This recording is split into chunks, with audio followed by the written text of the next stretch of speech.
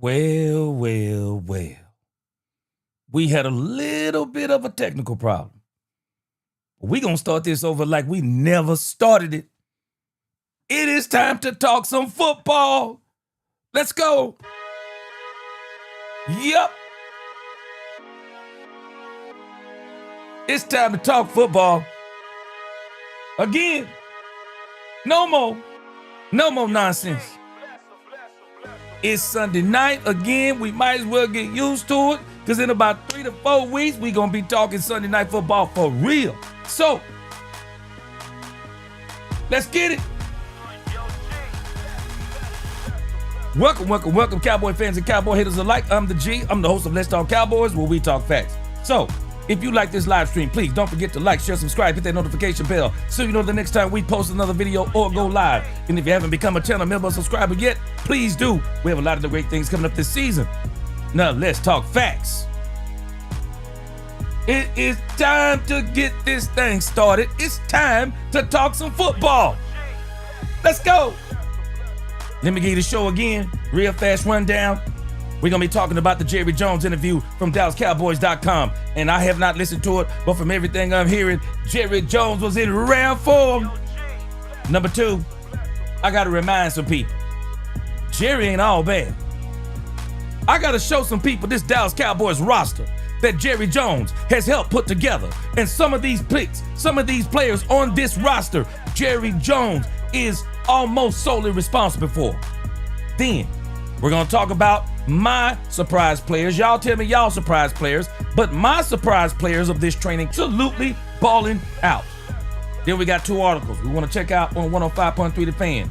They're talking about, are we going to have a defensive tackle problem again in 2025? I want us to talk about that. We're going to talk about a camp report that one of these Dallas Cowboy camp guys is going to kind of give us a summation of. Haven't heard neither one of these, so we're all going to be surprised. And then finally, I'm going to give you day 9 best plays. I released a video yesterday, early this morning, but I'm going to drop those plays on here also as we're talking about these players on the roster and my surprise players.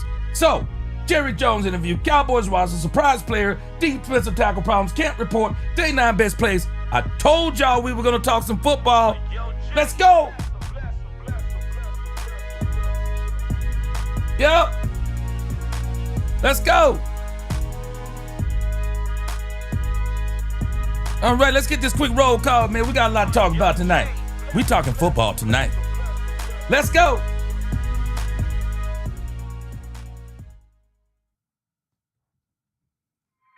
Uh-oh. Let's do this again. Roll call. Let's try this one more time. We spinning the block, Big Rombowski. Yo, G, bless him. Big Rombowski back in this thing. Gregory in the crib. Let's try it again. Katharina Kiss. Let's go. TX Bread, Cowboy Gaming. Let's go. Again, Jared Thomas, number 1 Dak Prescott fan. I'm number 2, Jerry Jones. He said has had his moments. As long as Dak Prescott is healthy, this team should be in the mix again. Oh, we're going to be well up in the mix. We're going to be one of the main ingredients.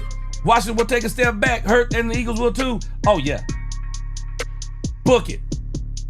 I am not going to be surprised if the Dallas Cowboys win the NFC East. Book it.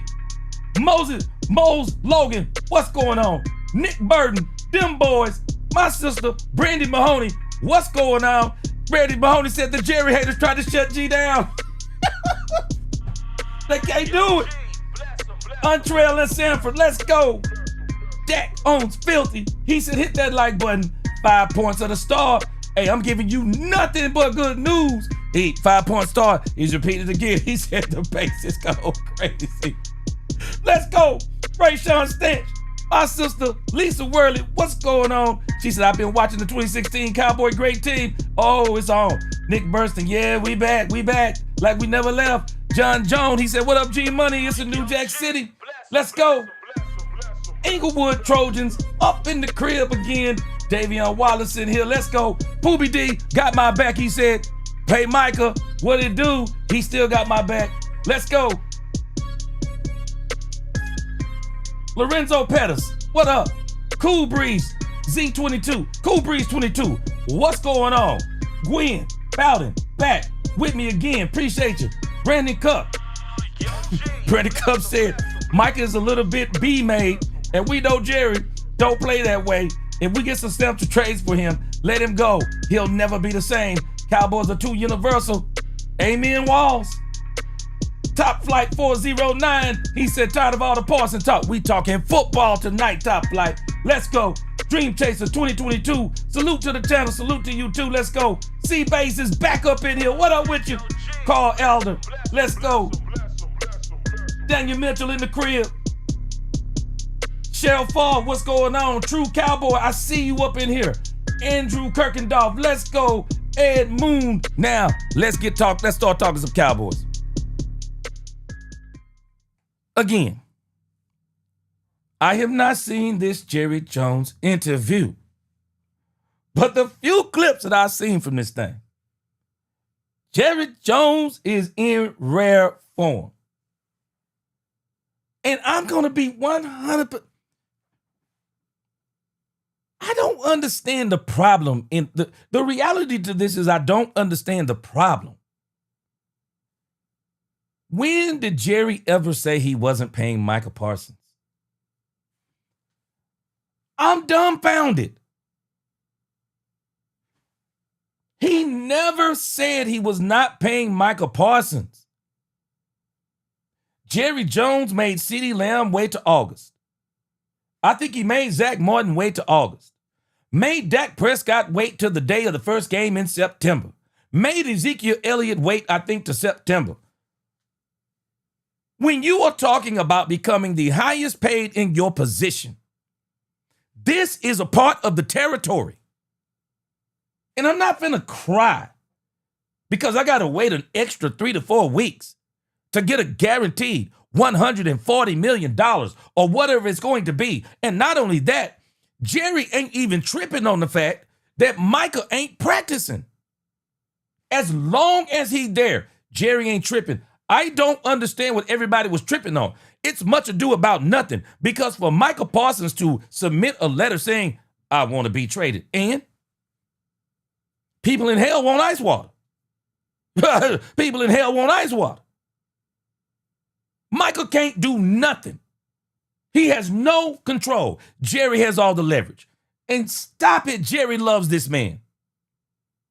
Is Jerry perturbed because he feels like he was betrayed by the man who was calling him his uncle, calling him his man? Yep, he feels betrayed. But nevertheless, I told y'all yesterday, Jerry has thick skin.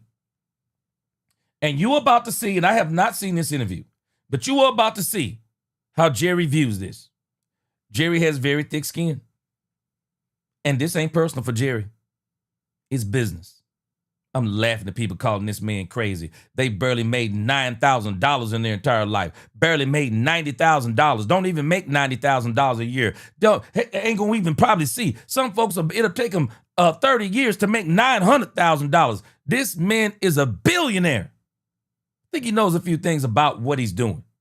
We may not like what he's doing. I told y'all this in the past. We may not like what he's doing. I don't always like what he's doing. I wish he would have been done signing Micah Parsons because we're finna well overpay Micah Parsons, not because he's not worth getting paid, but because we've waited for everyone else to get paid. We're going to probably wait until Trey Hendrickson get paid, and then Jerry going to pay this man way more money than he would have paid him had he went ahead and paid him early.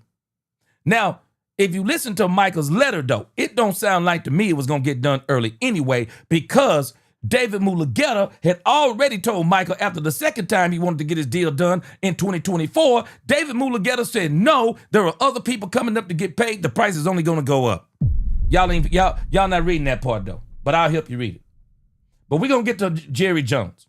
And inside of this Jerry Jones interview, I'm not going to focus this on Micah Parsons. I'm going to focus this on the fact that Jerry Jones has actually built a great roster. We're going to mix point 1 and 2 in because somewhere in here I saw a clip where Jerry talks about, I think that he put together a good roster. And then we're going to flip to that. So this ain't going to be about Micah. Trust me. Let's roll it. Are you considering trading Micah Parsons? Well, let's put it like this.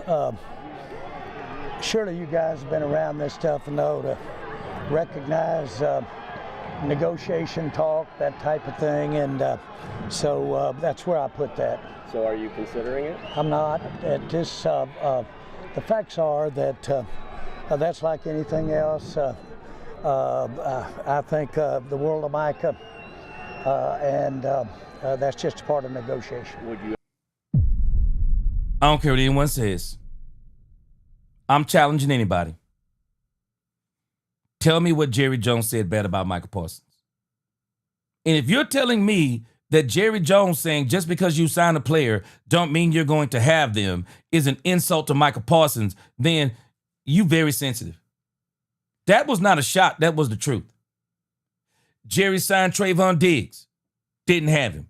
Jerry signed Michael Gallup. Didn't last. Jerry signed Terrence Steele. Hurt. Jerry signed Dak Prescott. Week 9. Jerry just stating something, and maybe we don't like to hear those types of things, but Jerry is just saying this out loud because at the end of the day, people have to understand everybody's saying pay Michael. Jerry's already going to pay Michael, but it doesn't guarantee, and I know we don't like this language, but he's just basically saying, y'all need to understand, just because we pay Michael don't mean we're going to have him. How is that an insult?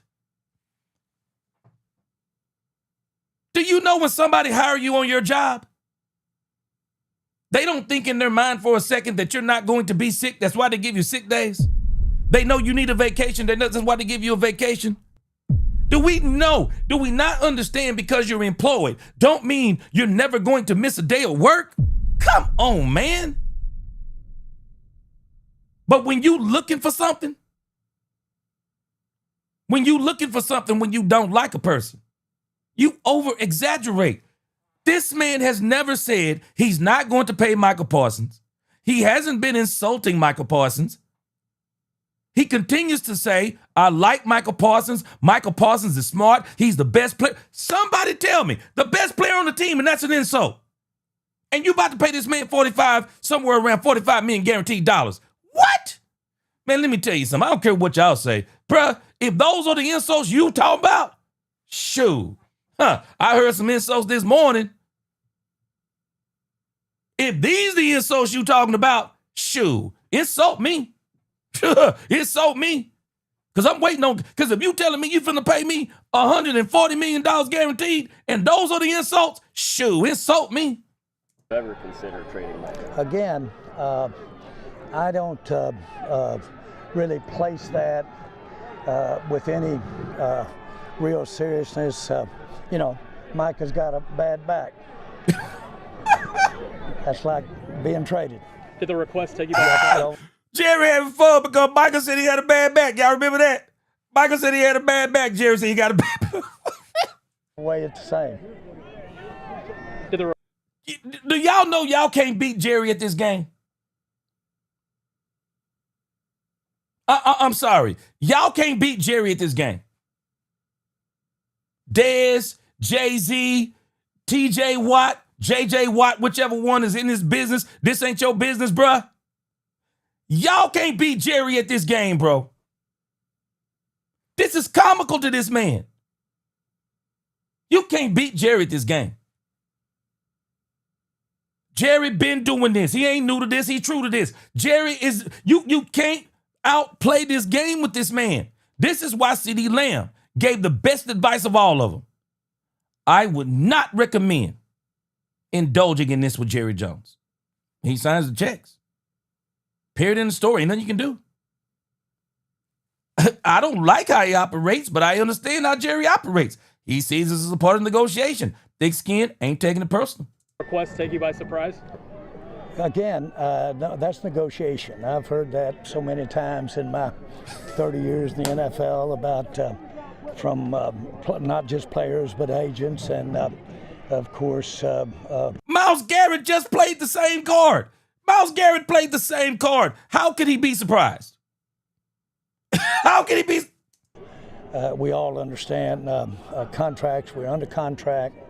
That's what we're doing. We're looking at adjusting the contract, but we're under contract. And, we're in camp, and that's the way the rules are set up. But that is old stuff, 30 years of old stuff. This some of these issues we're hearing about trading, hurt backs, all that kind of stuff. When do you start negotiations with his people? Now let me ask y'all a very serious question.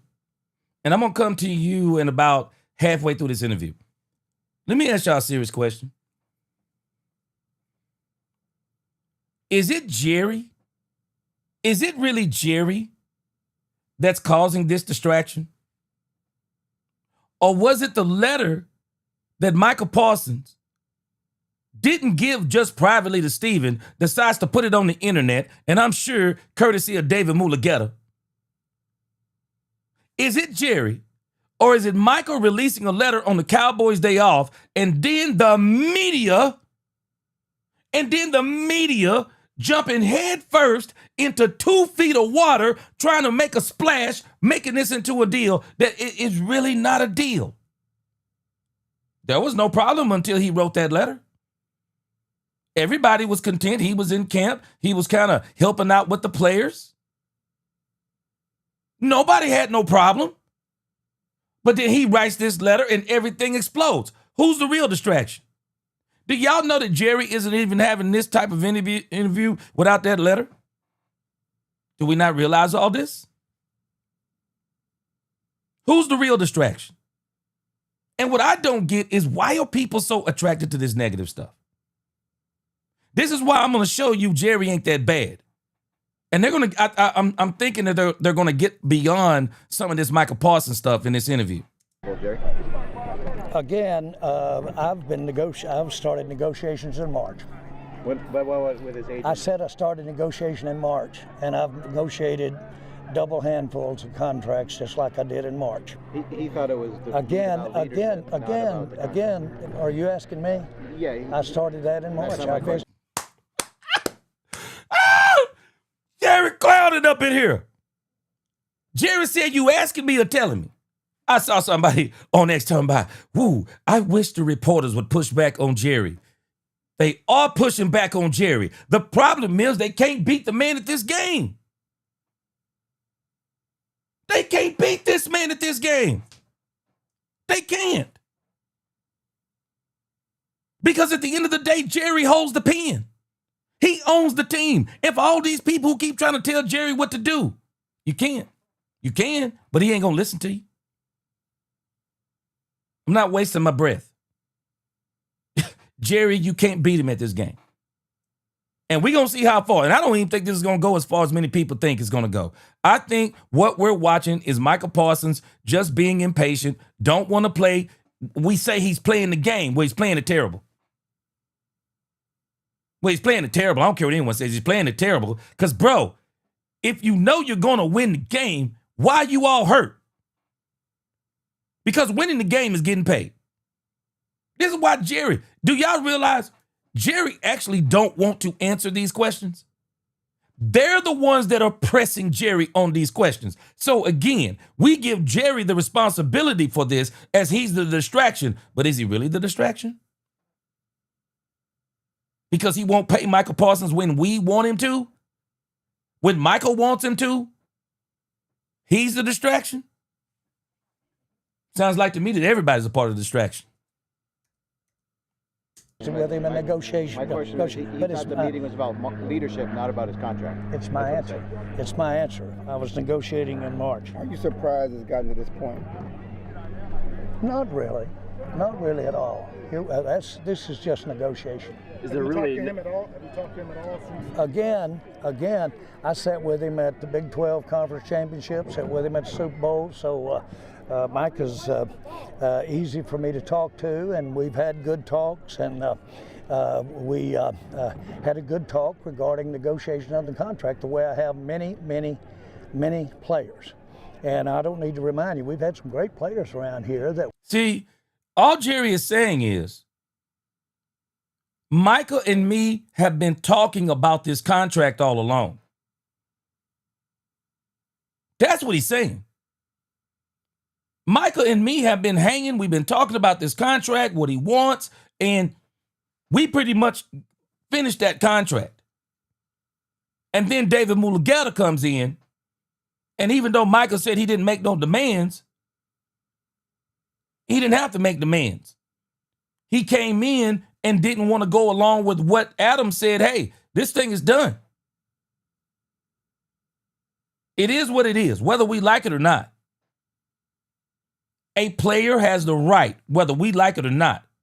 The player has a right to negotiate his own contract. If he wants to negotiate his own contract with an agent, he's crazy. I'm not going to have an agent negotiate my own contract. This is where Jerry is perturbed because Jerry feels like him and Michael Parsons, contrary to what people think, he feels like they're friends. He feels like that, hey, he betrayed the agreement we make. Man, I'm telling y'all, Jerry Jones loves this man. Wanted to renegotiate their contract. We didn't.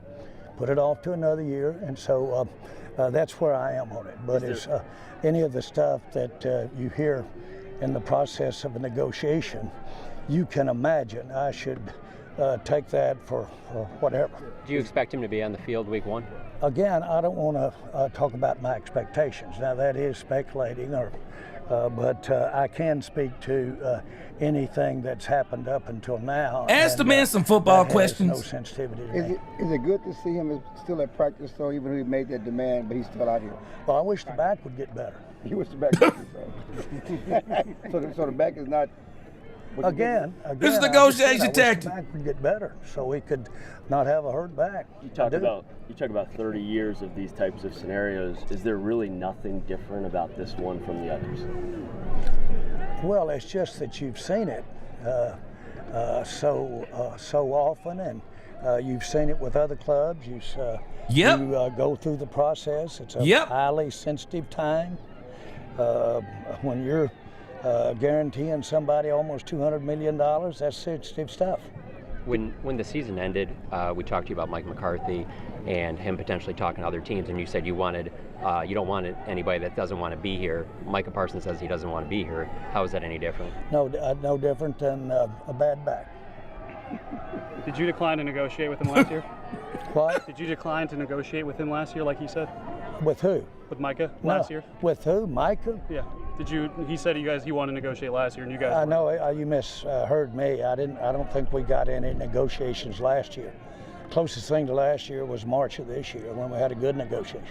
He said he wanted to talk before last season. Do you recall anything about that? Well, again, it could very well be.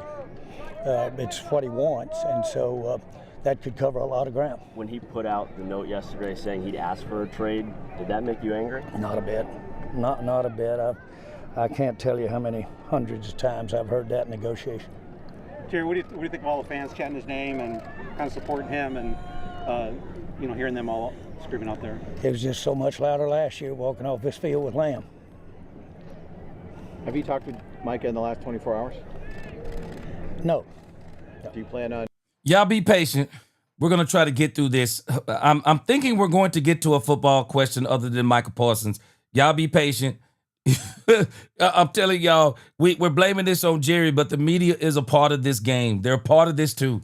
Getting with him at our... Again, I don't get into what my plans are at all. Do you think this relationship is salvageable? I think the relationship is what it is. Why do you people crazy? Is the relationship salvageable? When you bring me in that office and you hand me that pen and I'm looking at $145 million on that contract, we best friends again, bro. I'm just signing up to be best. Are you crazy? Man, these questions, I'm telling y'all, man, people blaming Jerry for this stuff, boy. This is dumb. This is dumb. Man, you ain't finna pay me $140 million and the relationship is not salvageable. Shoo. Boy, let me tell you something. Give me that contract, we best friends. That's crazy. What it is. Period. What is it? What it is. Well, it's our relationship. I sat with him at the Big 8, Big 12 championship. I sat with him at the Super Bowl. I like Michael. So for you, nothing's changed. How many times do I have to tell people he loved this man? Come on, get to the football questions, y'all. Come on. Times in the past when you've gone through these negotiations, but when you had him in here. It always usually ends with the player you want and the contract and a good number. I'm glad you brought that up. I'm really glad you brought that up. It seems like that we forget that it's been less than a year, and I paid the highest been paid in the NFL to Dak, and I paid a big price for Lamb. Yep. And anybody that says I'm not interested in financially rewarding my players is they're crazy. Looking at the tea leaves, and so there's always negotiation, and the negotiation is to put the best team on the field. And it's many times it's not even a question of deserving. And in today's salary cap, you've got to have either or. You can't have it all. And so all those things go into the, so to speak, the equation. And the art of the deal is to get the best. I'm gonna come to y'all at the midway point, because some of y'all comments is so funny to me. But just be patient. Let's hear the interview, and I'm sure at some point they're gonna get to some football. At least I thought they were at least gonna get to some football questions by now. It's only Micah Parsons, but I do think they're gonna get to some football questions, and then I'm gonna show you some stuff about the roster.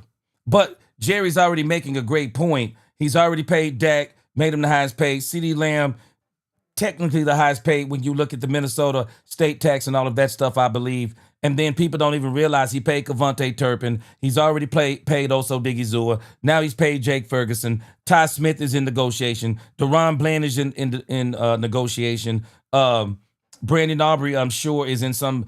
I don't know about Brandon Aubrey, but I would hope he's in some type of negotiation. And I'm not going to be surprised if Ty Smith and Deron Bland both come out of this thing with contracts. But he's right in what he's saying. Best players out there for the resources that you have under the cap. And so that's what we're doing. That's what this is all about. But I'm here. I do what I do. I love these guys. Frankly, I could be any place in the world, and I want to be right here. I want to be right here with Camp. I enjoy these players. I enjoy Micah. Y'all stop thinking this man don't love Micah Parsons. Y'all, it's sad. It's a sad testimony when people are saying this is why it's dumb to talk bad about this man. To me, this is a domestic dispute. People are trying to get Micah Parsons to go against the very man that Micah Parsons was chumming it up with, going to games with, calling him his uncle, saying don't talk bad about Jerry, saying he's his guy. He going to sign that contract, and he going to be saying the same stuff again. This is why people tell you don't get in domestic disputes. Don't get in family disputes, because you will take a side, and then when you take a side, once they reconcile, they both will be against you. Stop it. This is a domestic dispute. But as always, in any relationships, there are different moods at different times of your relationship. Yep. That's what it is. Don't lose any sleep over. So just to be Don't lose no sleep over this. People losing sleep. People losing sleep. People losing relationships. People drawing lines. How are we drawing lines over stuff that we ain't getting paid for? What is this? That's the one thing I would say to our fans. Don't lose any sleep over it. Thank you. Don't lose sleep. You don't feel the relationship has changed at all from the Super Bowl? Katharina Kids, is it Jerry or the media? How many times can they ask the same question? They're just asking this man the same question over and over. Okay, I thought we was going to get some football questions. Can we get some football questions? Big 12. Again, I know my attitude, and my attitude is the same one I've had. I think the world of Micah. He's an outstanding player. He can really help us, but he's got to fit in with what's in the best interest of the team, and that's what the negotiation's all about. Where is he? Where is he? From players like CeeDee Lamb on. Where is he insulting the man? Where are the narratives? Social media, even though he was, to your point, going through this exact thing a year ago, there's players on the defensive side of the ball that are changing their Twitter profile pictures to pictures of Micah in solidarity with him. Are you concerned with the way that you are viewed in the locker room by these players that seem to be frustrated with the way that this is going? Not in the least. Have you? Y'all crazy. These people crazy if they think these players don't love Jerry Jones. Has anybody ever thought that maybe they're changing their profile picture to Micah Parsons because the man said he don't want to be on the Dallas Cowboys no more and requesting a trade? Why didn't they do it before that day? Why didn't anybody do it before that day? I mean, Sam Williams said, forget y'all. Sam Williams got his own picture on. Sam Williams got his own picture on his profile in one of his T-shirts. Sam Williams said, man, I got to get my own bag, man. Stop it. This is stupid. Well, yeah, surely you have. You've been in there. Have you been out to? Have you been out? Players love Jerry Jones. Stop it. Been out there. I don't take a backseat to anybody on how I treat players. And I don't even understand the new Dez Bryant. Man, I got a lot of love and respect for Dez Bryant. But Dez Bryant, I'm sorry, it's just not right. Jerry Jones bent over backwards to make sure he accommodated Dez Bryant. Jerry Jones loves Dez Bryant. Now, unfortunately, it's the football business. Letting go of players is a part of the football business even when you love them. Do y'all really think Jerry Jones wanted Tony Romo to retire?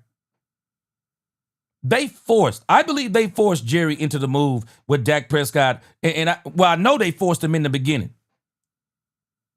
Man, Jerry loved Tony Romo.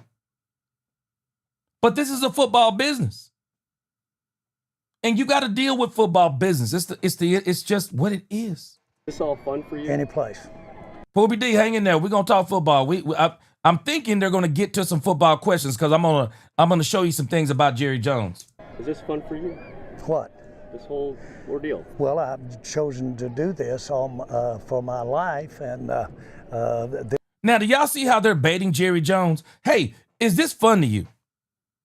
In other words, do you like this whole storm that's going on? Do you like it? Come on, man. This is stupid. This is important to me. It's par for the course.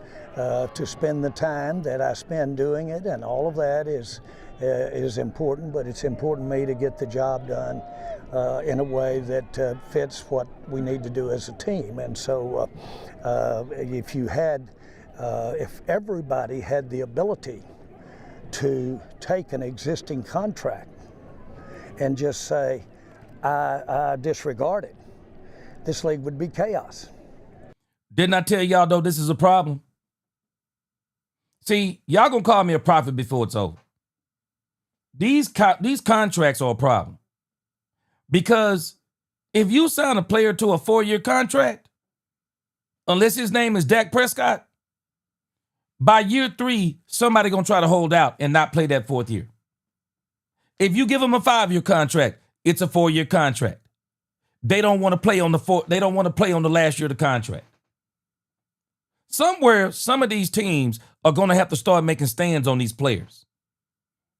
When you sign a contract, it encompasses, even if you help us win the Super Bowl, even if you get 25 sacks for the next 3 seasons, you do know this is still your contract, right?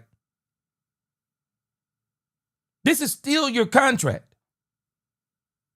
Now, I understand rookie players outplaying contracts. But when you start talking about 5th-year options, you sign that saying you're going to play the 5th-year option. Because typically those 5th-year options are pretty big paydays.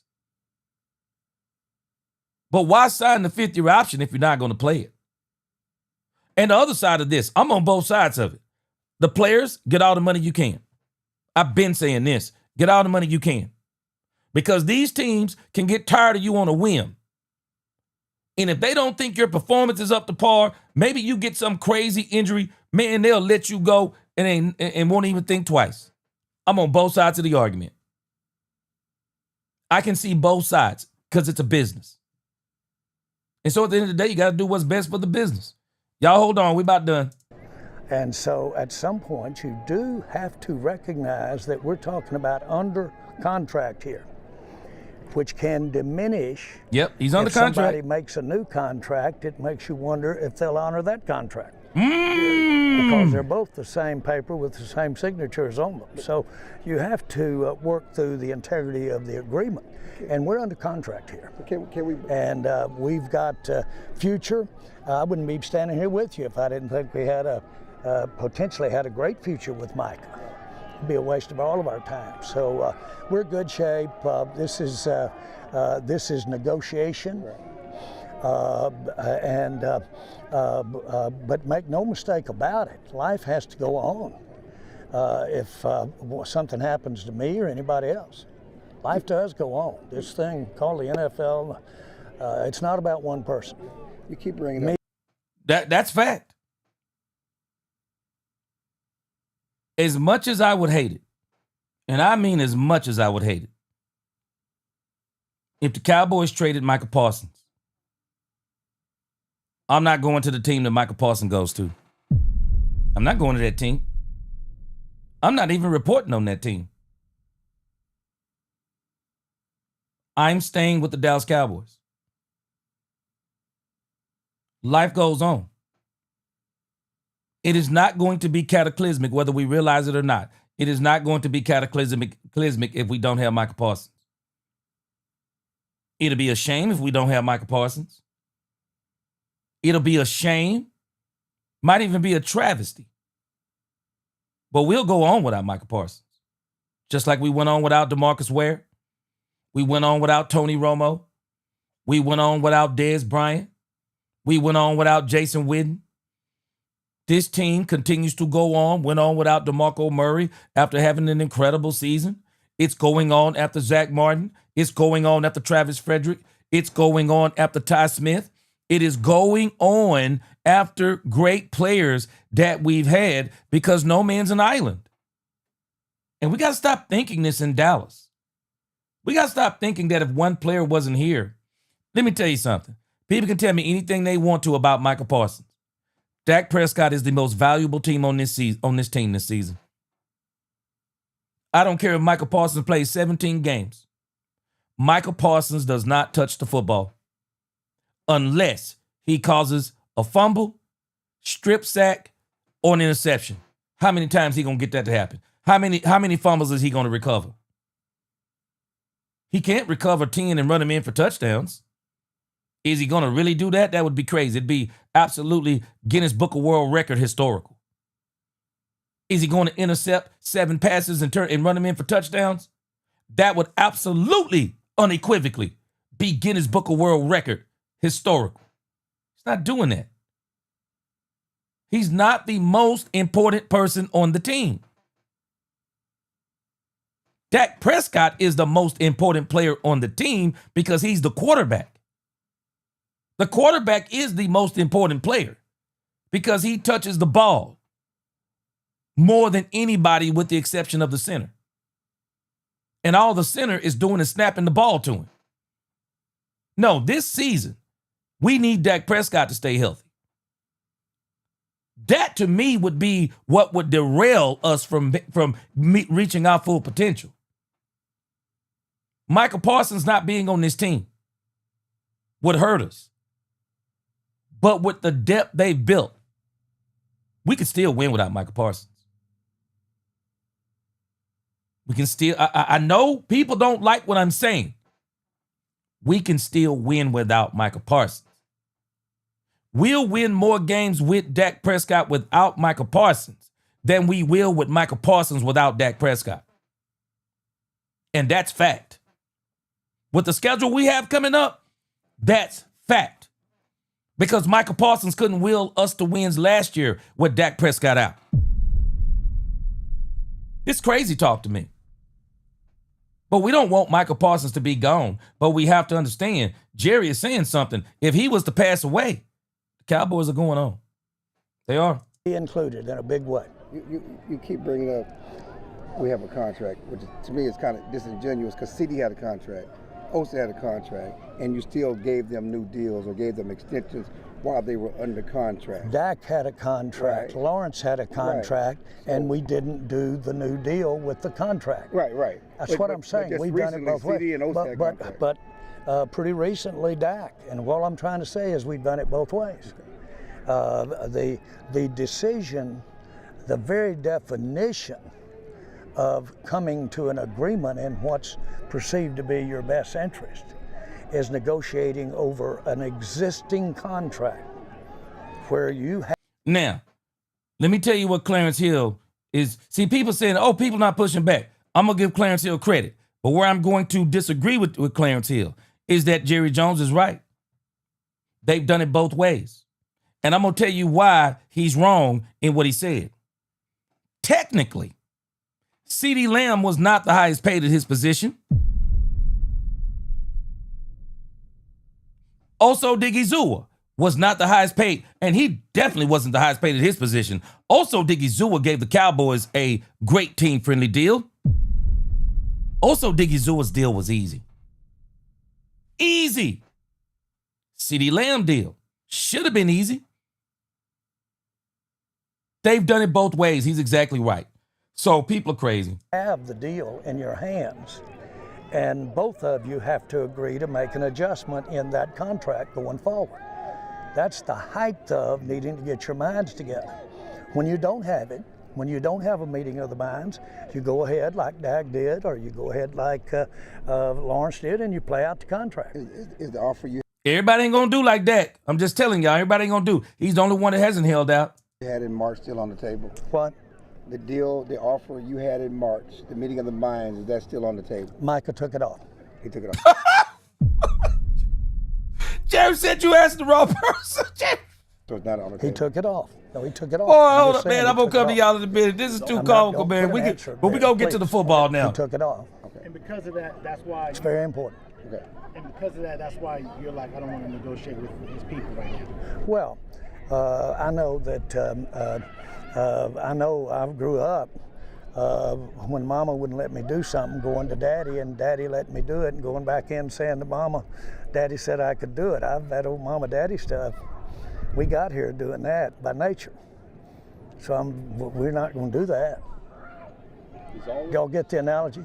I get the analogy. Hey, you know what? We're gonna see how far Jerry and Steven are gonna take this.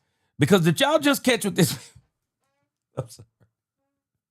Boy, this dude Jerry is crazy. This dude Jerry is crazy. But Jerry just said that Michael Parsons is not going to negotiate a deal with him. And then go back to David Mulugeta. And then David Mulugeta come back and then do another deal. Jerry said, he ain't doing it. Boy, this dude Jerry crazy. Do you? I get it, Jerry. Okay, I know. we agree, but let me see if I can get my agent in on it. Yo. So my point is, that's that mom and daddy deal that's been going on since we all got here. So the key is for you and Micah to have an agreement. Well, no, the key is that we've got an agreement. Woo! Let's really do understand that. We've got an agreement. Jerry just basically said, bro, the agreement we had is the agreement we had. And he said, I ain't letting your agent change it. Woo! Boy, this is crazy. Okay, they ain't gonna do no football. We'll finish this, then we're gonna get to the football. Now, if we're gonna adjust that agreement, then he's a must and I'm a must. Okay, not the organization, I'm a must in this case. Yeah, he signs it. So I do these very significant ones. And so it's very important that if we're gonna change the contract that we've got right now, which this would, then that I agree to what we've changed. That's why it was so good when we sat down together and spent a lot of time going back and forth and adjusting, and we had that. Now, I don't know if y'all can see, and maybe I got it blocked off the screen, but I wish you could see it. But there's some guy behind Jerry Jones.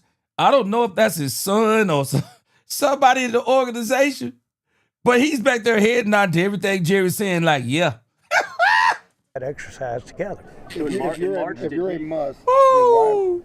What? would you not talk to the agent? Since you're a must in the conversation, why would you yourself not talk to the agent? Because the agent, when we have a problem within a team and a player, I don't ever find the agent. He's nowhere to be found. Woo! Okay? Jay-Z said that Micah would make not Micah, but that Dez would make all meetings. Jay-Z and I negotiated the contract. We spent hours negotiating the contract, Jay-Z. And he said, anybody in my organization is on time.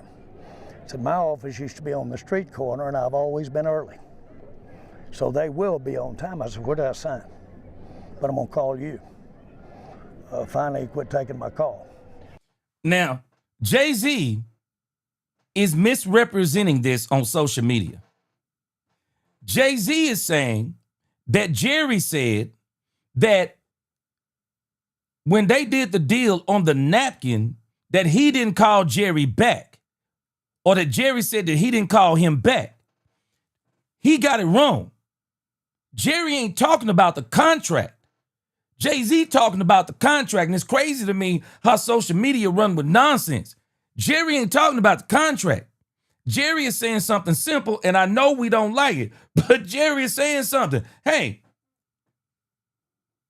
the agent want to be around when it's time to sign for the money. But when the player starts acting a fool and putting the contract in jeopardy, and then you call the agent because he's not doing what you negotiated, the agent ain't taking the calls. The agents are running and hiding because once they get their money, all they want to deal with is getting the money. They don't want to deal with the problems. And so Jerry is saying that whoever I'm going to get the money to, whoever I'm going to deal with the problems with, whoever I'm going to get the money to, then that's who I'm negotiating with. Hey, I'm going to tell you, the whole league eyes is on this. I promise you everybody in the league eyes is on this. How far is Jerry willing to take this? I don't think very far. I think at the end of the day, Michael's going to get his money. I'll tell you this, though, if I was Jerry, I would not give him a no trade clause. Ain't no way. Ain't no way I would give a player like this a no trade clause with David Mulugeta being his agent. Ain't no way. Well, Dez and Mike have different histories as far as Again, please. I'm just talking about the agent. Yeah. Don't take that to Micah and Dez. See, and Dez has taken this as Jerry is taking a shot at him. But we all know, as much as we love Dez Bryant, don't even let me use Dez Bryant. We all know Michael Irvin, my all-time favorite Cowboy, Michael Irvin. We all know the legal problems that Michael Irvin had. We all know the legal problems that Michael Irvin had. That's all Jerry is saying. When I call people about these problems that their player is having, they don't want to answer the phone. They don't want to deal with the problems. They want to deal with the money. That's all he's saying. And so Jerry is saying, if I'm going to deal with the person who I'm dealing with the money with and dealing with the problem with, that's the person who I want to deal with the contract with. Hey, I'm telling you, this is kind of unprecedented. It's uncharted waters. And again, I don't know how far Jerry's going to take it. Just simply say that when the issues come up, the first one and the one that is there is us and the player. My experience. Now, look at our man back here. Look at our man. I forgot our man back here. The black man, our black brothers were back here. He kind of nodding his head. Y'all know why he's nodding his head? How many problems did he have? How many problems did he have? All he's saying is, I want to deal with the person. I want to deal with the person that I'm going to deal with when they're having the problems. This is unprecedented. I don't think Jerry's going to take it this far. Hadn't been the agent is not the one that solves the problems you have when you're executing what you said you would do in the contract. So I like to deal directly with the player when it's of this nature. Now, if I'm not mistaken, the Joneses dealt directly with DeMarcus Lawrence. If I'm not mistaken, they did. And I'm thinking they dealt directly with Tony Romo. In March, did he say we have a deal? Again, I'm not going to get into the details of it. I'm not getting into the details. I think I was asked the question, have we negotiated? Have we negotiated directly? And that is an emphatic yes, we have. Yep. All right, we got to go. Okay, guys. Excuse me. You've done this, obviously, several years now, going back to Dez, Zeke, obviously Dak and CD a year ago, now Micah. Do you see this protracted process over the course of training camp as a net positive for the organization? Well, I can be cute, and I'm going to be. It lasted into the third game with Emmett, and we won the Super Bowl. So it can be. But again, that's to call a negotiation, parts of it positive, parts of it negative.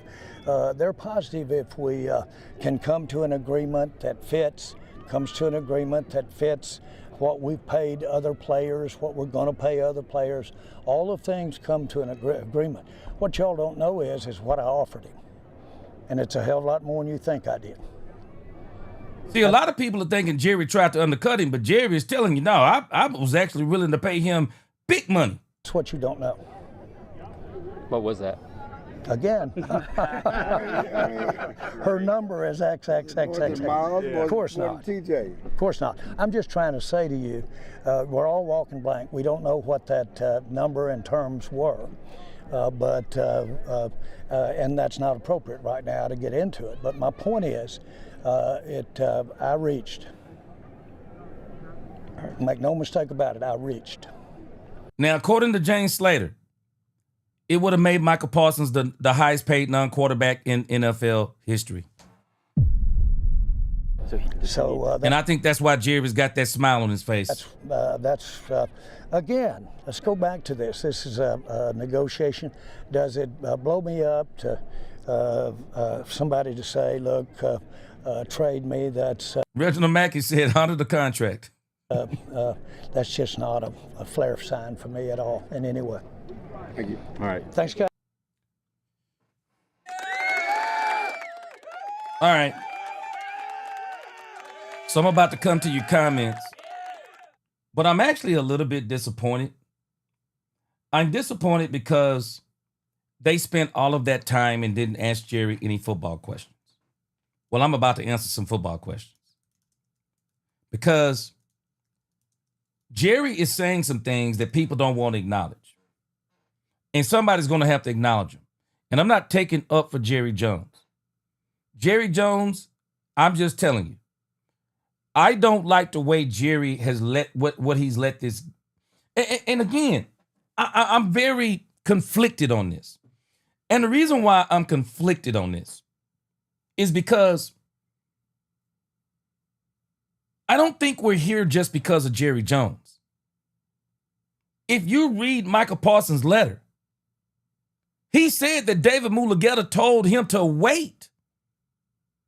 Michael was anxious to get the deal done, and David Mulugeta said wait. David Mulugeta said other people are coming up. I question whether or not that David Mulugeta would have even let Jerry do that deal, or would have let Michael and Jerry, or would have even done that deal. I'm questioning. I think this is much ado about nothing. Michael clearly said in his letter, his agent said no. The Cowboys said no. His agent said wait. I don't even think it would have got done anyway. Because David Mulugeta is, his agency is the agent for these other players. You don't think these guys are having meetings and talking? Hey, this guy's coming up, he gonna get this. This guy's coming up, he gonna get this. We don't think they're talking? No, I don't think he would have let him sign anyway. And I don't even think this is about, contrary to what people think, I don't think this is about Michael Parsons signing right now. I think this is actually about David Mulugeta wanting to sit down at the table so that he can start laying down what they want. Not what Michael wants, but what they want. That's what David Mulugeta wants to do. That's why he's anxious to come to the table. This man don't just have Michael Parsons' best interest at mind. He has his own interest at mind.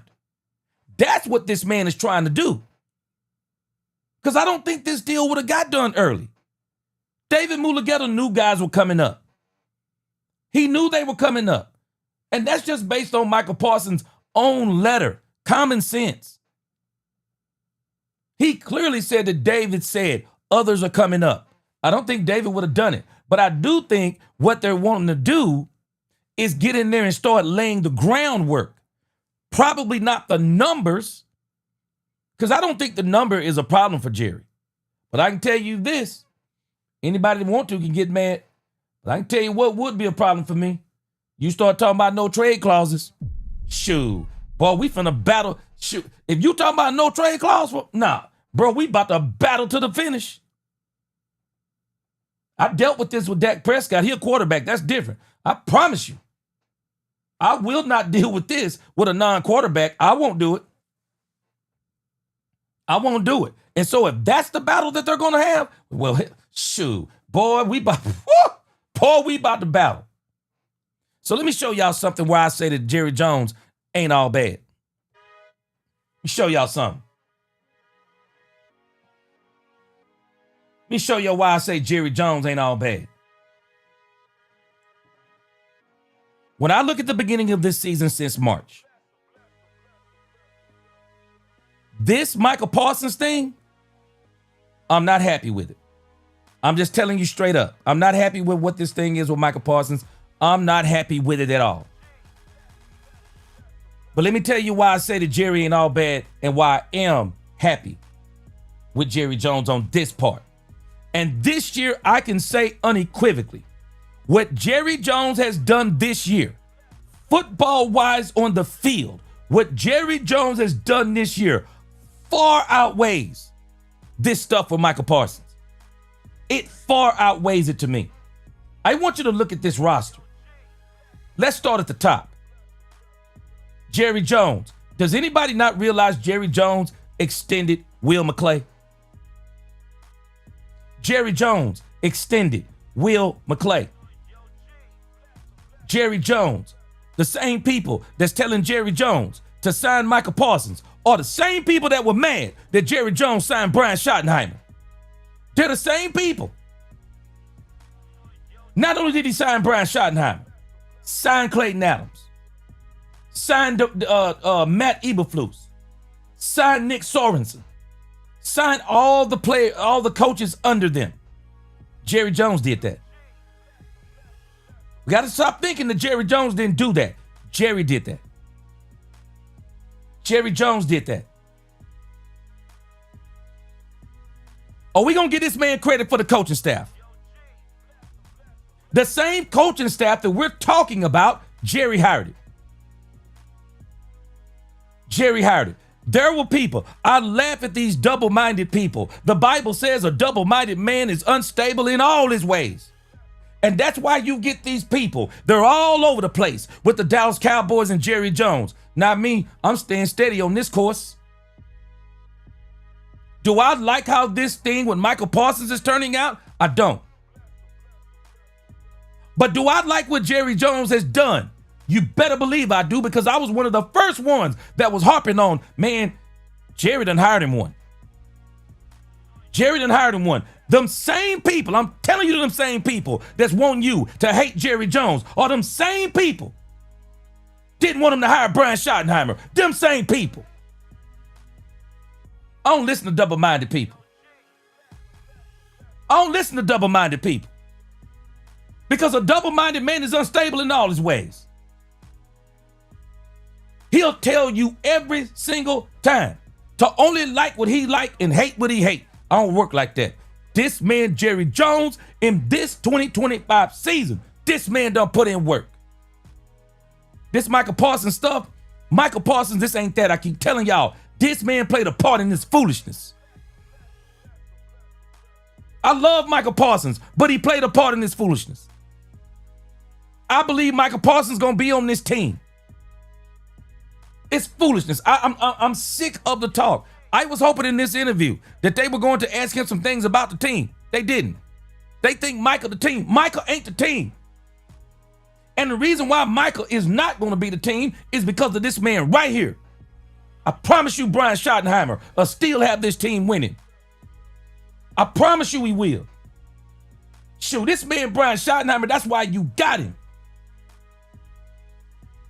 This man's culture has been built for this very situation.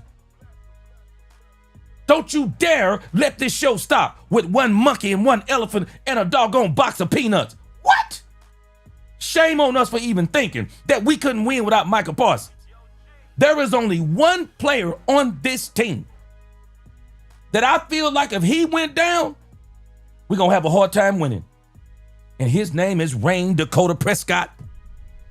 His name is Rain Dakota Prescott.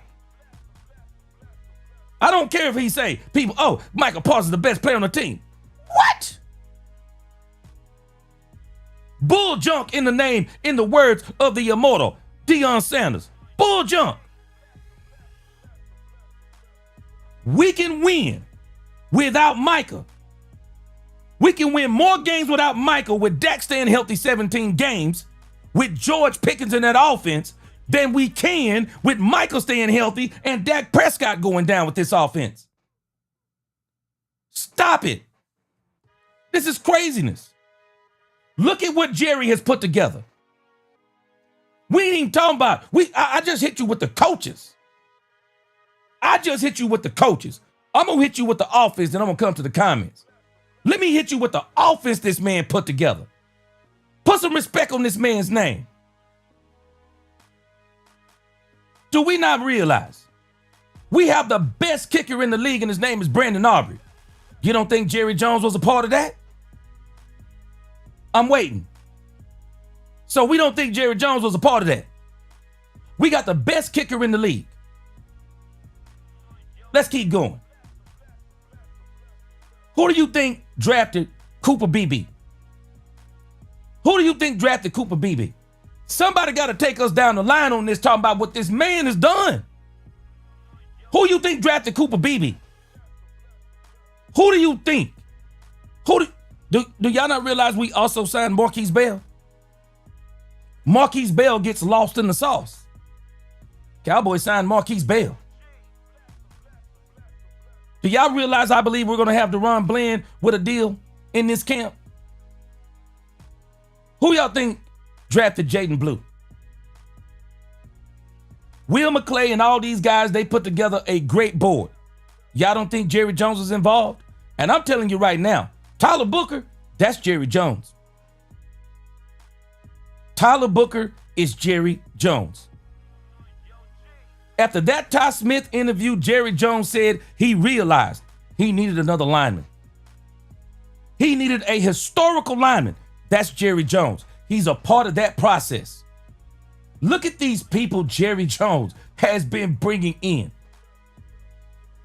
Let's keep going down the line. Jerry Jones. For all you people who keep harping on Trayvon Diggs, who you think signed him? Who you think signed Trayvon Diggs? Who you think wanted to bring in Kyrie Elam? Who do you think is a part of Donovan Ezraku? Who do you think got Jake Ferguson signed? Who do you think is bringing in Dante Fowler? Do we think that Jerry is over on a cot somewhere asleep? None of this gets done without Jerry Jones. None of this gets done without Jerry Jones. Who do y'all think brought in Joe Milton III? Jerry Jones. Jerry Jones is part responsible for that. Jerry Jones. Brock Hoffman, re-signed. Who do you think did some of this stuff? James Houston. You don't think that's part of Jerry Jones? Marshawn Nealon, last year's draft. CeeDee Lamb. You don't think Jerry wanted them signed? You think about Maurice Leofau, Hunter Lipke, Phil Maffa. Phil Maffa from this year's draft. So you think Jerry wasn't a part of that? I already brought up Joe Milton III. Wait a minute. Let me tell you the one that people gonna really be saying Jerry was right about. We about to do an expose on Jonathan Mingo. Who said Jerry was crazy when he brought in Jonathan Mingo? How many people? Them same people that was crying about Jerry Jones giving up a 4th round pick for Jonathan Mingo gonna be the same people singing Jonathan Mingo's praises, acting like Jerry Jones wasn't the main one behind that. Jerry Jones was behind behind Jonathan Mingo. Joe Milton III, Jerry Jones written all over it. They brought in Israel. They brought in Kenneth Murray Jr. Signed Oso Digizua early. Who you think drafted DeMarion Overshown? Michael Parsons ain't on this team without Jerry Jones. Who do you think? This right here is going to go down, I believe, as the single best game-changing move of the season for any team. Who you think brought in George Pickens? Will McClay said, I must give Jerry Jones I must give Jerry Jones and Brian Schottenheimer credit. Why? Because they stayed on this thing with George Pickens. The same people that's telling you to hate George Pickens, the same people that's screaming, man, this is a great pickup by the Cowboys. Jerry Jones did it. Miss me. Now listen to these people. Miss me. Listen to them all you want to. Miss me. Trying to bring chaos and disorder into the Cowboys community. No, I'm speaking facts. Brian Schottenheimer, last time I checked, don't sign no checks. Jerry Jones signs checks. Jerry Jones brought in George Pickens. Jerry wanted George Pickens. Jerry circled the block on George Pickens. Don't you think for a second that Jerry Jones didn't want Dak Prescott to be the highest paid quarterback? Because if he didn't want him to, he wouldn't have been. Savon Revels Jr. in this year's draft. Austin Richardson in this draft. Robert Rochelle. Jack Sanborn. Miles Sanders. Who you think bringing these people in? Who you think bringing these people in? And I'm not saying he batting 1,000 on all these players. But what I am telling you, Jerry Jones has done a whole... Jerry Jones, whether we like it, love it, or hate it, I'm telling you facts. This man has done, and I'm talking especially this season, this man is batting 900. I would say he batting 1,000, but for whatever reason, they failed to get Michael Parsons done early. But when I look at everything else this man has done, all these players that Jerry Jones has brought in, Solomon Thomas, Jay Toya, you telling me, Peyton Turner, we forget.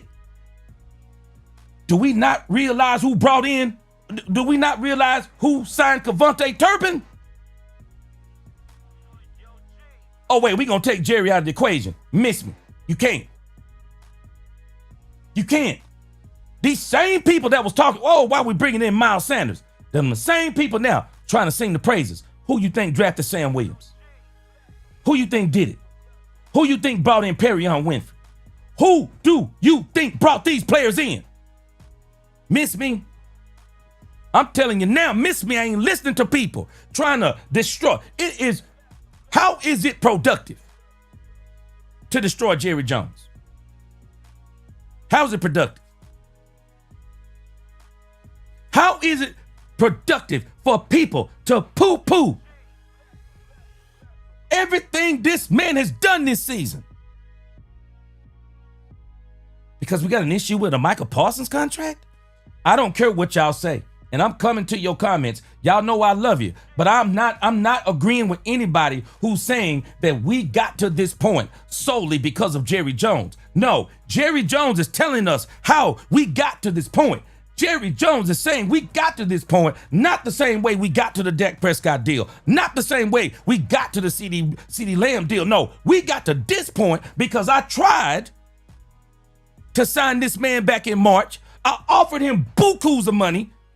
He's the one negotiated his own contract, and then he gonna try to bring his agent in, and his agent gonna try to fleece us for more. We ain't doing it. That's what Jerry is saying.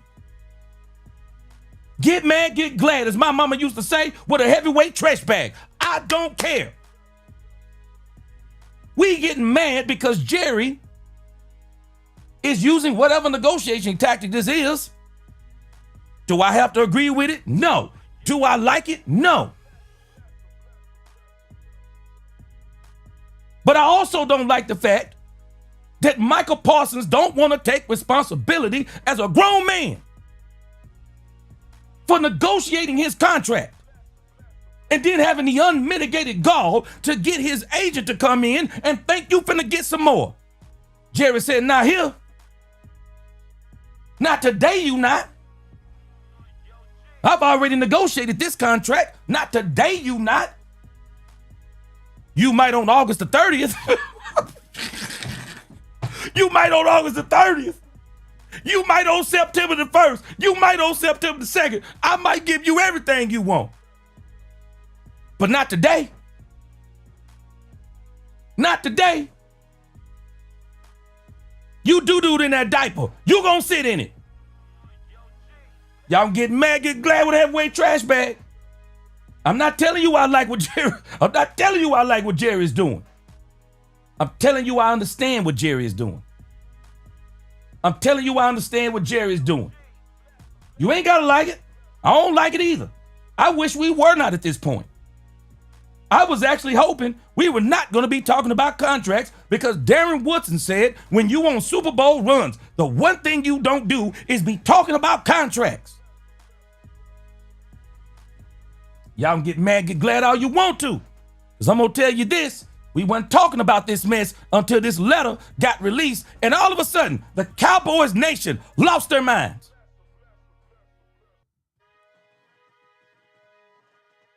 We trying to run people out of the community who disagree with it. We trying to run, what? We trying to run people out of the community? Stop it. You want to talk about childish? Stop it. That's childish. Trying to run people out of the community because they disagree? Who disagree with it? We trying to run, what? Come on, man. Come on, man. This crazy talk to me. Let me get some comments in here. Boy, I'm fired up. We talking football tonight. Man, I just took y'all through the offense. I'm finna read some of y'all comments. I'm gonna take you through the defense. Man, y'all better, boy, this man Jerry done put in work on this doggone. This man done put in work on this doggone team. Man, miss me. Miss me. I just gave y'all the offense highlights. Man, you want to talk football? Yeah, we're going to talk football tonight. Y'all trying to talk to me about Michael Parsons. I'm about to talk to you about the Dallas Cowboys roster. Michael Parsons would be crazy to want to go somewhere else after what Jerry Jones has put with Dak Prescott and what Jerry Jones has given this man on this field. Man, Michael Parsons gonna eat this year, and he gonna have the second highest paid. He gonna be the best paid player, non-quarterback in NFL history. And you can't wait 3 or 4 weeks? That's me. Hey, one of y'all tell me you gonna pay me $150 million guaranteed, and I gotta wait till September the 3rd. Shoo. I wish I would be, man. I'm up in camp up. Shoo. Man, hey, what do you think about Jerry making you wait on your contract? Man, shoo. That's my dog. That's my man's. Shoo. Jerry and Steve, that's my man's and them. I'm about to get paid. I'd be telling, do you see this team this man done put together? Shoo. Boy, y'all crazy. Big Rumbowski. He said they'll take it through Oxnard. He said, I don't think Jerry wants to see Michael practicing out there on the field anyways. Not until. Facts. Facts. Not until they return to the start. Man, why are people killing me? Ed Moon said, highest paid contract ever after missing 12 games. What? Tell him, Ed Moon. I bet you I won't be crying. Shoo. I'm not crying. Telling my agent, man, you shut up. Shut up. Now listen to you. Matter of fact, you fired. Jerry was already going to make me the highest paid. If I want to leave money on the table, but my agent don't want me to leave money on the table, but I want to get my deal done. T. Higgins, you fired David Mulugeta. Shoo. Wish I would. Fired up in here. King Charles said Jerry has the leverage. Unless Parsons wants to lose millions. King Charles. People don't understand. What's up, dude, on my comments today? Jerry, Michael can request a trade request. He can request a trade. And again, I'm sure people in hell are screaming for ice water. They ain't getting it. The rich man got to hell and said, can Lazarus put the tip of his finger on his tongue and quench this fire? Abraham told him, ain't no way. Shoo, better miss me. 5 points to the star said, we have some great work going on both sides of the ball behind all this itch. You better tell him 5 points. This the part I'm trying to tell people. Y'all better stop listening to these people trying to make you hate this franchise and hate the front office. Man, miss me. Do you not realize what this front office Jerry Jones said he vows to do better going forward. And I'm telling you, minus this Michael Parsons dumbness, he's done better. I'm giving it to him. He's done better. He done better. Daniel Lynn, my right-hand man. Parsons ain't going nowhere. Parsons staying. Johnny Dallas Irvin. Jerry is the owner. He makes the decisions. Shoot. About to pay me $140 million. I bet you I won't be crying. Shoot. I bet you but man, I'm telling you something. I got to admire Dak Prescott. Because I tell you this. Shoot. I'm getting me some workouts in because I'm getting paid. I already know I'm getting paid. Shoot. Crazy talk. You got people trying to get, it's crazy to me. Ex-players. People ain't even played for the Cowboys. Out here running their lips. Wish they could have played for the Cowboys. Shut up. Man, get you some business. That's Cowboys business, bruh. What you talking about? You wish you could have played. You wish you could have played for the Cowboys. My man Alfredo Morales, he said no one forced Michael to enter a buddy handshake deal with Jerry. No one held a gun to Michael's head and said, sign the deal. It's a deal, Michael. It's grown man. He should have known better. Say it. I'm telling you, this generation is different. Telling you, man. Scarface said it best. All a man has is his balls and his word. Are me going back on your doggone word? Shoot, that's crazy. Shoot, Inglewood Trojans. Shoot, hey, his agent done met his match. Hey, let me tell you something. Hey, Johnny Dallas Irvin. Thank you, Nate Newton. Let me tell you something. If y'all don't think these agents are looking at this, they're all trying to figure out how do we deal with athletes first. Do y'all know all the owners are trying to figure this out? I'm going to tell you right now, Jerry Jones has an incentive to me not to deal with David Mulugeta. This is the same man that made a deal for Deshaun Watson. The worst deal. The worst deal in NFL history. What? Man, miss me. Bro, I ain't dealing with you. Shoo. Man, I'm telling you. I'm telling you. Big Mouse said, gee, I was one of those kids that did that. Hey, man, I did it one. Hey, Big Mouse. I did it one time. That's all it took. Shoot, my daddy said, I bet you won't do this again. My daddy put on me what's called the strap. Shoot. Daniel Lynn. That's why I say this is all ado about nothing. People are destroying Jerry Jones. Knowing doggone well he gonna pay this man. What? Stop it.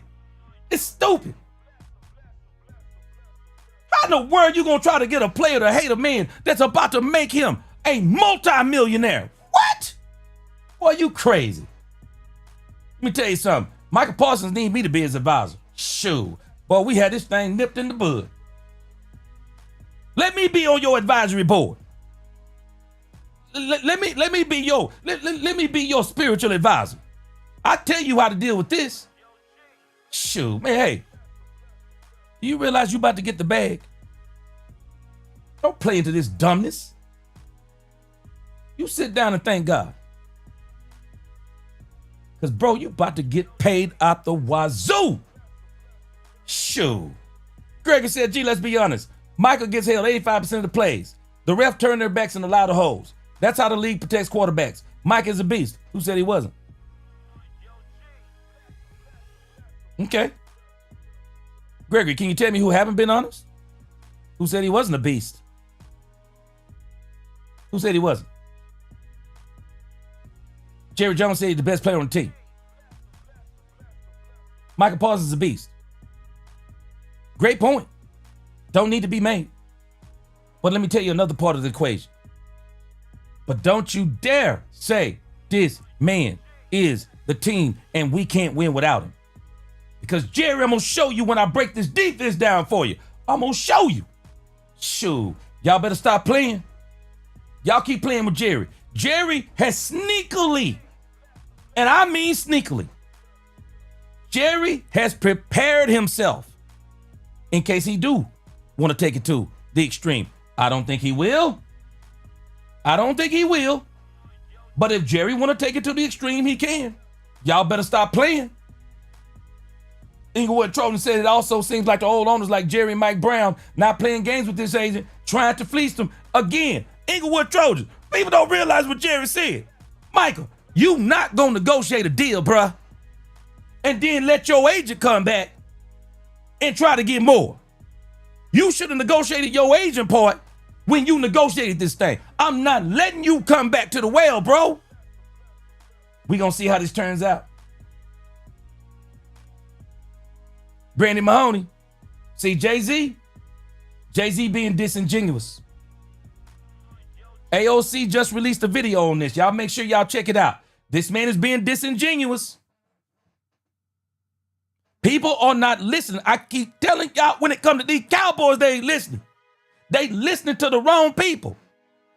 They listening to people who are subjective rather than objective. I'm being objective. People miss the part where I keep saying I'm perturbed at Jerry. That I wish Jerry would have got this deal done. But at the same time, when I read Michael's letter, I don't even know if this deal would have got done early because David Mulugeta seemed to be against it. Y'all better understand, David Mulugeta is a shrewd operator.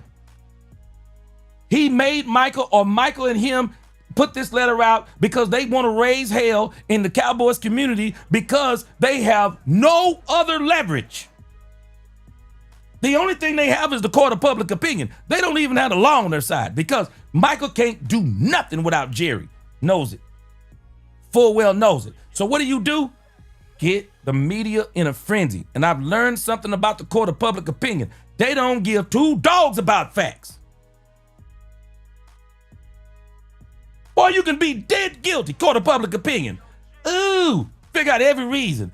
Ooh, it's because he black. I heard this argument. I was like, what? You got the unmitigated gall to say it's because he black? I'm done. Shh. Man, I'm done. Oh, I forgot because Dak Prescott not black. CeeDee Lamb not black. Also Digizua not black. Cavante Turpin not black. Oh, I forgot. We had to prove so we could close this nonsense up because some people will say the whites have priority. And then when we start putting out the proof that the whites don't have the priority, we have to shut that nonsense down too. It's crazy. Hey, boy, I'm telling you. Boy, I can't get to all y'all comments. I'm sorry. I'm trying to get it in. Poobie D said Jay-Z can't make a grown man come to work on time. Michael don't have them problems. Nope, he don't. But Jerry was making a simple point. That with Dez Bryant, this ain't news. Dez Bryant didn't always. There's a reason why they had to have Dez Bryant with all these special rules. And Jerry is saying, when I called the agent, he didn't pick up the phone. Jay-Z, he's saying something simple, people. Understand this. These agents want to deal with the money, but they don't want to deal with the player. What? You better hear me when I'm telling you. They want to deal with the money. They don't want to deal with the player. When that player breaks that contract, that player does something wrong, don't call me. Don't call me, he y'all problem. No, I thought he was our problem. Aren't you his agent? Don't you have something in place? Why do you think Jerry put something in place for Dez Bryant? Y'all gotta help me. How do you pay a man that kind of money? And then you pay, because unless there's a part of this I'm missing, you pay additional money to make sure he keep making the money, to make sure that he play right, and make sure he don't do nothing off the field so he can't play. Make sure he don't do nothing off the field so he don't go to. What? Make it make sense. Let me tell you something. Hey, I'm gonna tell y'all straight up, I'm cheap. Shoot, you ain't gotta pay me $50 million guaranteed. Shoot, Tell me you're gonna pay me $1 million in one season. Shoot, boy, you ain't seen a church person act better than I would. Shoot, you think I'm a Christian now? Pay me $1 million. Shoot, they'll be having me up. Shoot, they be having me up for presidential status. What? I'm telling you, we tripping on this. We tripping on this. Knowing this man gonna get paid. Separating the Cowboys brotherhood. I'm actually shocked. I'll be honest with you. I'm actually shocked that some of the Cowboy content creators even fell for this. I'm really shocked. I'm shocked.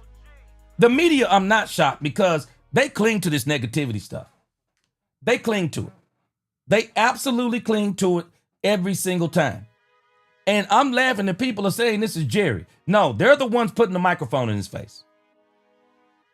They're the one keep asking the questions, trying to trip Jerry up, trying to make Jerry say he don't like Micah Parsons, trying to make Jerry say he like this, trying to make Jerry say he gonna trade Micah Parsons, trying to make Jerry say he don't like Micah Parsons, trying to make Jerry say the relationship between him and Micah Parsons is damaged.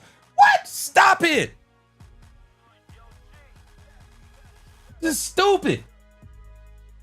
It's downright evil, wicked, stupid. Stop trying to get this man to hate his boss. Then you up kissing your boss's, you kissing your boss's butt. Stop it. This is crazy. This is crazy. I'm sorry. This is crazy. And this is why I'm bringing us football. I'm bringing us football. All right, hold on. Let me try. I'm trying to find somebody in here. I'm trying to bring us football. Because somebody's got to remind us what Jerry has done for this team this year. What has Jerry Jones done? They'll all tell you. It's amazing to me. It's amazing to me. People are always looking to revert back to what they always have been. And they always want you to know, Jerry, we hate Jerry.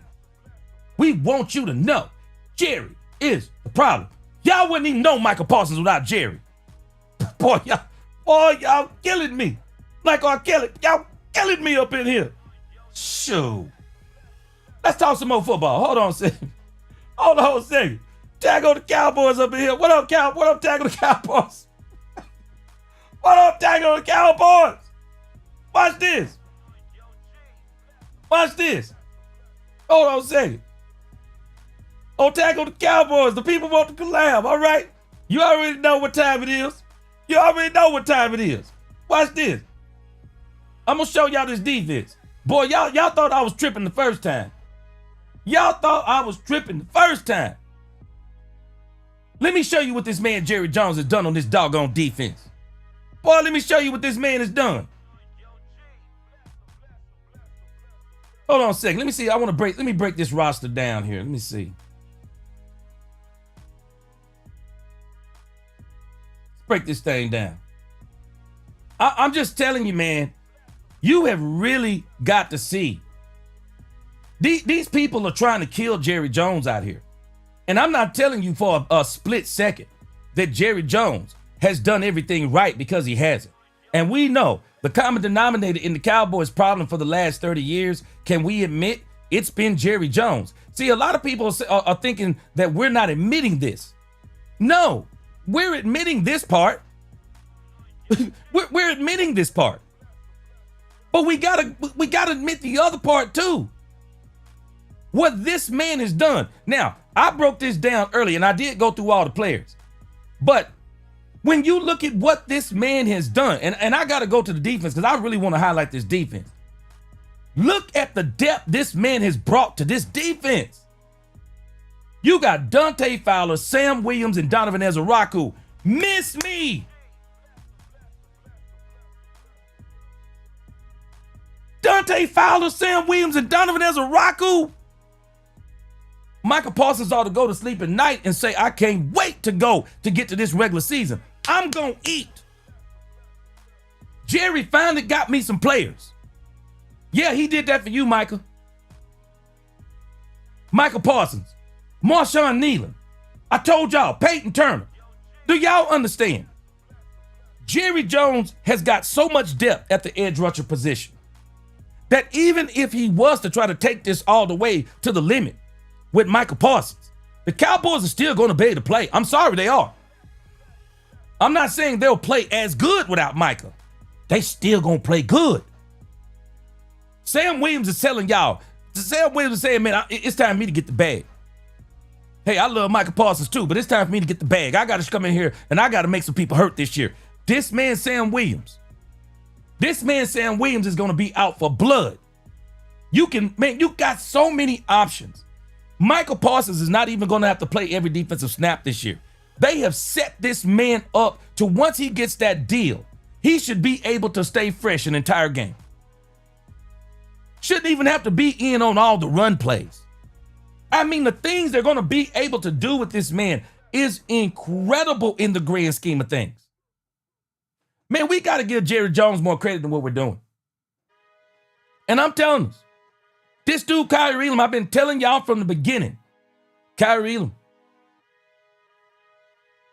Flat out beast mode. Flat out beast mode. This dude is going to help us solidify our cornerback room until we can get back Savon Revel Jr. and Trayvon Diggs on his farewell tour. Kyrie Elam has been balling. Jerry did all this. Jerry did this. Give this man some credit. Somebody got to give him some credit. If you want to tear him down and say he's done some bad things, tell me he's done some bad things. But what Jerry has done has not been all bad, because I'm sorry. Stephen Jones said, and I quote, "Our goal, my goal, is to put together the best roster in football." Tell you this, he hasn't said he's done it yet. And that's where I'm encouraged. He hasn't said he's done it yet. But boy, when I look at this roster, he getting there. He's getting there. And I'm telling y'all right now, what this is really leading to, boy, y'all want Michael Parsons signed? Let me tell you something. We can sign Michael Parsons all we want to.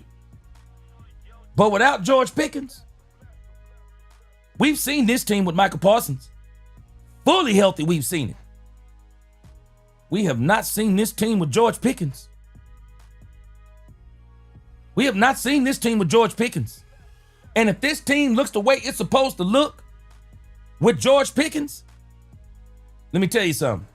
I believe all roads are leading to George Pickens getting signed. That's where I think all roads are leading to.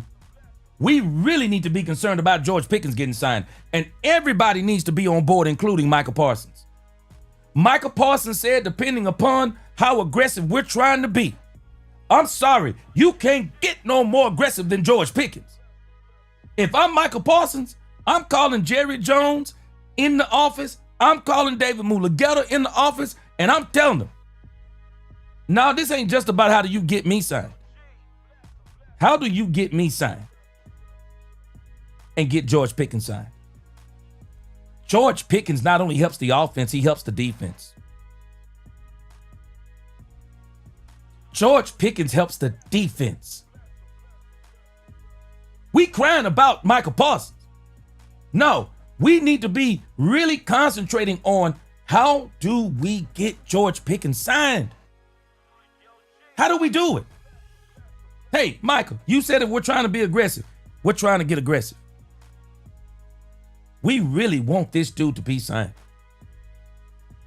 How can we do it? How can we do it? Michael ought to be here too. Because if this is really about Super Bowls, Michael needs to be here too. Michael needs to be on board with getting George Pickens signed. They all do. I'm telling y'all, George Pickens is truly he is a pivotal player. He is a pivotal player, not only in this season, but the next 2 to 3 seasons. George Pickens is pivotal. Michael gonna be here. But we really got to talk to everybody and say, hey, Michael, we gonna pay you, bro. But can we figure out how to get George Pickens signed? This is what we really need to be looking at. We got to get Pickens signed. I'm telling you. We want to go on a Super Bowl run, which I believe that we're about to go on. We got to get that man signed. This Michael Parsons stuff, it's nonsense to me. I love Michael Parsons. People miss that part. They miss that part. Every time you say you love Michael Parsons, it's like that just goes, it don't even go in people's ear. You hating on Michael Parsons? What are you talking about? Not hating on Michael Parsons. We know what Michael Parsons is. People be acting like, you don't want him on the team. What? Who don't want Michael Parsons on the team? You'd be stupid not to want him on the team. Jerry wants him on the team. I'm telling you, all roads are pointing to George Pickens. All roads are pointing to George Pickens. I'm telling you, even Jerry, I believe, understands this. Jerry understands we got to get this man signed. We do. We do. Tack on the Cowboys said, same man that made Ramsey. He said, same man. Hold on a second. We're going to get this fixed this next couple of days. Tack on the Cowboys. Let me get this comment on here. Tag on the Cowboys said, same man that made Ramsey get traded. Same man that got T. Higgins had to fire. Same man that made Cincy part ways with Jesse Bates III. Same man that made Earl Thomas leave the Seahawks.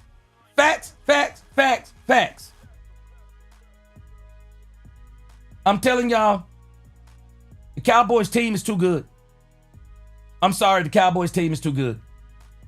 Michael better not leave here. Michael don't need to let that come out of his mouth now one more time.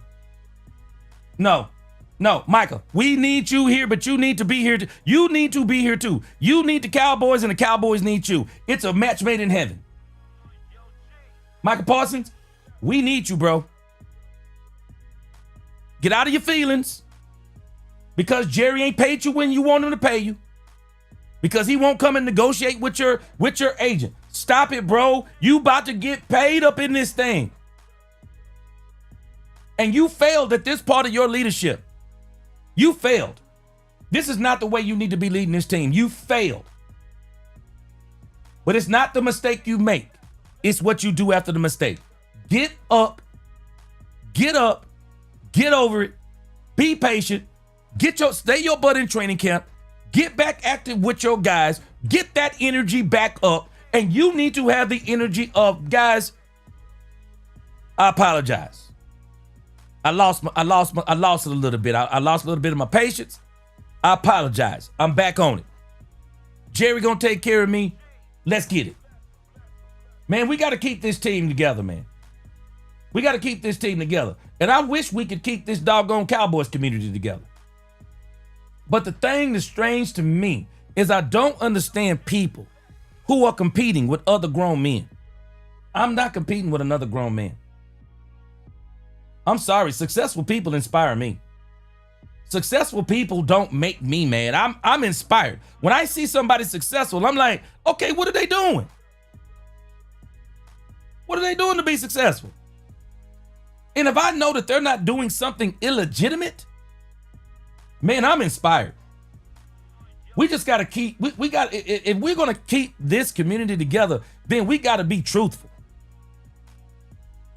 And we got to be willing to disagree without losing our minds trying to ruin somebody's career. It's crazy work.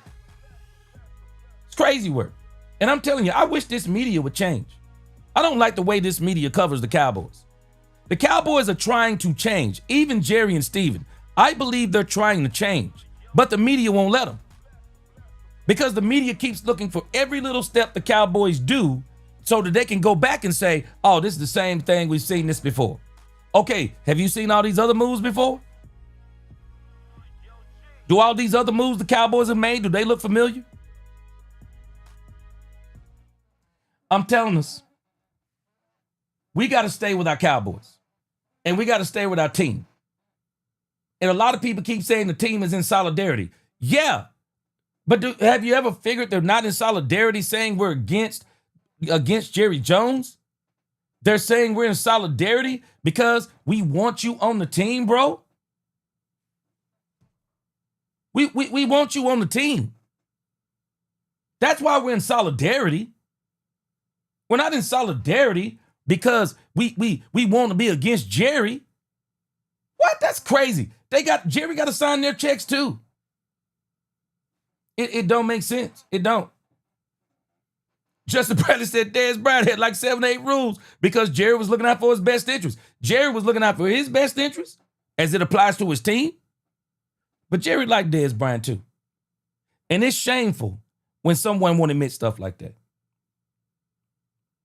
That is absolutely shameful. There is no way you should do that to somebody. And I know Dez has to know that Jerry liked him. And I think Jerry still likes Dez. Jerry has very thick skin, whether people realize it or not.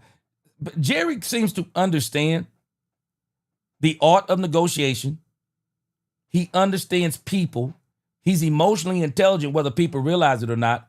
And so when people say things about Jerry, it's amazing to me. People can say stuff about Jerry and Jerry don't even sweat it. He'll come back and still talk to those people, still allow those people to work for him, work with him, still interview him. I mean, look at Stephen Jones. Stephen A. Smith. Stephen A. Smith be talking mad noise about the Cowboys and Jerry Jones. Go and see them at a party together. They'll be in the same corner smoking cigars, laughing it up. I'm telling y'all, guys, we have a very good owner. Is he quirky? Yep. Does he do some things wrong? Yep. But has he done a lot of things right? Yep. And this 2025 season, he on the roll. We just got to get Michael signed. We got to get this noise quieted. We just got to get this noise quieted with Jerry. Just get it quieted. Let's get this man signed because we know we're going to sign him and quiet this noise. Because this team needs to focus. Because this has got to be the 3 years. This 3 years has got to be it. Dak is on the other side of his career. Now, he's a quarterback. He could play another 10 years. But we don't know how long he's going to play with us. I mean, I think the Cowboys are going to let him retire here, but you never know.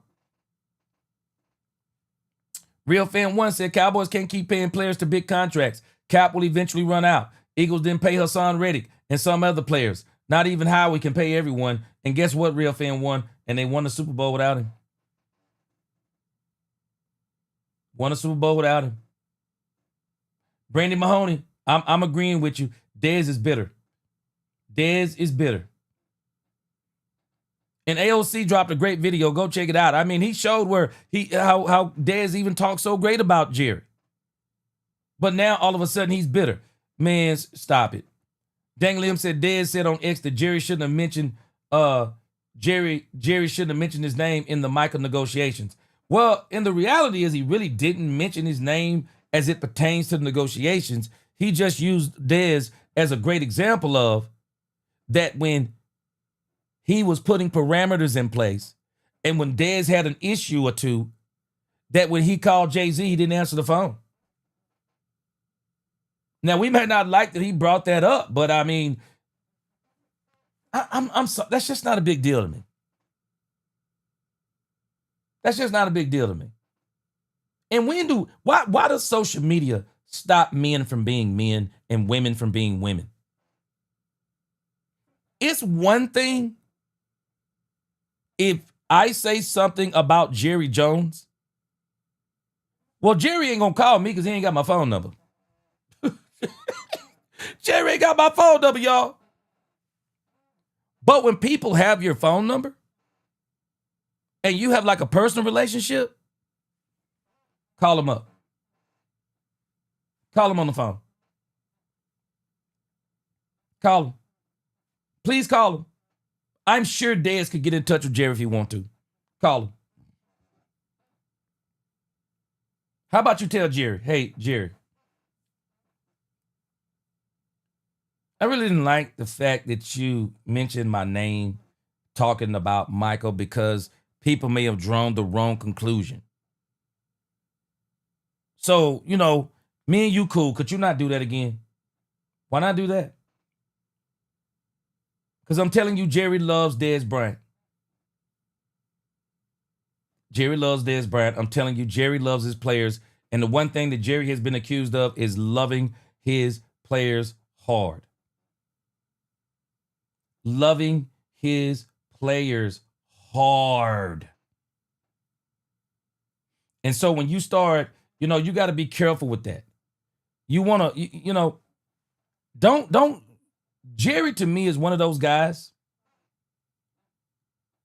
you want to have a great relationship with. To me, he is. Because I'm telling you, Jerry will make your career after football. Jerry will make your career. Randy McIntyre, appreciate you. Migo going to be a steal. Add Turpin. All right. Let's talk some more football. So, I want to go to some surprise players. I want to go to some surprise players. I've made a list of guys that have been impressive in training camp. So these guys I'm about to mention who have been impressive in training camp, these guys are actually not going to be a surprise to you. CeeDee Lamb. Let me show y'all something real quick. Boy, sisters and brothers, if y'all have not seen day 9 play video that I released this morning, let me show you these 2 catches from CeeDee Lamb and the pass that Dak Prescott threw. If you have not seen this, and if you don't have enough to be excited about these Cowboys yet, well, I'm about to change that. Let me show you this play, these 2 plays right here. This man and CeeDee Lamb and Dak Prescott. We've been talking about George Pickens. We know that's going to be great too. This dude, CeeDee Lamb, I'm telling you, CeeDee Lamb needs to be fined for this training camp. This man should be in jail for the training camp that CeeDee Lamb is having, because CeeDee Lamb has been abusing the Dallas Cowboys secondary. When I tell y'all CeeDee Lamb has been abusing, this Dallas Cowboys secondary is crazy work. It is crazy work. Watch CeeDee Lamb go to work. Watch this man, CeeDee Lamb. Have y'all seen this? Look at this. Dime. Boom.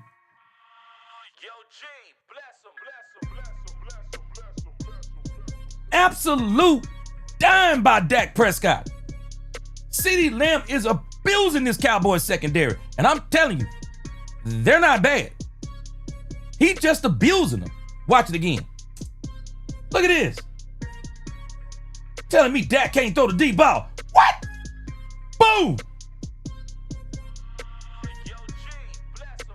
Boy, would I tell y'all, this man, CeeDee Lamb. CeeDee's had an incredible camp. Sometimes you get so used to having filet mignon, when you have it so much, you don't even look at it filet mignon no more. Hold on a second. Somebody got to remind somebody. This dude, CeeDee Lamb and Dak Prescott, it's crazy to me. Y'all remember how everybody was talking about Joe Milton? Dak Prescott's camp has been so good. People aren't talking about Joe Milton as much as they probably would have been. This dude Dak is balling. Dak is balling. Let me show you another play. Boy, you don't believe me? Boy, let me show you another play. This is the one that got me though. Watch this catch by CeeDee Lamb right here. I'm telling y'all, Lamb needs to be arrested for what he's doing to these doggone Dallas Cowboy secondary. CeeDee, they on your team, bro. CeeDee, the Cowboys secondary on your team, bro. Watch this one. Watch that. Now, this would have been a sack, but watch this. Boom.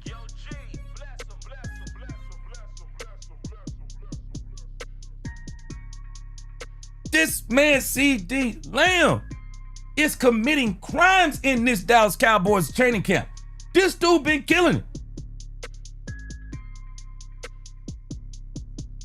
Great catch.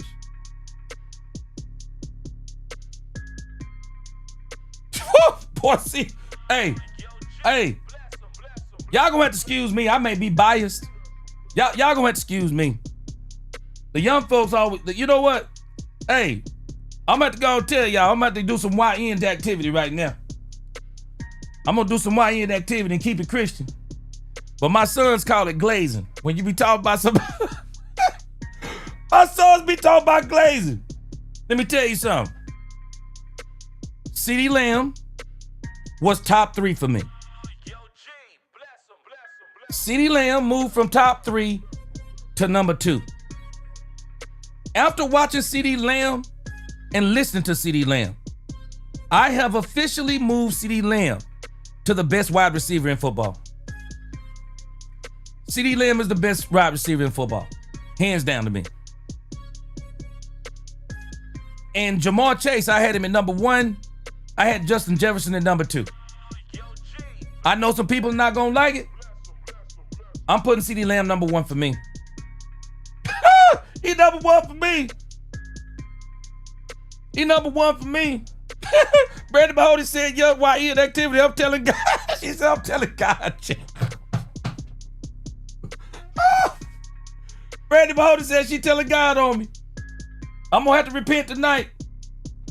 I'm telling you, Brandon Mahoney, I'm telling you, CD Lamb is the best wide receiver in football to me right now. Y'all don't have to agree. One thing I'm not gonna do is get mad when you don't agree. This dude, CD Lamb. Woo, man. CD Lamb's been balling, y'all. CD Lamb been balling. Woo! CD Lamb. His mental attitude is what got me, though. When this dude said he got to make himself more available for his team, how can he be better for his quarterback? He number 1 for me. So, I've mentioned the obvious players. To me, these are the obvious players. When you start talking about CD Lamb, Dak Prescott, George Pickens, those are the players that nobody should actually be surprised by. But hey, Dak is a surprise because people were saying he wasn't even going to play. And now Dak Prescott has been absolutely balling. But wait a minute. I'm finna show you my surprise player. Hold on a second. Let me get a couple comments in here. I see some people. Hold on. Lisa Worley said, G. Uber D said, I'm not mad at your take on Lamb, G. Hold on. Gregory Davis said Dak in the offense, especially the wide receivers, are giving the defense work. Hey, and where they're giving them work, Gregory Davis, is the boundaries. It's the boundaries. They're killing them. Dak on said, I'm telling too. All right, I done repented from the YN crew. All right. Ed Moon, who was ahead of him? I had Jamar Chase and Jefferson, but I don't think so now. I think CD number 1. Dagalib said, I agree with you, G. My right-hand man, Dagalib, he said, this ain't time to be He said, this ain't me being biased. Hey, man, I'm giving CD Lamb number 1. He crazy with it. He is. Q-Town in the crib, what up? Yeah, man. This is actually my Wednesday best. Brandon Mahoney said, we need the defense to come together. Brandon Mahoney, that's the only thing I'm waiting on. I'm waiting on the defense to come to total fruition. I want Michael signed. Get this nonsense out of the way. I want Stephon Gilmore in camp. Dallas, after this Rams game, bring in Stephon Gilmore. And why you ready to go out there and get us another defensive tackle? And I'm talking about a true one tech. We're going to listen to that video in just a moment. We rocking tonight, y'all. We talking football tonight. Y'all forgive me. I thought they was going to talk some football in the beginning. Ron Hanna said, well, honestly, he's the one of the best, G. One that facts. Now haters will say different those who ain't Cowboy fans. Shoot, this boy CD Lamb is killing him. My man C Base, he says 4388, 3488 is a cool birthday to have. Dak CD Lamb. Yeah. Yeah.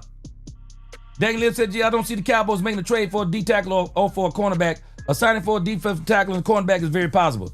Hey, let me tell y'all something. I'm not ruling out Christian Wilkins. I'm just telling y'all, I'm not ruling out Christian Wilkins. I'm not ruling them out. Let me tell you something. This dude, Christian Wilkins, when all this dust settle and Christian Wilkins is out there and the Cowboys can get him for an affordable price, I'm sorry. I think the Cowboys will go get him. We'll see how it shake down, but I would not be surprised if the Cowboys got him. Good night, Katharina Kiss. I wouldn't be surprised they got him. Hey, this is what you build a culture for. This is what you build a culture for. Yep, he got some issues. But will he get help? Will he get help and then come in to a culture that can embrace him? Will he get the help that he needs? Poobie D, he said, just wait. McClay gonna cook something up. I think we're gonna bring in a one tech.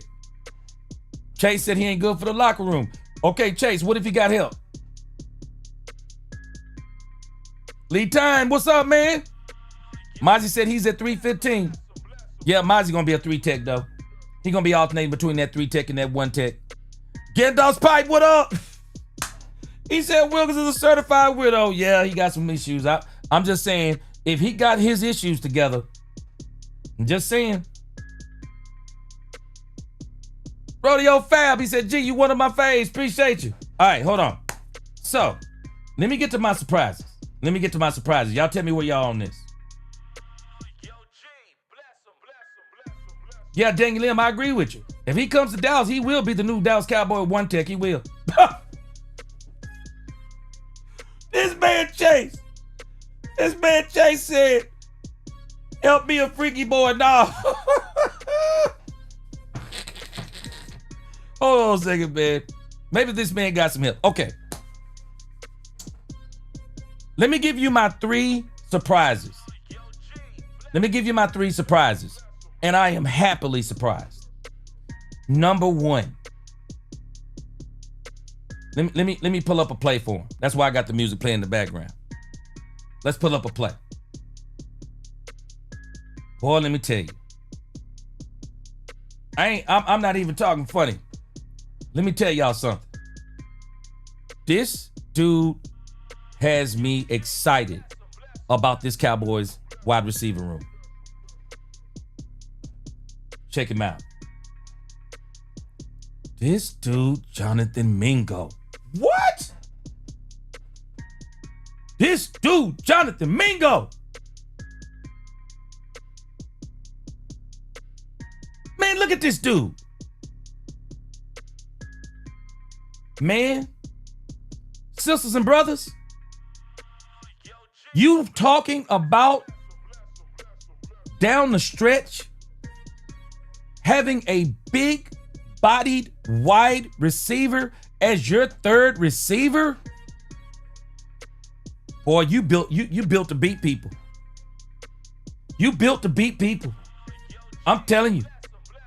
You are built to beat people because you got this dude right here. I think Jalen Tolbert is still going to get his reps, but this dude is going to bite into them reps. Look at this dude. Man, no cornerback want to see this dude coming. Ain't no regular size cornerback want to see this dude coming. Nah, man. This dude Mingo gonna be nice. Let's pull up another play. I got Mingo as one of my bona fide surprise players, y'all. Mingo is one of my bona fide surprise players. I did not expect Mingo to... I really didn't expect Mingo to do what he's doing. Let me bring up a couple more plays I got from the other day. Let's see here. That was the wrong one. Let me see if this is it.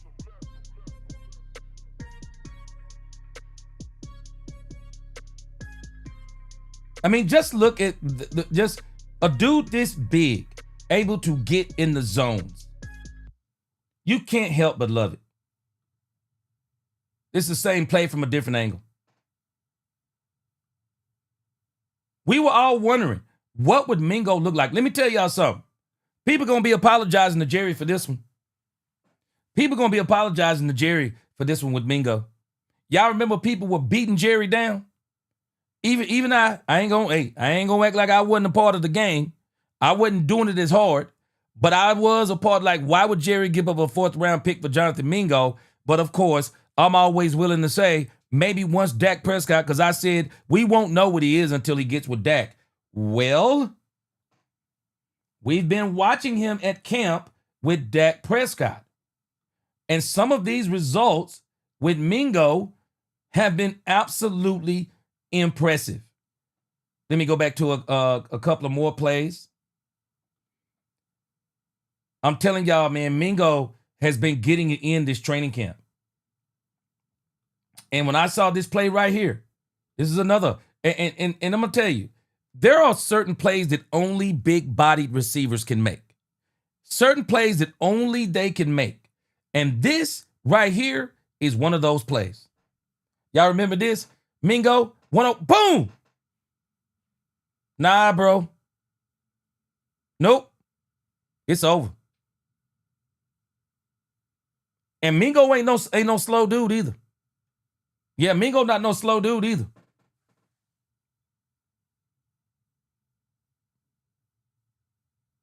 Boom!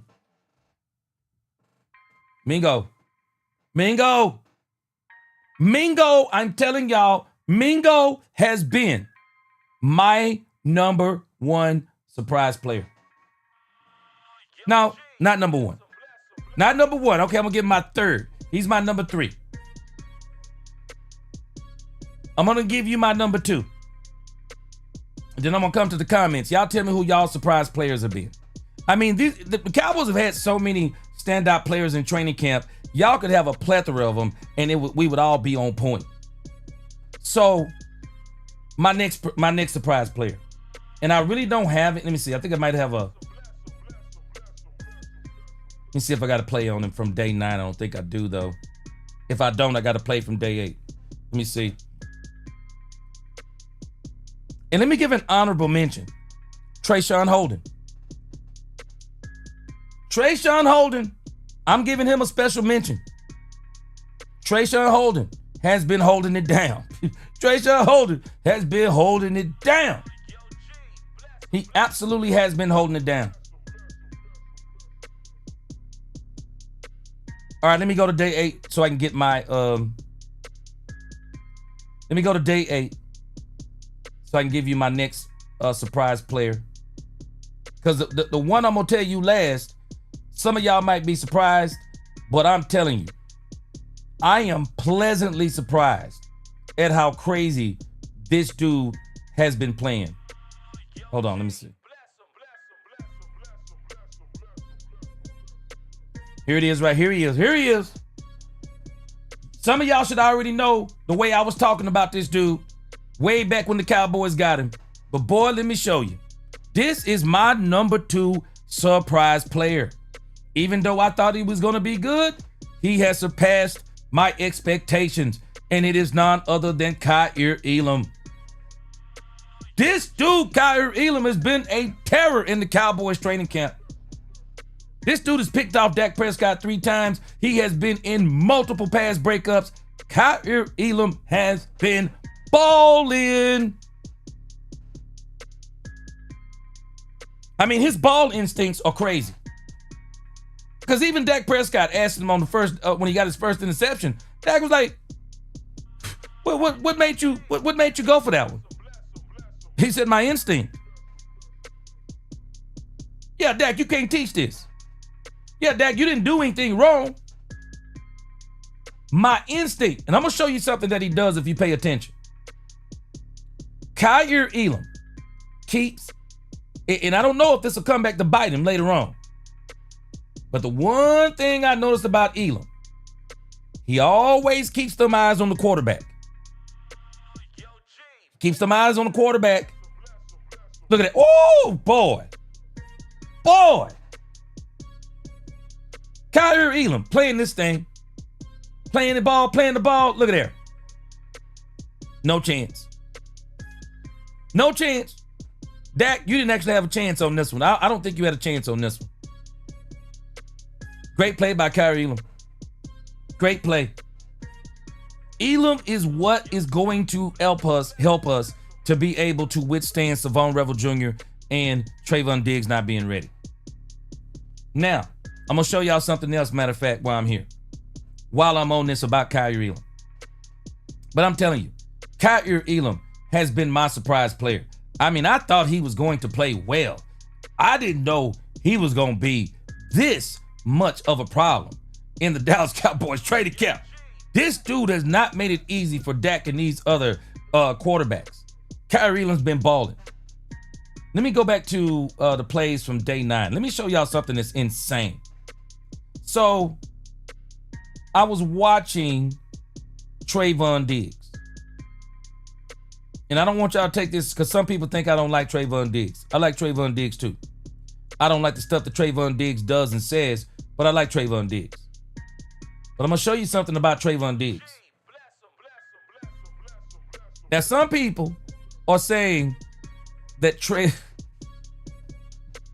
some people are saying Trayvon Diggs is ready. I'm telling y'all Trayvon Diggs isn't ready. And there are a lot of people who keep, oh, Trayvon Diggs is ready. Diggs ain't ready, y'all. And I keep noticing.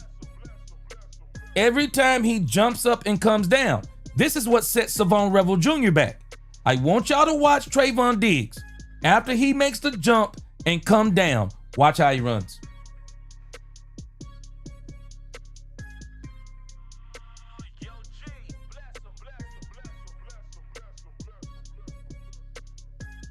Watch this. Now watch the jump.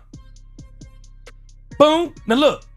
Look, right there. Did you see him? Did you see him as he got ready to turn the corner? And even as he's running that way, you can see he came up a little bit gimpy.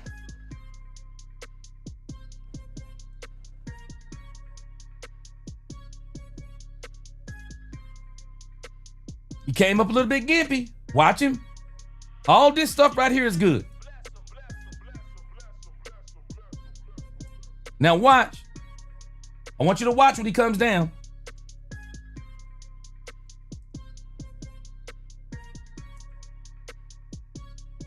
You can even tell here he's running gimpy. It don't mean his rehab is not coming along well, because it is. Because it seems that he's further along than Savon Revel Jr. But you can clearly tell.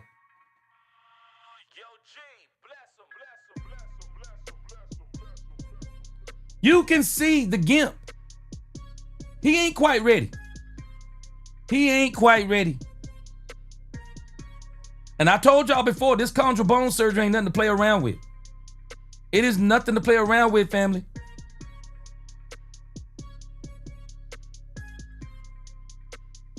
You can see it when he got ready to turn. And even as he's running down, he's got a slight gimp. And I'm thinking what's happening is the same thing that happened to Savon Revel Jr. It's when they make those jumps. When they come down, those knees don't seem to be, his knee don't seem to be right, even though it seems to be further along than Savon Revel Jr. Now, this may not be no surprise to some of y'all, but let me tell you who has been the most pleasant surprise to me in this year's camp. Let me get to his part of the tape. Let me show you. Oh, man. Oh, man. This dude right here has me fired up. Check him out. Check him out.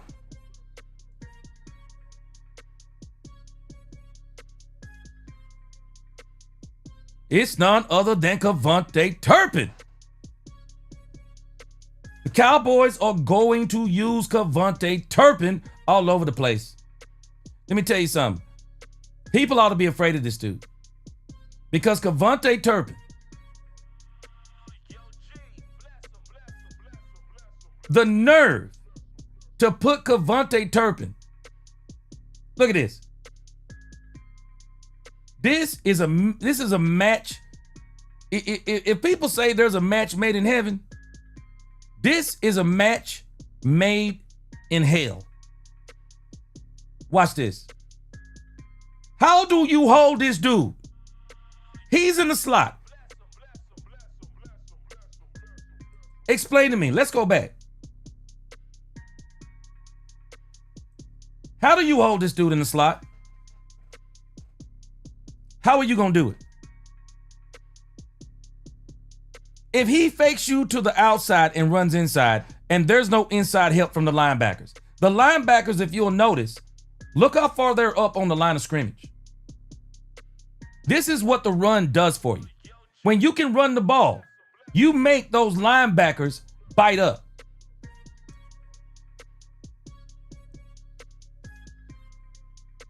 Sanborn looks like he's about to try to hold the running back. See, coming out of the backfield.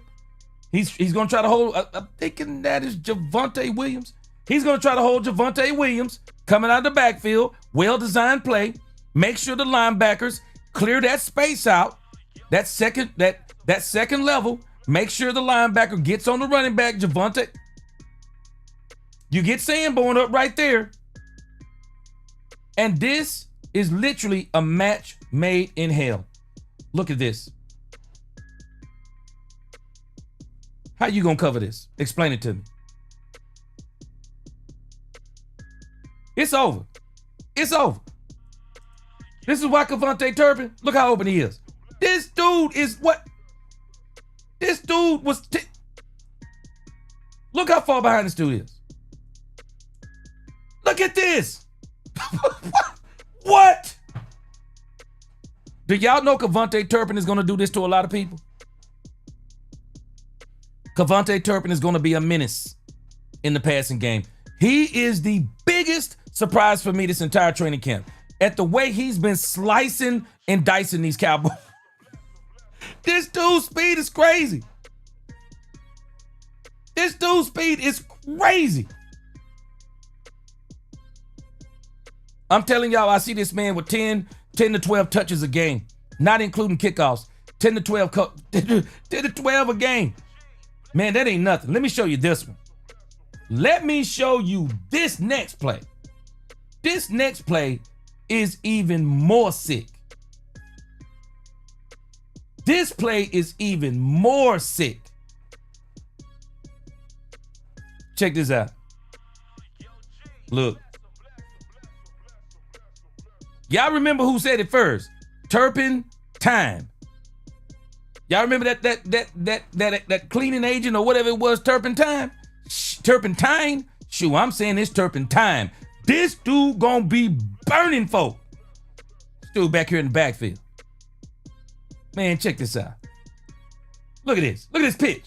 Look at how you gonna get this man this? You gonna give this man this much space. Bye. Bye. It's over. It's over. It's over. Boy, this dude, Cavonte Turpin, he gonna hurt people this year. I'm telling y'all, Turpin gonna hurt people. There's no doubt in my mind. Y'all tell me anything y'all want to about Jerry Jones. This man and Stephen Jones and Will McClay in this front office, they have put together a heck of a roster. I mean a heck of a roster. What? Look at this. How are you? Hey, bro, just move out the way before you get trampled on. Move before you get trampled on.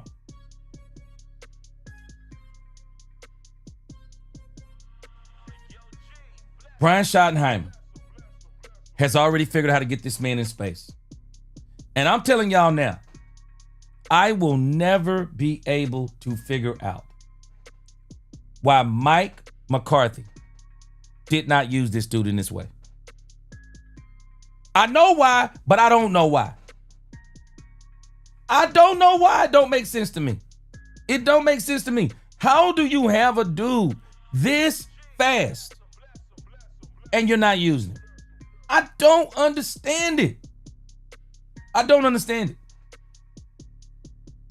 I'm telling y'all, this dude is incredible. He's incredible. And I do believe he is, for me, as far as this camp goes. I mean, I knew Kevontae Turpin was fast. I knew he could play some wide receiver. But I am telling you, this dude and what he is going to break this offense wide open. This is Kevontae Turpin again from day 8. And he is going to break this thing wide open. What? How do you stop this dude? Who are you going to put on this dude? Look at the separation. The play design. Mike McCarthy couldn't pull this off. The play design of Brian Schottenheimer is getting this man loose. Cowboys going to be a problem. Cowboys going to be a problem. They going to be a problem. Appreciate the Skeptical Fan. Skeptical Fan is now a wild card fan. Appreciate the Skeptical Fan. Appreciate that super chat. I'm sorry, this man Kevontae Turpin is a problem. Look at how far it's too much, man. It's too much. I don't know what you're going to do with this Cowboys offense. I really don't. I just don't know what you're going to be able to do with this Cowboys offense. CeeDee Lamb, George Pickens, Kevontae Turpin, Jaden Blue, all on the field at the same time, along with Jake Ferguson. What are you going to do with this? What are you going to do with this? As a defense coordinator, this is a nightmare. This is a nightmare. That's all I can tell us.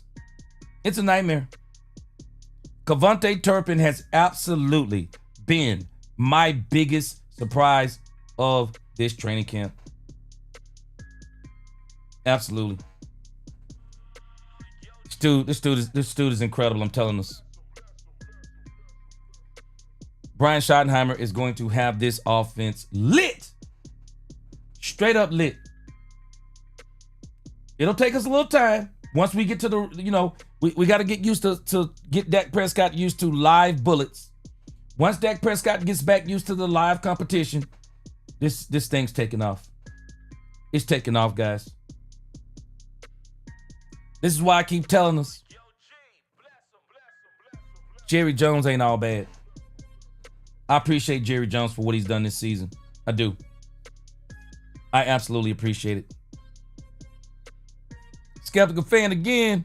Appreciate you. He said, director's chair with the words on set. Yes, sir. I appreciate you. Do I like the way this thing with Michael Parsons is working out? No. No, I don't like it. We're too good of a team. We're too good of a team now. Brian has brought a team to Dallas, y'all. Brian has brought a team to Dallas. And because Brian has brought a team to Dallas, I don't want nothing messing up this team. Nothing. I don't want no more of this Michael Parsons. I don't want no more of this. Because I don't want this coming from ex-play. People don't realize Jerry ain't the one who brought out all this crazy stuff with these people.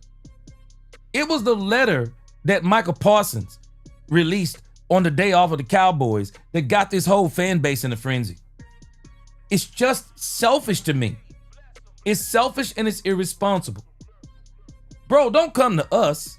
Go to the man that's paying you the paycheck. Brandy Mahoney said it best yesterday. Brandy said, I'm sorry. If you paying me, if you're going to pay me $140 million, I'm coming to you. I sure am. I sure am. Oh, Jerry, you want me without my agent? Let me come to you and tell you why I need my agent with me. And we're going to hash this out. Me and you, we're going to hash this out. I'm going to make you understand where I was coming from without the media. Without the media. That's what I would be doing, because Jerry and Michael, to me, had built that type of relationship. They should be talking together. Michael shouldn't be talking to us. And I got to give Jerry credit if you pay attention to what Jerry was doing. Jerry was actually trying to deflect all those questions, because Jerry, and I give him credit, Jerry didn't go into the derogatory territory. Because y'all know Jerry can get dirty if you want to. Jerry didn't go into derogatory territory. He kept it. Man, I like Michael. You got to keep it like that, because, man, we got a great team. We got a great team. We don't just have a players. I told y'all this last year. Super Bowl teams are built from the top down, ownership down. And when I look at everything that Jerry has done from the top down, by allowing Will McClay to put in work, by allowing Brian Schottenheimer to have a voice, by allowing Stephen Jones to even get a little bit more involved, Jerry taking more of the collective stance of, we're doing this. I'm giving Jerry credit, because that's how you win championships. This thing with Michael Parsons, people turned an anthill into a mountain. They turned a molehill into a mountain. I can't believe that there were people out here actually saying that this is crucial. Michael requested a trade, Ian.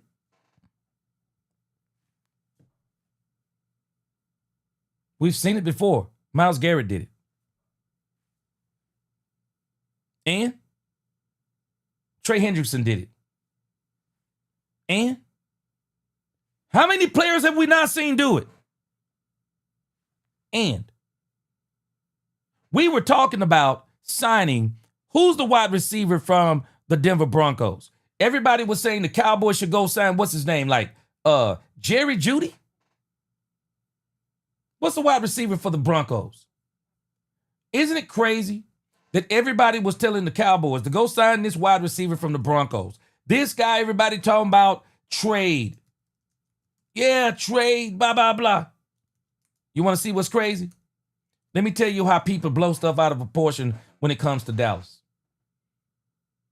Who is the wide receiver? No, it wasn't Jerry Jeudy. Cortland Sutton. Everybody was acting like Cortland Sutton was gone. Thank you, C-Base. You put it in the chat. Everybody was acting like Cortland Sutton was gone. Cowboys ought to trade for Cortland Sutton. The possible landing places. Yeah, the possible landing place for him was the doggone Denver Broncos. Let's stop acting like this is new. This ain't new. It's the Cowboys. Somebody says, yeah, but nobody takes it out as far as the Cowboys. Really? It's strange that somebody would maybe say that.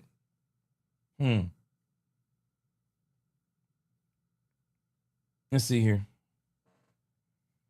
Let me make sure I got my facts right. Hold on a second. Wait a minute, what did it say? Broncos signed wide receiver Cortland Sutton to a 4-year contract extension. This was written July 28, 2025.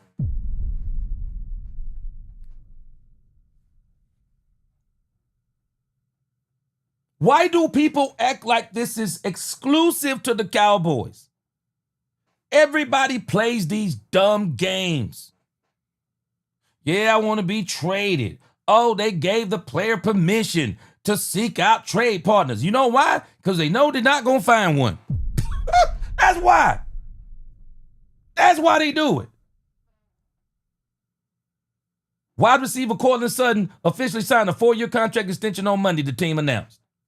Sutton enters the season on the heels of a career year as he recorded 1,081 yards and a career-high 81 catches in 2024. Stuff ain't new, man. Stuff ain't new. Our problem is, and it's so sad to me, let me tell you something. It is a privilege to cover the Dallas Cowboys for me. It's a privilege. It is an absolute privilege to cover the Dallas Cowboys. I don't know how anybody else feels. It's a privilege. I understand what comes along with the Cowboys. I understand it. I don't like it, but I understand it. The Cowboys are a cash cow for people who like drama. If you like drama, the Cowboys going to give it to you in one way or another. And even if it ain't drama, the media makes it drama. We watched an interview with Jerry Jones for 16 minutes. And all they asked was dumb questions about Michael Parsons. They were trying their best to make... Y'all might not realize the psychological games these people were playing.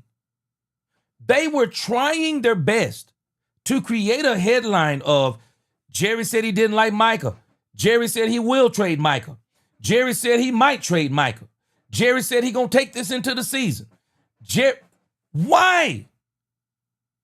Why are you trying to get this man to volunteer that type of just crazy rhetoric? And we're blaming Jerry. I'm not blaming Jerry for that stupid, dumb nonsense. It's the people who are interviewing him also. I understand, as Brian Schottenheimer say, people have a job to do. But I'm sorry, but when Brian Schottenheimer opens up his press conference to Calvin Watkins saying, I'm not going to talk about the Michael Parsons contract, and I'm letting y'all know up front. So if you're going to be asking me about that, it's going to be a boring press conference. And then they persist to ask him questions about Michael Parsons. They want the negativity because it sells. Let me tell you something about people. They selling the same stuff Jerry's selling.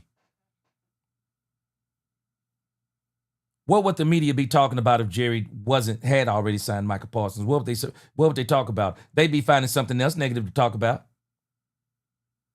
Dak Prescott disappointed them. They literally thought they were going to be talking about Dak Prescott the whole year. Dak Prescott isn't ready. And Joe Milton is out here showing out. Joe Milton and Dak Prescott only said, hey, hold my drink. I'm coming in the camp bigger, stronger, faster, healthier, and I'm balling. They couldn't get that story. That story wasn't good enough for them. So what they do? They kept on trying to latch on to this story. And when Michael Parsons released that letter, I'm telling you, I bet some folk fell on their knees.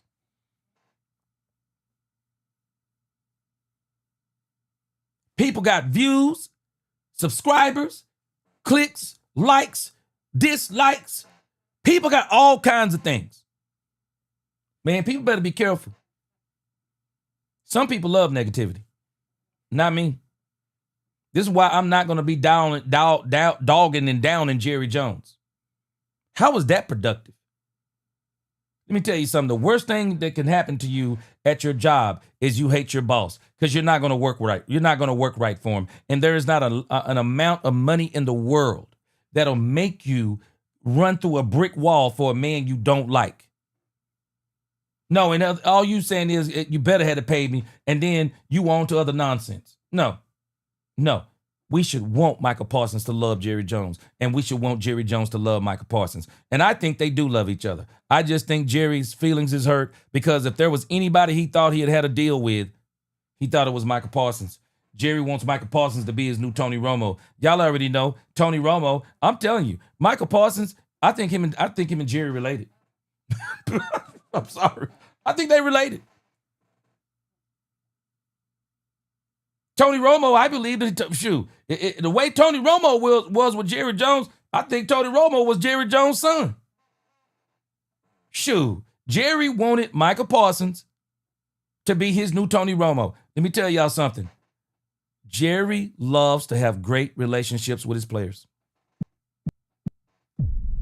Don't let him fool you. He does. He loves to have great relationships with his players. It's probably not a good business practice, But that's how Jerry is. All right, so let's switch gears a little bit. I appreciate y'all rocking with me tonight. I told y'all we gonna talk football. We ain't done. We're gonna talk some more football.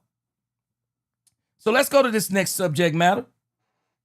Let's go to this subject, and I'm gonna read some comments before we switch over to the D-tackle problem, because this is a problem for us. This is a problem for us. My right-hand man, Daniel M., I know he's gonna be chiming in on this. I love something that Robert Paulson said. When I asked the question about Mike McCarthy not using Cavante Turpin, Robert Paulson said McCarthy was an agent of mediocrity. Straight up. Hey, Ron, what up? Hey, Ron 808 said, glad Shotty gonna scheme and use the talent we have to our advantage. Using motion, running the ball, being multiple, play action, Pickens, Turpin, and Lamb out the backfield and on reverses, etc. Woo! Say it again. Sound like Ric Flair. Man, I'm telling us. I love what you said, hey, Ron. I'm telling you, man. Man, we're going to be crazy. C-Base said this defense going to be our crutch. Yeah. C-Base, we got to get this defense intact. Signing Micah is not going to solve our problems. We're going to be able to rush the passer. We got to get this one tech. We got to get this thing solidified. I'm okay with the Cowboys keeping Mozzie, even though I've been seeing what people saying the Cowboys might cut bait with Mozzie. I don't think they are. But I don't mind them keeping Mozzie. But you got to go get us a one tech. If you truly want to make a run for this Super Bowl, man, you got to go get us a one tech. Ron Hanna said no creativity, G. That's why Mike McCarthy. He said that's why Mike McCarthy doesn't know talent if it smacked him in the face. That was his problem in Green Bay. When they let him go, that was his problem in Green Bay. Robert Paulson said if the defense is good, there'll be a big problem. Oh, yeah. We got to get the defense A1. That's where we got to get it together. Skeptical fan, yep. Use Turpin on the screens. C-Base said, yes, the offense, I have no doubt, will score on any team. Defense scares me. That's where I am. C-Base, he said, we may be a team that relies on the offense to the end, and I hope we don't do that again. Because we've seen this in 2021, 2022, and 2023. We have got to get over this hump. And the way we get over this hump, we got to build a top 5 defense. Antoine Jones, he said it's over. He said we go to the bowl, especially when Jerry said Mike is about to get like $200 million. Shoot. I tell you this, Antoine Jones, I pay you $200 million. Shoot, we better get to the Super Bowl. We better get to the Super Bowl. 555 Kalik said big problem in secondary. Hey, let me tell you, I think DeRon Bland, Kyrie Elam, and Wanye Thomas gonna hold it down. And I'm hoping they bring in Gilmore. Robert Paulson said cover the pass. The run game might be garbage. I'm hoping we bring in Gilly. Ron Hanna said Cry River. This offense has speed, and speed kills. Absolutely. Every single time. Every single time. All right, let me go a little bit further down. My brother Roger getting here for Flower Rider. What's going on? 5 points of the star said hit that like button. My man, the big Rombowski, said it's good that a lot of these players are fighting for their spot on the 53, so they don't have time to worry about this Michael Jura. So I don't have to worry about this Michael Jura drama, which helps Shotty, giving us his first training camp to lead. Let me tell you something. Shotty's been flawless. And I'm sure he got on to Michael Parsons in a nice way. Don't bring attention to yourself like that no more, man. Don't do that. Daniel M. said, yep, the Myles Garrett approach. Man, we've seen this before. Yeah, I agree with you, Antoine Jones. They do this every year to a degree, but I think this Michael Parsons got Jerry especially ticked off because Jerry didn't want this to be like all the other years. Jerry, let me tell you something, Antoine. Jerry literally thought that him and Michael had a deal. And you can tell he thought they had a deal. He thought they had a deal. And that's why he's so ticked off. Daniel M., yeah, thank you. Cortland Sutton. WDM, thank you. Cortland Sutton. I'm telling you. Justin Durham. Sutton took less money for the Broncos so they can retain players. Appreciate you, Justin. And see, Justin, a lot of people don't realize this is kind of where the issue is with Micah. Is Micah is actually going to be the highest paid non-quarterback. So it's kind of a big deal. Lead time, yet they had a verbal deal. If they had a verbal deal, Jerry should have not let Mike out of that building. Boy, I'm with you, Lee Time. Don't let this man out of the building. Michael, this is what you want? Call your agent right now. Shoo. Couldn't have been me. Me and Poopy D were both on this page. Shoo. Couldn't have been me. I wish you would agree to that deal. I'm gonna have my agent to get in. No, you're not. Sit your butt down somewhere. What you talking about? Sit your butt down, Michael. Call your agent right now. Get him in here. I'm finna have my secretary to draw this deal up right now. Sit your butt down somewhere. We finna work this deal. Boy, I'm sorry. We'd have got that deal done right then and there. I ain't letting him out that room. Sure. Once I got that joker agreeing. Hey, David, your man, he said he agreed. No, your man said he agreed. Sure. Telling y'all. Robert Simmons says they love to show all Dak's interceptions and want to show Milton good plays in camp. Yeah, some of them try to do like that, but that boy Dak been balling. Dak took that story away from him. Yeah, Dak took that story away from him. Antoine, I love Jerry. I'm with you. He's a great businessman. He loses some points with me because he's not a great GM. Even though this year, Jerry's been a good GM. That's no excuse for the other 30 years. But Jerry's been a great GM this year. It's just Dallas. That's why this thing with him is so big. Parsons and Diggs, hey, Jerry, press in. Man. All right, let's go to this thing on 105.3 The Fan. My man, lost in translation up in here. What's up, Robert Simmons in the crib? Dang Lim said, I got Wilkins on the phone, Chief. He said, I want to be a Cowboy. Dang Lim, I'm telling you, I would not be surprised. If the Cowboys think they can absorb the weirdness, I'm just saying I wouldn't be surprised. Lisa Worley, hey, Lisa, y'all, you remember how some of us were beating Jerry over the head for Mingo? Shoo. We might be telling Jerry we sorry on that one, even though I know some of us are not. Some of us are not going to do it. Shoo. Jerry might prove everybody wrong on this thing with Jonathan Mingo. Serotonin Cowboy, what up? All right, let's go to this thing over here on 105.3 The Fan. Let's see what they're talking about, Daniel Lim. 105.3 The Fan is asking the question, is defensive tackle going to be the problem for the Dallas Cowboys again? Is that one tech position going to be a problem for the Cowboys? Let's go check this out and see what they're talking about. I haven't heard this one either. Let's roll with it and see what they talking about. This came on this morning. Let's see what this discussion is about.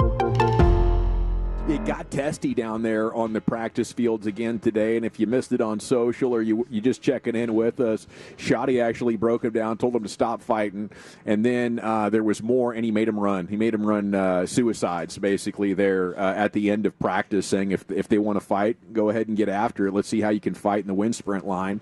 And I love it, because discipline is something that this team has needed.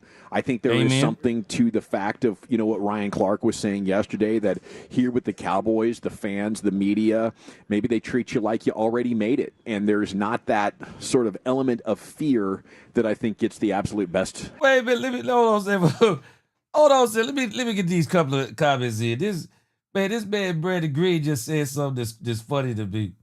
Let's get it in, Brandon. I like what Brandon said right here. Brandon Green said, "Gee, you ever think that Jerry makes deal behind the scenes?" Tells players we have a deal, but for the cameras we go act like we don't so we can make the headline. Hey, let me tell you something. There are other people that have this same theory, Brandon. I heard some people say they had this same theory today, boy. I was rolling. Some people said they believe this deal is already done. There are some people who believe this. And that they're saying that Michael Parsons and Jerry Jones are both in on this together. I believe somebody even said it on here the other day. They said, and it might have been the Big Rumbowski, said that Jerry Jones and Michael Parsons were in a room somewhere, kicked back with their feet up, eating popcorn. So sorry. Dang, Lil said, they already absorbed the George Pickens antics, and they have the Michael Parsons personality. So why not add the Wizards of Will and go get a Sunday Sammy Jr. for quarterback? Now, if they go bring in, bring in Christian Wilkins. Now, Shannon Sharp has a cardinal rule. Shannon Sharp said you can only have one crazy person on the team. He said you can only have one Antonio Brown on the team. So, if we're going to bring in Christian Wilkins, we got to offset that. We got to bring back in Gilly. We got to bring back Gilly. Man. Anthony Parker said, what up, G? You think we're going to have Parsons week 1 against the Eagles? I believe so. Anthony Parker, I believe so. I believe so. This is much ado about nothing. Jerry loves Michael. Michael's going to get paid. Jerry just in his feelings simply because he thought they had a deal.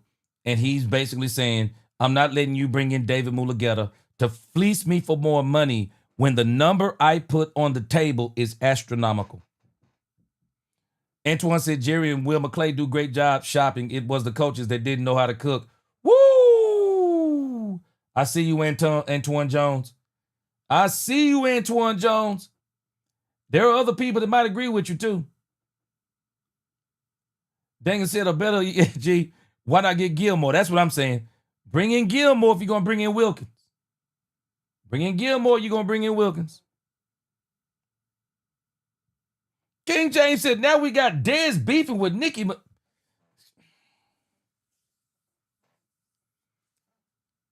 Come on, Dez.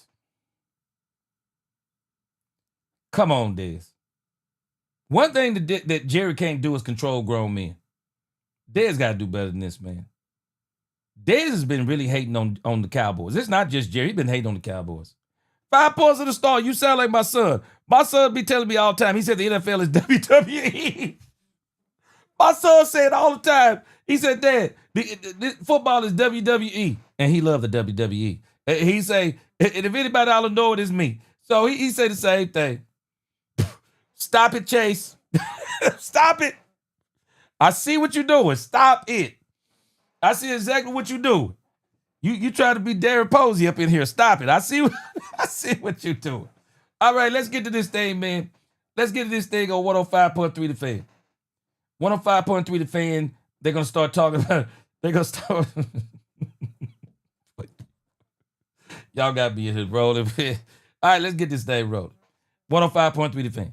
Habits out of players. Yeah, for sure, and especially with Schottenheimer being, he comes across like a player's coach, or whatever. He's fun, the camaraderie, they're playing the ping pong and stuff, and we were talking about, like, you also have to have that element of putting the hammer down a little bit. Yeah, accountability. And Bland was, speaking on that with us a little bit earlier. That's a huge component of this, so I love it. I love it, and I love that he's talking about, hey, all the injuries that have happened, so be it. It's football. We got to practice hard. We got to be physical, that whole deal. So I loved seeing that today. I bet Sharif loved, the practice today with how many fights there were.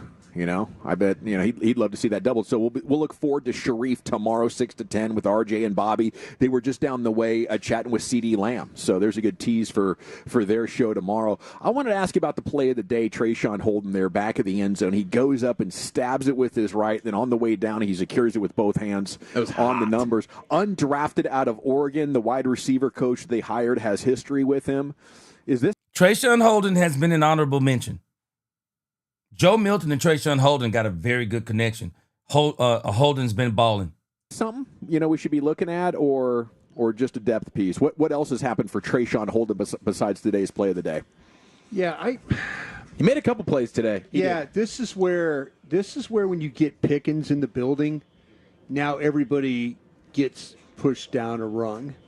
You know what I'm saying? All of a sudden, Tolbert's battling Mingo for the third spot. Tolbert might be battling old Holden. Hold on, I think we have a fire alarm over there at the Staybridge Suite, which isn't a surprise considering the smell. It happened last year. Yeah, I think we got to open a window there, boys. It's just a skunk happy environment out here. That's what that is. I will say this though: there was a time when I used to watch tape when I was working with .com. Maybe late night, I'd be watching tape and fire up a spliff. It was kind of like you were at the concert, you know. Yeah. I'd be sitting there watching tape, and I'm like, well, somebody's enjoying Big life. Ron Bowski said this is not WWE, this is WCCW. Nothing wrong with that. But they don't waste any time, man. I will say this though about with Holden and stuff, he does have a sponsor now, and maybe that doesn't bode well for guys like Flournoy and you know the others that are trying to battle for spot. Brooks is kind of in that mix. That Brooks has shown capable. Ron Hanna, Perrion Winfrey has been playing one tech.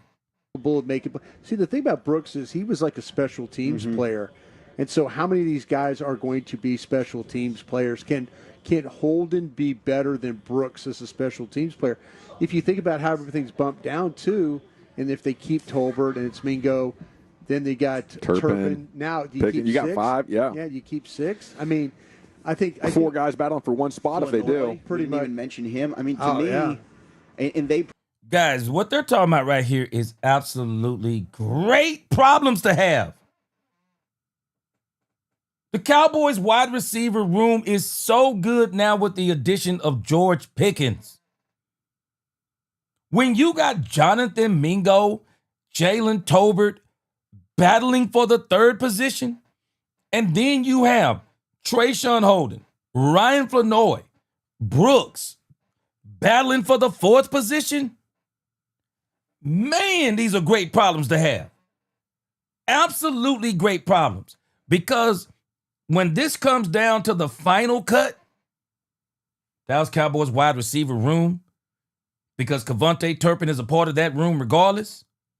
Boy, woo! Man, I'm loving it. Probably feel so differently. They're probably like, you're an idiot. This guy's not even on the bubble. But I would have just Tolbert on the cut. He has not had a great camp, has he? To me, I'd rather give a guy. This man lost in translation said if Michael called Jerry a big old piece of trash, he said, I know his name. A shot like Holt. If he goes out and plays well in the preseason, I mean, we still got a lot of this left to go. Sure. But to me, I know what Jalen Tolbert is. I'd rather give, and I don't think Tolbert's going to give you much in the way of special teams personally. Could be very wrong on that. But Mingo, I think, has eclipsed him. Obviously, you got Turpin. Brooks, I think, has actually done okay when he's been given reps in the regular season. And to Brian's point, special teams guy. Holden's got the sponsor. He's got the wide receivers coach in Junior Adams. And maybe that's a guy you look to move on from. Imagine being able to build the tool you need just by thinking about it. Maybe that's a trade asset for you. Maybe some other team looks at you. Lost in translation in here saying stuff that it might be theory, but you never know with Jerry. Lost in translation said, I think Jerry picks with guys in their contract years to make them hold out so they don't get hurt in meaningless practices. He don't seem to mind him not practicing. Jalen Tolbert and says, hey, we'll take him and you can swap him for a DB or something you were talking about yesterday, Brian. I don't know. Yeah. But to me, if you're looking at a veteran guy that could be on the bubble, I would have Tolbert there. Okay, one player to watch. Brian's been telling us about him the last couple of practices. Perrion Winfrey, 6'4", 294. Who's this? Yeah. Is this Dawson? Is this your own list, or is this you reading off someone's list? No, I was looking at a Perrion Winfrey last night because you guys have been talking about him. I thought maybe somebody was putting this out. Okay. No, I was just curious about Trayshawn Holden after the big play today. Good for you. I thought maybe you were looking at someone's list that Perrion Winfrey. Let me tell y'all something. He hungry. Person's watching practice. If that's the case, he hungry. Yeah, I'm probably actually working off your Twitter account if I'm being honest here. I'm going off the broadest list. 4th round 2022, waived by the Browns after threatening and pulling a gun on a woman in Cleveland that was classified as a robbery incident. He took the women's phones and then left them on a platform in an alley.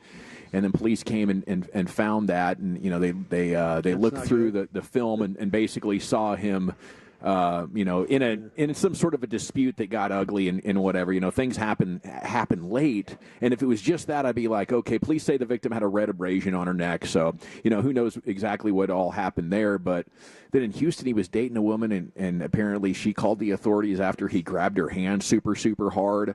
And in June, he was robbed outside of a club at 3 a.m. Man. Like he was hanging out with a guy who got robbed for his wheels in the parking lot. Yeah, he's a good player. He's got a lot going on. Yeah. That's a lot more than I even thought. That's a lot. There's a lot. You'd have to have the quickness and the burst and all that he's showing in camp. You got to be a stud to be able to do wait a minute now. Did you watch practice film the other day? Bro, let me tell you something. If I'm not mistaken, they're talking about Perry and Winfrey. Do they not realize this dude is overplaying in the doggone? This dude is. How much could he be making in the USFL, y'all? How much could this man be making in the USFL? This man has a family with kids. Man, come on. Shoot, this is why this dude gonna make this team. This dude don't want to be living in the hood no more. Boy, let me tell you something. Man, when you don't want to live in the hood no more. Y'all, hey man, let me tell you something. Sometimes people think people like me and others, they think we come from, a lot of times people, they kind of look at where I am now and they be like, yeah, man, shoot, you must come from money. What? Man, I'm straight from the hood ghetto. Man, I grew up eating mustard sandwiches. Man, I be having my wife rolling. Boy, y'all don't know. Hey, let me tell you something. Let me tell you, poor is a mindset. I didn't know I was poor until I got older. I didn't know I was poor until I started going to school, seeing what other people had versus what I had, and what they were eating and what they were driving and wearing versus what I was eating and driving. Man, come on. Shoot. Man, people be thinking, man, you must come from money. Man, I see how, what? Man, I come from eating mustard sandwiches. Shoot. On a good day, man, I'm eating, man, on a good day, I'm eating ketchup sandwiches. Better stop playing with me. Shoot, when you come from that, people wonder, man, why you grinding so hard? You need to know where I come from.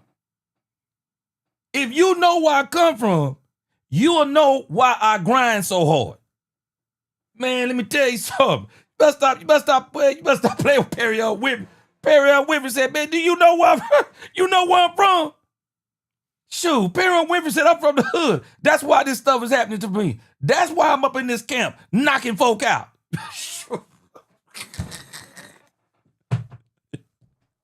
Boy, Perry Winfrey up in here putting people on their butt. They like, what's that got into this dude? Man, this dude got a family to take care of. This man is doing the same thing that Cavante Turpin did. But this man from the hood, right now, I ain't talking about later on. I'm talking about right now. Shoot. Perry Winfrey said, I'm trying to eat up in here. That's why Perry Winfrey bowling in this doggone Trader Kip. Boy, you better stop playing with this man. Put some mistake on this man. Put some respect on this man's name. Shoot. Man, let me come to the comments, boy. Y'all already got me rolling in these comments. Shoot. But I understand where I come from. Shoot, people thinking because you wearing nice suits and stuff you got going on in your life. Tell me, yeah, must have had it made. What? Shut up. You gonna understand why some people grinding. You gonna understand why some people grinding. This dude over here talking about all these problems this dude is having. Shoot. You want to know why he in camp ball? Boy, you want to know why this dude in this camp ball is? Shoot. There's a reason. Uncle Charles, what up? He said, let's talk Cowboys. Winfrey came from the Birmingham Stadium, my home city. He's a great player. He won 3 championships with us. And let me tell you something. He trying to get it, bro. He trying to get it. Shoot. Saratoga Cowboy said no silver spoons. Robert, he said, who robbed him? tell you this, when they robbed him, you better believe they came with something. Sure. Lost in translation. I just had a mustard sandwich. See, lost in translation is different when you can have them by choice. It wasn't no choice for me back in the day. Shoot, all these other kids, boy, they over here eating bologna and pressed ham. I see somebody had the audacity to put in here liverwurst. Liverwurst, boy, that was like, man, when I was coming up, boy, liverwurst was a delicacy. That was the most expensive meat out of all of them. Black man said, man, we used to have sandwiches without bread. Antoine, I remember, hey, I'm with you. I was eating syrup sandwiches too. Boy, you better stop playing. Uncle Charles said, look at this. Winfrey made $5,000 a week. You don't think this man trying to get it? Shoo. Hey, Dagley, my sons be saying the same thing. My sons be talking about mustard sandwiches. Boy, they be saying the same thing. Shoo. That boy Perry on Winfrey trying to get it, Saratoga Cowboy. Saratoga Cowboy said he come from potted meat. Lost in translation said, Bill the sausage. Boy, y'all better stop playing. Sure, boy, them were delicacies when I was growing up. Man, them were delicacies, boy. Sure. Hey, don't even talk about that spam. Sure. You want to know why Perry and Winfrey trying to get it? Man, you a married man with multiple children in this society. Sure. Let me tell you something. Perry on Winfrey finna be knocking heads out there. 5-point sandwich. You know he says poor when they say it's chilly outside and you bring a bowl. For me, here they were called below the blowouts. Shoo. Better stop playing. Shoo. Boy, y'all better stop playing with Perry on Winfrey. There is a reason why this boy Perry on Winfrey is in this camp knocking heads. Shoo. Perry on Winfrey said, my life on the line.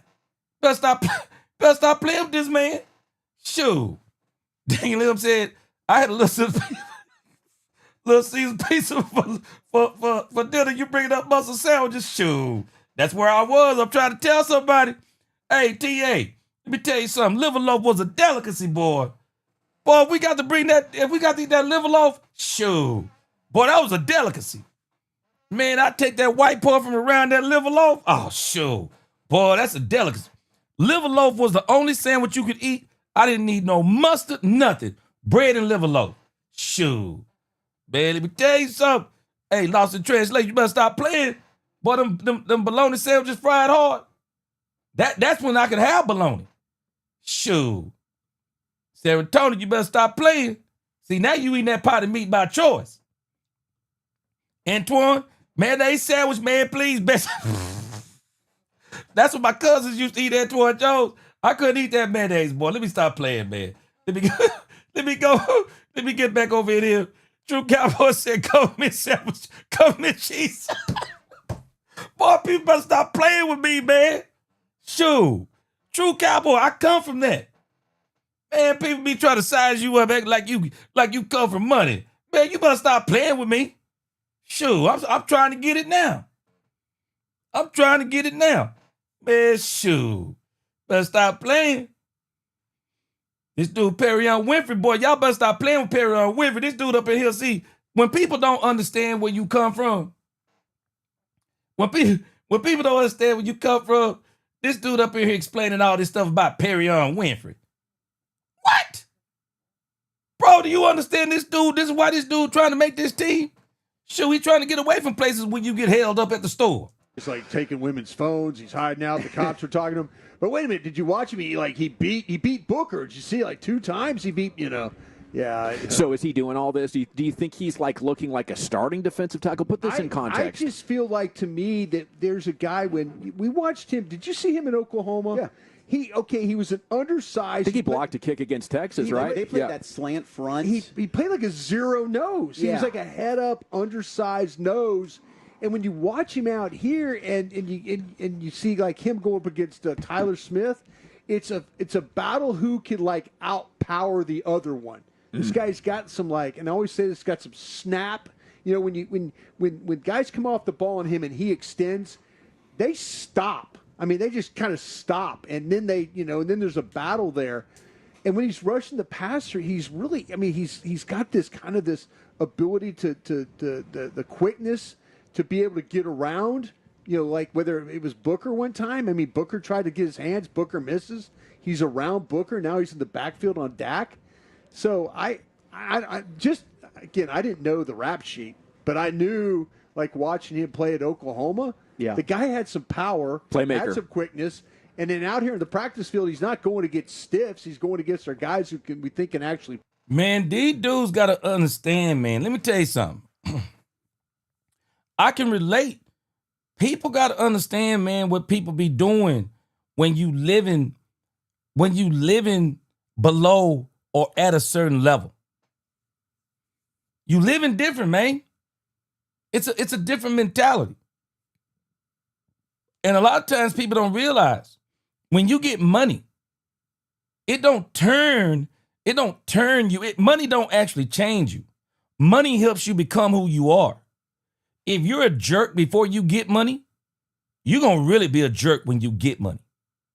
But if you are a person and you kind of living in a certain type of circumstance, you find yourself doing things maybe in that particular situation that you don't want to do, but you're doing certain things because you trying to get ahead. And sometimes people don't realize, and I realized this when I was coming up. I realized that trying to get ahead the wrong way is short term. It's short time. It's a short-term satisfaction, long-term suffering. You wind up dead or in jail. So when you have a talent, a skill set, so many guys have gotten out of the hood through sports. Dude, Perry Winfrey said, "This is my last chance." Y'all saw the video I released a month or two ago. Man, this dude Perry Winfrey serious with his, man. This dude got a different incentive. I'm just telling us. Perry Winfrey got a different incentive out here on this field, y'all. Shoot, Perry Winfrey ain't trying to just make the team. This dude is trying to take care of and feed his wife and children. Shoot, I like his chances. Play, and he's having some success. That's how he catches my eye. Well, I was down the rabbit hole, and so it made me wonder. And then you mentioned like he is at a stalemate with Tyler Smith, one of the strongest guards in the league. So he is a guy who is very productive in college. 40% of his tackles went for losses. Yeah, wow. So he's blowing up plays and getting the backfield. It just seems like a great fit for Eberflus. I wonder at 295. I'm just going to tell you this: he's looked better than Osa. Wow. Uh-oh. There's a line. I haven't noticed. Woo! Daniel Lim. I see your comment down here. Daniel Lim. What you got to say, Daniel Lim? Now, somebody might say, that ain't saying much. Shoo. That's saying a lot to me. That's saying a lot to me. Brian Broder said, Perry Winfrey is playing better than Mozzie Smith? Shoot. Couldn't nobody say. That's serious talk right there. Man, that's serious talk, y'all. That's serious talk. I'm sorry. You playing better than Mozzie? You making this team. Shoot. Justin Durham, hey man, I'm telling you I've been there. He said, try to eat just a wheat and a piece of bread. Been there, but I always got to have my mustard.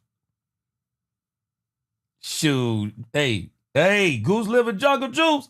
Boy, Lexington, that's a delicacy, boy. Stop playing. Stop playing, boy. Hey, I'm telling you. Broder said Perry Winfrey is playing better. Is playing better than Mozzie. Daniel Lim, we all know that Perry is fighting for a depth spot. Hey, I think he playing for more than a depth spot. If you say he playing better than Mozzie, shoot, I'm with that. I'm with that. And if let me tell you, if Perry Winfrey makes this team, it's a win-win for the Cowboys. I think it's a win-win. I think he's a win-win if he makes the team, y'all. Daniel M. Well, if Mozzie is average and Perrion Winfrey is playing better than him, Daniel, sure, what that mean? Man, Daniel M. said a 7th-round rookie and a UFL player over a 1st-round pick in Mozzie's career. Boy, my man Daniel M. Boy, that's cold-blooded. Boy, my man Daniel M. said that is crazy work, G. Even I think that's crazy in itself. Hey, man, sometimes it be like that, bro. Sometimes it be like that. Sure. Black man said Mozzie is going to mess around. Sure. Hey, let me tell you, Perrion Winfrey hungry up in here, man. Sure. Perrion Winfrey hungry up in here. Sure. Lost in translation. That's what I'm saying. This man, Brad Brothers, just said this man playing better than Mozzie. What? Sure. Let's roll that back here. Sure. I'm with you, lost in translation. Boy, that's wicked work. You said this man is better than Mozzie? What? Golly. Yeah. Wow. You know, so he's blowing up plays and getting the backfield. It just seems like a great fit for Eberflus. I wonder at 2. Even this dude up at the top left said he seems like a good fit for Eberflus. 95. I'm just going to tell you this. He's looked better than Osa. Woo!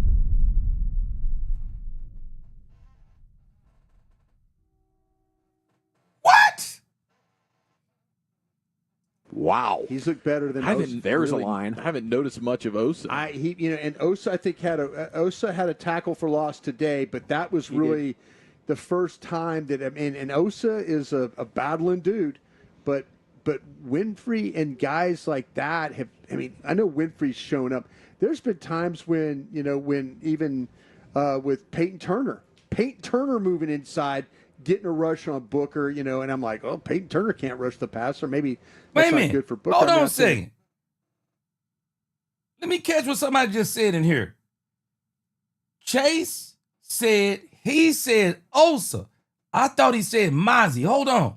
Going against our guys who we think can actually play, and he's having some success. That's how he catches my eye. Well, I was down the rabbit hole, and so it made me wonder. And then you mentioned like he is at a stalemate with Tyler Smith, one of the strongest guards in the league. So he is a guy who was very productive in college. 40% of his tackles went for losses. Yeah, wow. So he's blowing up plays and getting the backfield. It just seems like a great fit for Eberflus. I wonder at 295. I'm just going to tell you this: he's looked better than Osa. What?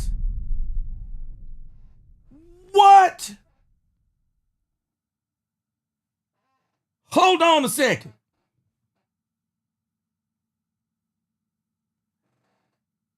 I had to go back. This man didn't say Mozzie, Daniel M. This man said Perrion Winfrey looks better than Osa? What?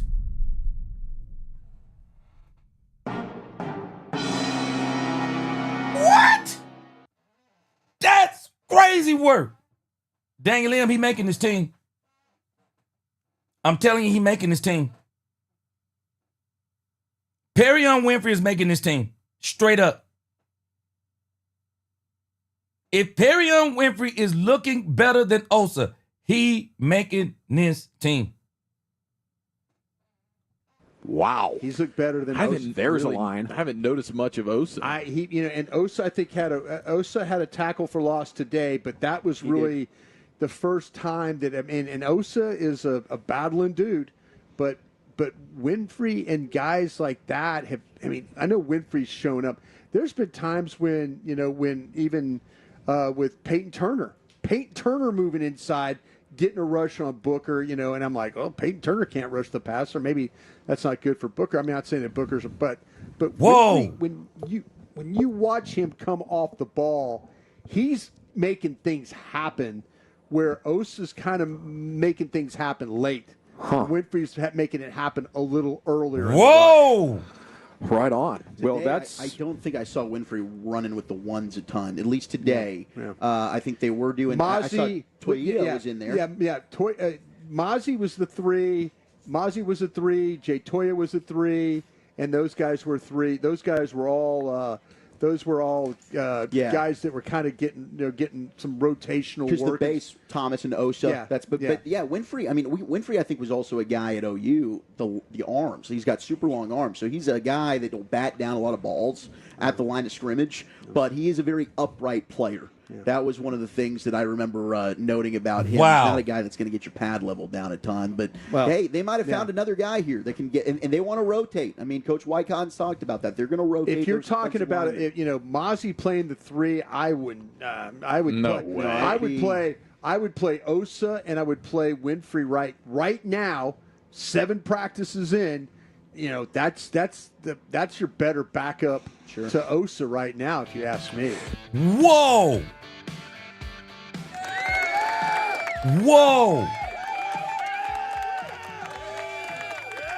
That's the great Brian brought us. At least 150 grand a year, and you're still embarrassed.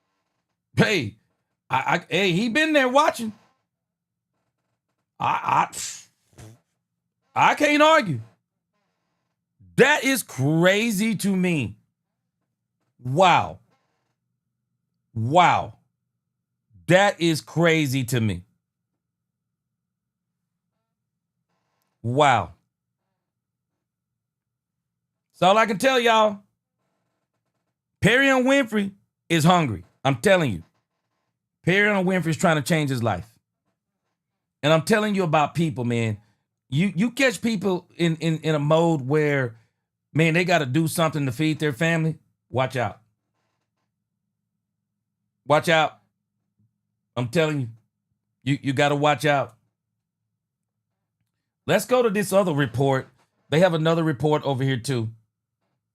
They're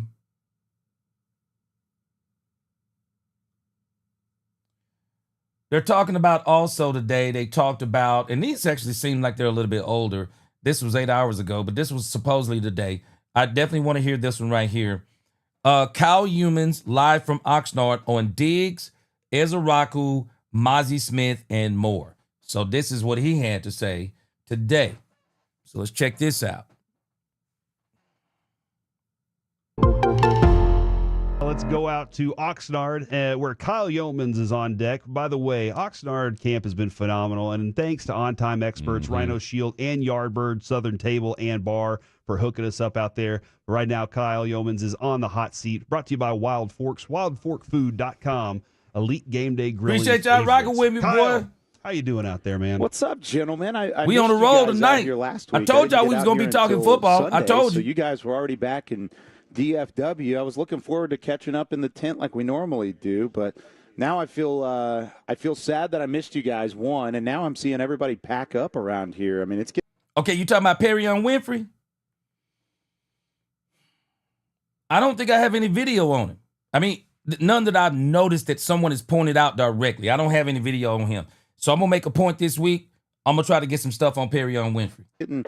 Getting real that you guys aren't even going to be here much longer. Yeah, it's a little lonely. I can tell how lonely it's going to be while you're out there. Ryan Hannah, them strong words to say he was doing better. He's doing better than Nelson. You're going to provide great coverage, and that's what's important for us. Have you ever been on a destination wedding before, Kyle?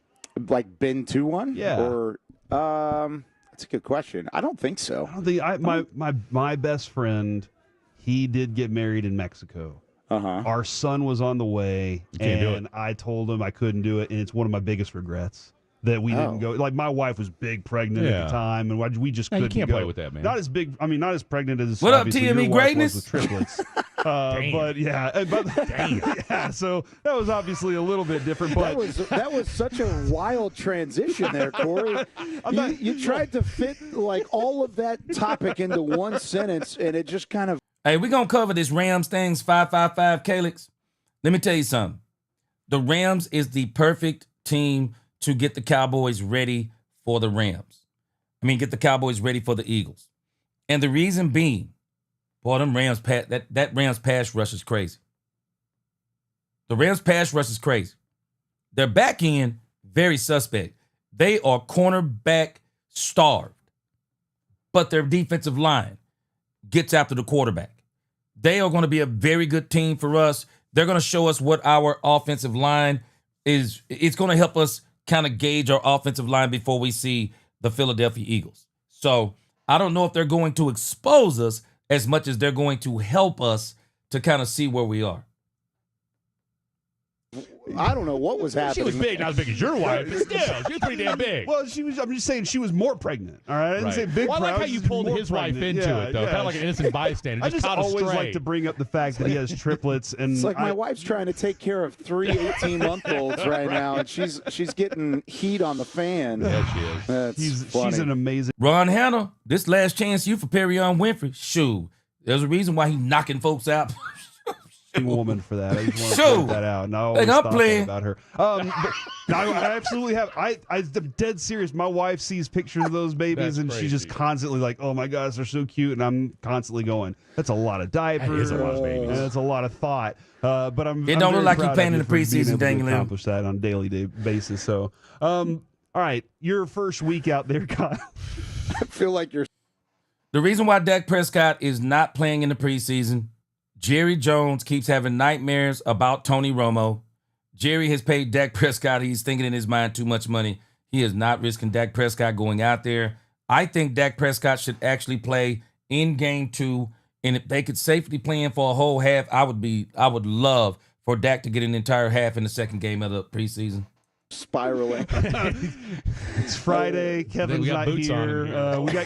We're without Kevin. He's in Germany for another week and a half. So maybe I'll have more spiraling. But that's good. The your first week. What was this experience? What was the first thing you were looking forward to seeing? Because I know you've seen these guys working out a little back in Dallas, but when you saw them get out there on the field, what was that feeling? What were you looking for? Yeah, well, I wanted to see if the energy matched, and I know fans are probably tired of hearing about the culture and the energy and how Brian Schottenheimer has built it throughout the offseason, but seeing if it matched what I saw from afar and watching practices from the Metroplex. I see you, black man. You got to get my popcorn even ready. Though the pads weren't on yet, and we didn't necessarily see the physicality really ramp up at that point, it still felt like it was a college-level atmosphere when it came to training camp and the way that they handled their business.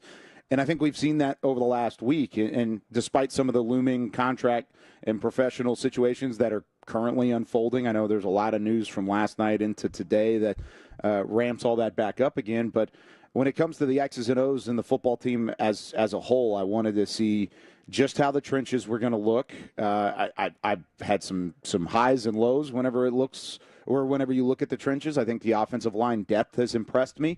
The problem is that we're having to test that depth so early in camp because of some of these injuries like Tyler Guyton and like Rob Jones, and then you've got Tyler Smith leaving practice early yesterday as well.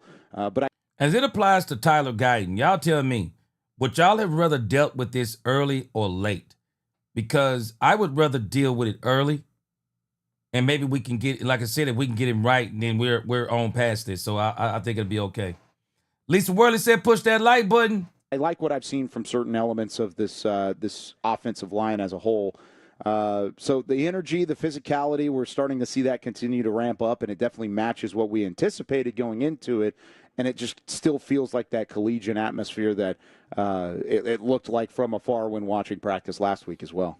I'm just now seeing this. Bill Jones posted a video from the exceptional photojournalist Bill Ellis, who it was a video of Trayvon Diggs and his quote-unquote falling down. It looks like it was a somersault, by the way, instead of a falling down. He didn't fall laid there down on the ground, took his helmet off. I watched Diggs while he was in that first week of his rehab while out there with the team, the work that he's doing on the side. He was working his ass off. Yeah. And Kevin goes, he looks exhausted. And I was like, dude, he's been working since like 9 o'clock this morning, and it's 1 o'clock, and he's just been going. Have you kind of kept an eye on what Diggs is doing out there? And is the story... Listen to me, man. When you rip up the playbook that everybody's been feel as big as it actually is, or is it not as big as it feels? I don't think it's as... Don't say it. I don't think it's as big of a story as we're making it out to be at the moment. I think, like you said, he's been out here, he's been working, he's been present, and even though he wasn't present in the offseason, and I think there's some there's disdain there, both from the Trayvon side of things and from the Micah side of things. That's undoubtable, but that's going to happen in a contract negotiation one way or the other. One side is going to have leverage and the other side is going to have disdain. And so it's not moving, at least on the field, toward Trayvon Diggs. It's not showing in terms of his work ethic and him being out here. I walked by him yesterday, asked him how he was feeling. He said he was feeling good. That was during practice on the sideline. So, I know you're exchanging pleasantries there, but for the most part, I don't have anything to nick when it comes to Trayvon's progress report, right? Whenever it comes to him being available right around when we thought, which was going to be at the start of the year, maybe on PUP to start the year. That's he's kind not of going the to same be ready. timeline he looks like he's still on, and he continues to work through it. Kyle Yeoman's joining us here, talking all things Dallas Cowboys training camp. Sticking with the defensive backs, we talked about this earlier about, look, we love the clips, whether it's coming from, y'all's, you guys, media out there. You guys have done a phenomenal job covering everything, so we feel good about the clips that are coming out there. That said, all right, the Pickens, the CD, the Tyshawn Holden, catching touchdowns, haven't seen a lot of batted balls. Okay, yeah. And so my question is, while I love seeing all these touchdowns, I am a little bit concerned that, those are the Cowboy defenders that they're scoring all these touchdowns on. Where are we at right now with this secondary group, considering, two of the guys are out? Yeah, two of the guys are out, and you've had kind of a rotating cast there at times throughout. And, of course, like Wanye Thomas was thought to be a rotating piece at the nickel back spot, and you thought he would maybe play some defense in the slot a little bit, and he's been out for a couple practices now. So I'm right there with you. I said coming into training camp that corner was a problem spot, and honestly, I think it would be a bigger problem if Kyer Elam wasn't having the camp and the resurgence that he's had throughout the offseason and getting into training camp. Elam looks like he's going to be a starter even when Trayvon Diggs is healthy, even when Savone Rebel makes his NFL debut. I think Kyer Elam is the star of camp right now on the defensive side because when there are videos of interceptions and there are videos of PBUs and breakups and whatever it may be, it feels like Elam is a part of at least a few of those, and it happens every single practice. Hold up kids afterwards, too. Elam has been the George Pickens of the defense. Kyer Elam has absolutely been the George Pickens of the defense. Absolutely, yeah. That's the celebration aspect. He's going to be a fan favorite if he continues this, and he's really saving the situation at the moment, the way that he's come in and shined out of nowhere, where they traded for him this offseason. Everybody kind of wrote it off as a depth move, and he just continued to stack good practice after good practice. The coaching staff really likes him. He's connected with Matt Eberflus quite a bit on the defensive side. They trust him, and they think he's a veteran in that room. And so when you pair that with guys like DaRon Bland, who's been there and done that, when you pair that with guys like Trayvon, who has had the incredible season, but he's just out with injuries and things like that, I think it could all piece together, and that's what the team's hoping for. They're hoping it all comes together. But right now it's kind of a learning game outside for a lot of these corners, and I just think the wide receivers are a step ahead. And partially because you have two number one wide receivers, and you've got CeeDee Lamb and George Pickens, and you're excited about what they bring, but also because this cornerback room is starting to catch up slowly, and they just haven't gotten there yet. You were fantastic on the draft coverage with the draft show. You guys do phenomenal work, and I know how in-depth you. And another reason why this cornerback room is having problems, George Pickens, CeeDee Lamb, Jake Ferguson. But when you throw Kevontae Turpin in there, that's a problem. I'm serious. I don't know what anybody's going to do with Kevontae Turpin. I don't know what you're going to do with Kevontae Turpin. Because George Pickens stops teams. Who do you double on the Cowboys? Who do you double? I wish you would go single high safety. You're not going single high safety on the Cowboys. What do you do when they put this type of firepower on the field? And then if you add in there, maybe you got Kevontae Turpin in the backfield. You got Kevontae Turpin in the backfield. George Pickens, CeeDee Lamb in motion, going in the slot, and then you add in Jake Ferguson, and then to add insult to injury, what if you put Jonathan Mingo or Tolbert out there? The Cowboys are going to give offenses fits once they get this thing together. We got to get it. We got to perfect it in in a live game. And we're not going to be able to do that until probably against the Eagles. So that's why I say the Eagles game is going to be a great game, because it will probably be the first time that we're going to see the whole team on the field, because you're not going to see them in the preseason. I won't be surprised if CeeDee Lamb don't play a down in preseason. I won't be surprised if Pickens don't play a down. Cavante Turpin don't play a down. Ferguson don't play a down. So I think we're going to be watching Joe Milton. I think we're going to see a lot of Joe Milton, Trayshawn Holden, Mingo. I think you will see Mingo in the preseason, but I don't think you're going to see a lot of starters playing in the preseason. I just don't think they're going to risk it. I don't think they're going to risk it. So it won't be until we get Philly on the field that you'll probably see this entire offense together at one time. You guys go, seen that before. But one of the guys y'all were very high on, felt like you got a steal, was Donovan Ezraku. And yesterday, I know G-Bag got to catch up with him. What have you seen from him that you've seen development from what you saw in college to now he's a pro? Have you seen anything new? Why can't you stay organized? I've experienced this myself, and it's called chronic impulse control, where you prioritize short-term actions like game. He's looked incredible. I think some of the pass rush arsenal has been better. The way that he's kind of attacked his first step quickness and his hands.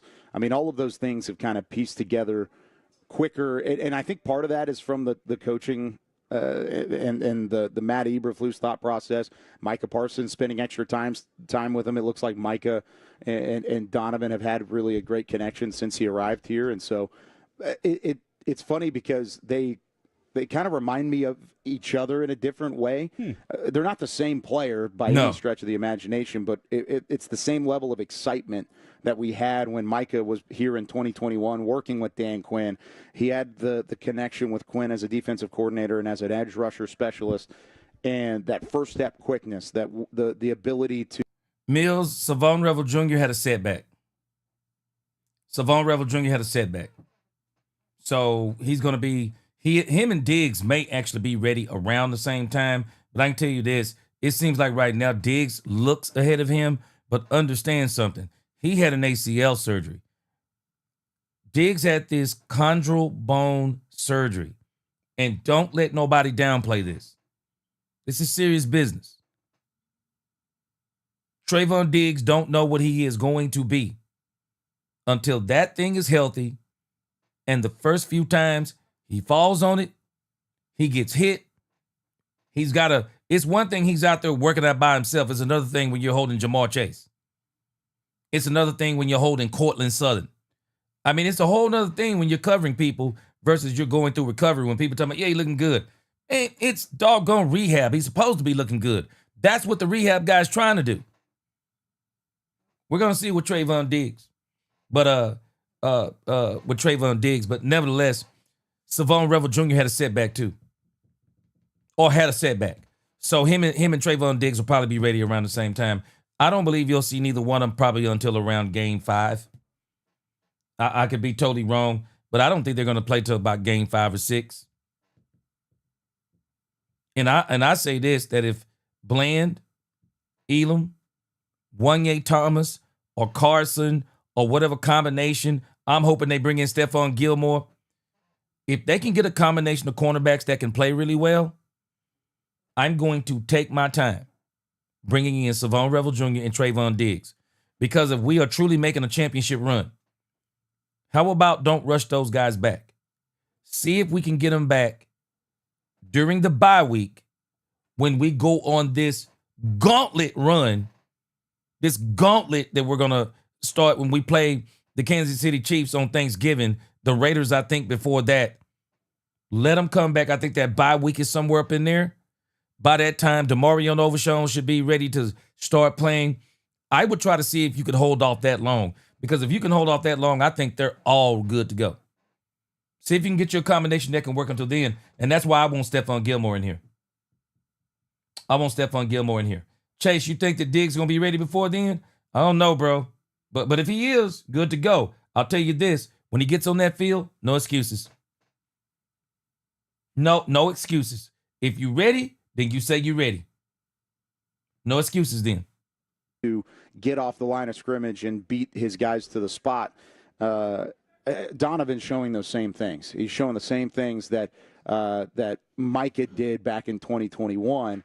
And if he can piece any of that together and continue to grow like Micah was able to into his rookie season, it could be a steal for them. And I thought it was interesting. It is going to be a steal. When they were talking about the draft weekend and how Aaron Whitecotton was standing on the table for him at pick number 12. I don't know how much that was even a serious consideration, but I do remember them having conversations going into day 2, and they said, but what if the BC edge rusher is there? What if the Boston College edge rusher is there? And that was, of course, Donovan Ezeraku.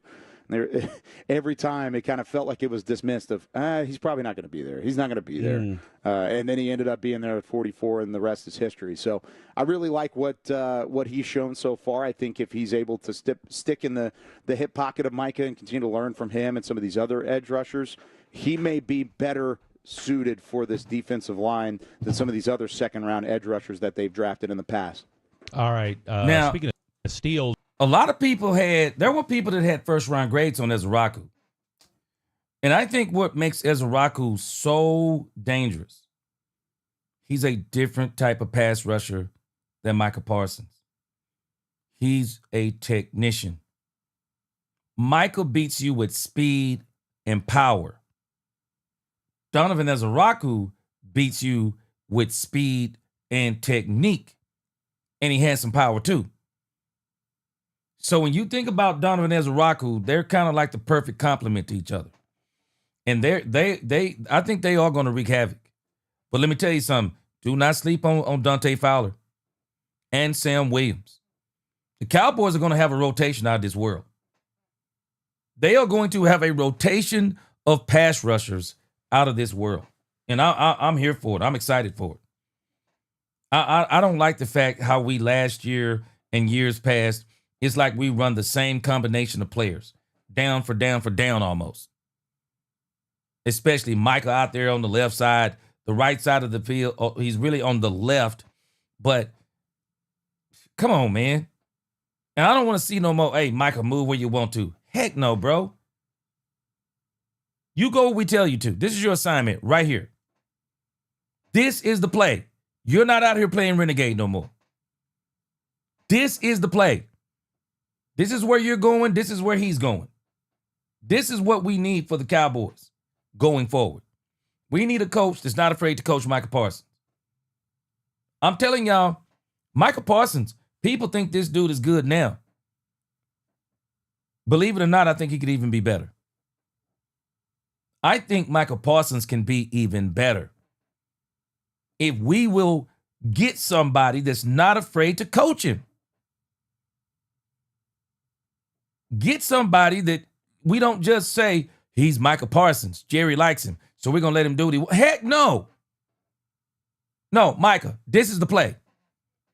This is what we want you to do. This is where we want you to rush from. This is where we want you to line up. This is how we're using you. Gotta stop this renegade stuff. This dude could be way better. Way, way, way better if we start coaching this dude. I'm telling you. And again, Donovan Ezeraku, he's a technician. And that's why he's going to be. That's why him and Micah Parsons, to me, is the perfect complement to each other. Like George Pickens and CeeDee Lamb. Two different type of receivers. Or maybe at this point just being stolen from. What's the latest on Mozzie Smith? Yeah, I haven't been necessarily impressed at the moment. I think he's where he was at the end of last year, which is better than what he has been. But I think the expectations are he needs to be a bona fide starter. Yeah. He needs to be a bona fide member of the interior defensive line. It should be Mozzie Smith, a first-round pick, and Osa Odigizua as the newest contract on that defensive line. That's what the combination should be. And instead, it's Solomon Thomas who signed this past offseason that's getting the majority of the reps with the ones. And so I think the coaching staff is seeing the same thing. I think Mozzie would say the same thing himself. He just hasn't been good enough yet. And I think there was a Wait a minute. He said he hasn't been good enough yet. I don't think it's happening. Cowboys just gonna have to figure out how they're gonna use Mozzie, and that's just the bottom line. concern when the report started coming out and when the coaching staff and the front office were talking about how much weight he lost. If you're going to be a one technique in this league and you're going to go up against other double teams and other offensive linemen that are 300 plus, I mean, it's just pure and simple math. 600 plus versus 280 plus is not the same, and you're going to have some level of strength there. And I think Mozzie's done some good things. I don't want to completely knock the guy, but when you're being outshined in pass rush by guys like Jay Toia, who was a day 3 pick, and when you're being outshined by Solomon Thomas, who, of course, he's had that same scenario himself of not living up to the draft stock and not living up to expectations, but he's a veteran in this league, and he's been better on the Cowboys defensive line and in this system so far. So I want to see more from Mozzie. I'm not giving up on him yet, and I've been vocal about that on our podcast and our television shows. I'm not giving up on Mozzie Smith. I still think he has it in the tank. We saw it last year in flashes, and it was really the first time that he's shown something. But you got to find the consistency if you're going to ultimately make it in this league and be worth what the Cowboys have invested in him to this point. The Cowboys are just going to have to accept that Mozzie is not the one tech in the NFL, and I do blame, as someone pointed out yesterday, there's enough blame to go around with Mozzie. Jerry for drafting him when Dan nor Mike McCarthy wanted him. Dan trying to turn him from a 340-pound one tech to a 310 or 310 or less one tech. Zimmer came back. We saw him getting better when he gained his weight back, and now we got him losing weight again with Eberflus, and now we're seeing him in camp getting pushed all around. I think Mozzie is going to find his niche eventually. But I think I think he may have to accept that he's not a one tech for this league. He's not a one tech for this league. A lot of people make a big deal out of being kicked out of practice because if you're not on the field, you're not in front of coaches, you're not getting your reps, you're not getting your opportunities. And so that's an important thing to these guys. Yesterday, Miles Sanders, was this Veteran Day? What were we working with there? And then while he's out, Jaden Blue gets some more more opportunity reps. How are you feeling about what you see with Jaden Blue, and how's Miles Sanders? Yeah, I think Sanders is fine. I don't think it was an injury scenario. At least I haven't heard anything specific. I know when Tyler left yesterday, it was a bit confusing because when Tyler Smith walked off and there was no training staff there, we were all looking at each other of what's going on. Does he need to go to the bathroom? What's happening here? But he left with knee tendonitis was ultimately the report. Miles, I never saw anything specific on Miles Sanders, where Jaden Blue, I think, and I asked Schottenheimer about this in the press conference yesterday, but when you have players that are doing the right thing and they're continuously having an impact on the field, they're doing their studies off the field, they're picking up the playbook quickly, they're in the meetings, they're early to the meetings, they're asking questions, and they're active.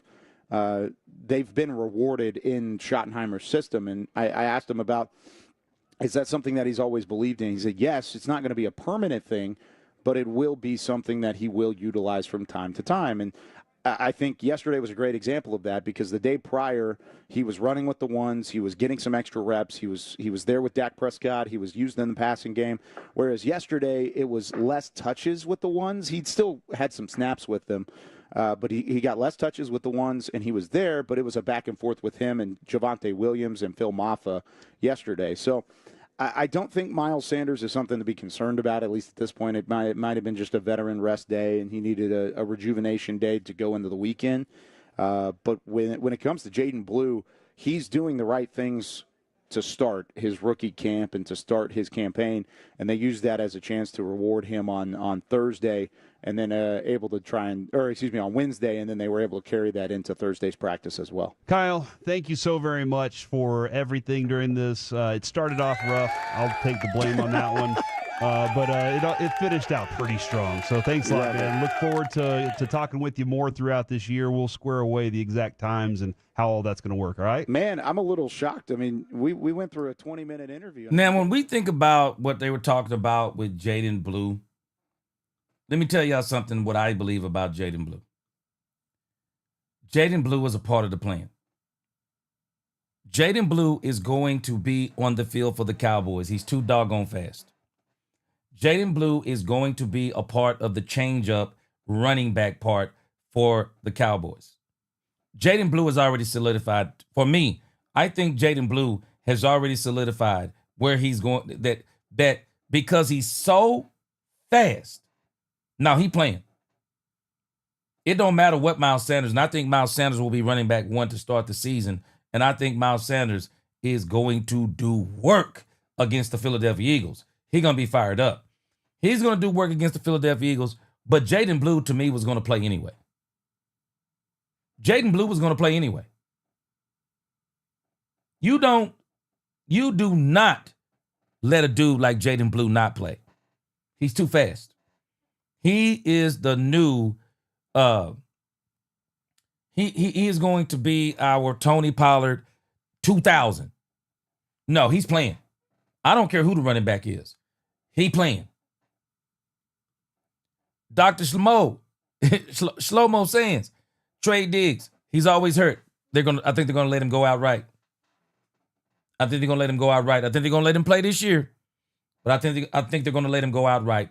They saved $13 million. They can either trade him or let him go. Both scenarios, I think they saved $13 million. I think they saved $13 million. Lisa Worley had to do a double take when that man said Oso Diggy Zua. I had to do a double take. I thought he said Mozzie. This man said Osa. That's crazy. And that just goes to show you. You could look at this in two different ways, Lisa. We could look at this as Osa hasn't been playing well.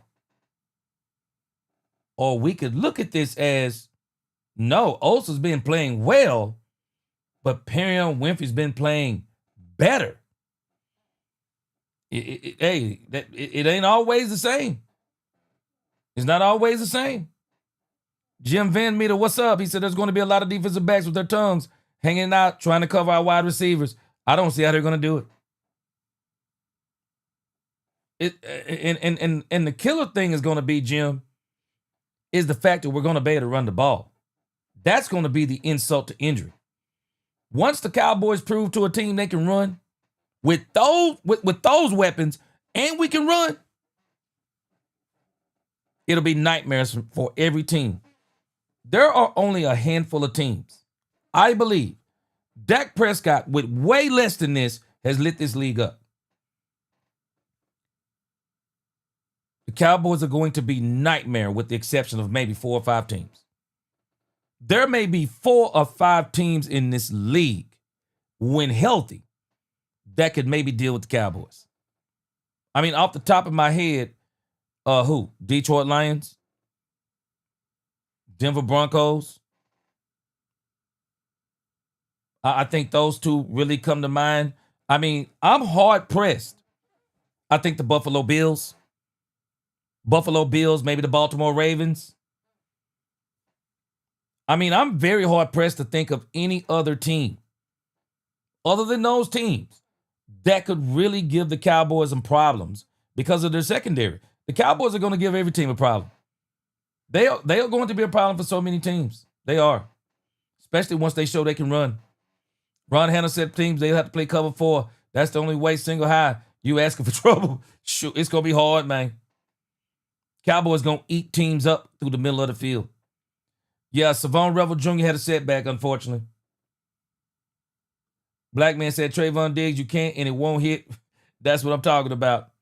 Yeah, Trayvon Diggs ain't gonna make it, man. Trayvon Diggs ain't gonna make it. He ain't been the same. Antoine, he likes Diggs, obviously. He said he has a 1% miss tackle rate. No, I don't think they want to trade him.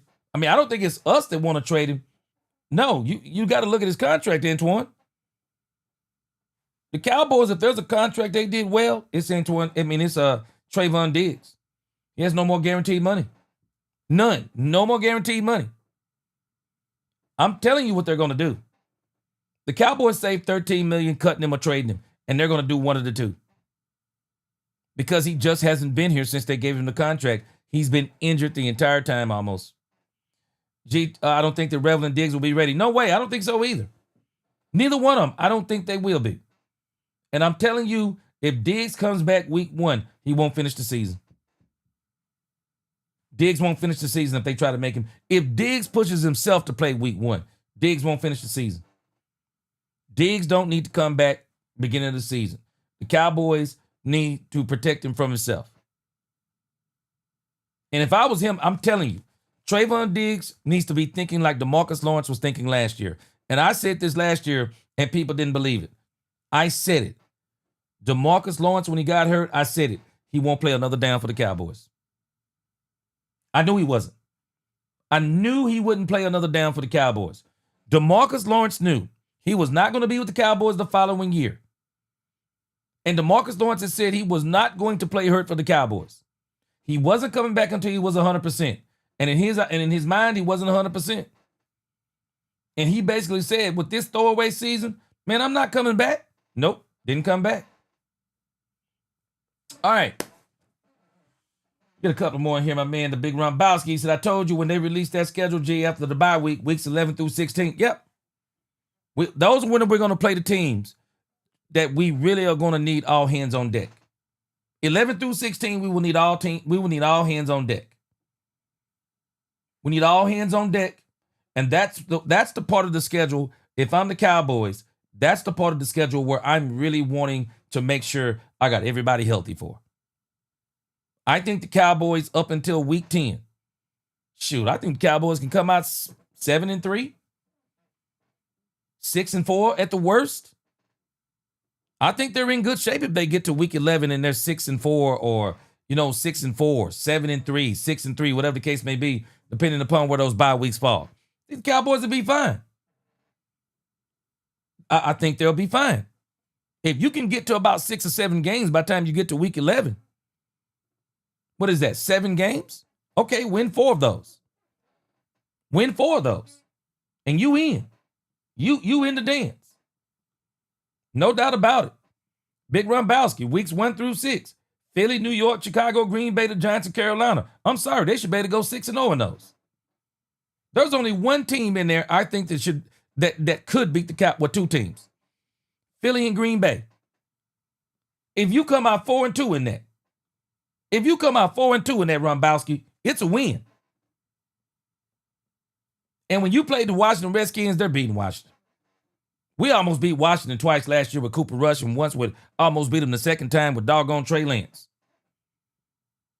Cowboys should be in very good shape by the time they get to that gauntlet run. And I think they're going to win some of those too.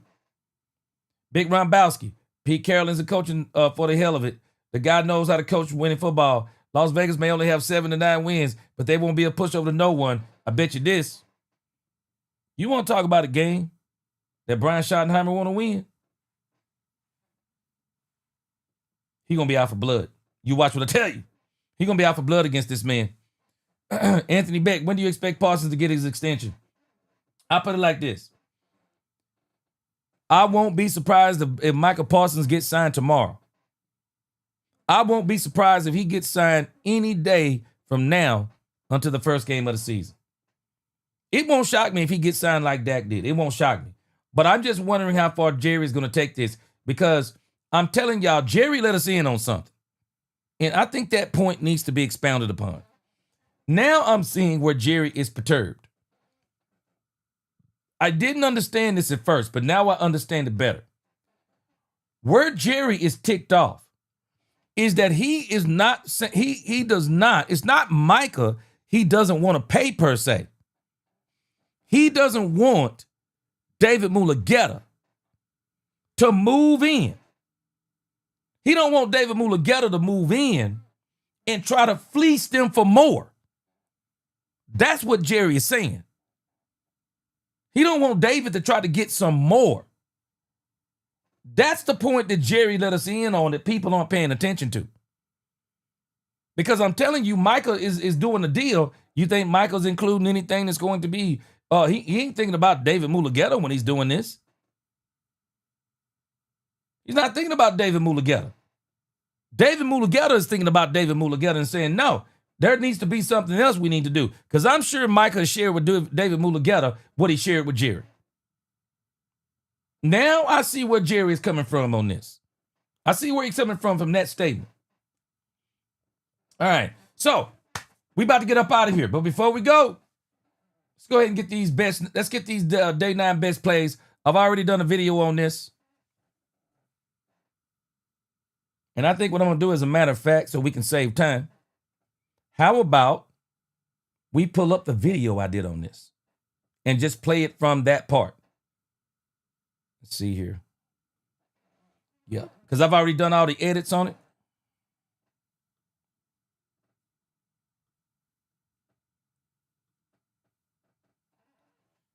All right, appreciate y'all rocking with me again. All right, let's get this thing going. We're gonna close this out with the best plays of week 9. For those of you who have not seen it, you are about to be entertained. And for those of you who have seen it, sit back, relax, and check it out.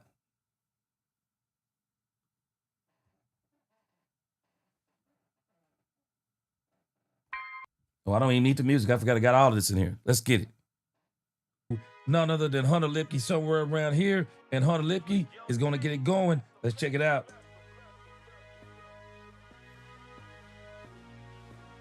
Nice, nice. You'll notice the Cowboys defenders. Right there, getting ready for the arm punch. Or getting ready to try to punch it out. This is one of the things they've been working on, trying to get those 40 turnovers. Nice. Next up, we have Jaden Blue, who's been working with the first team. Miles Sanders, I think, is having some maybe some hamstring issues. Deuce Vaughn's been out too. So we got Jaden Blue running with the ones. Check him out.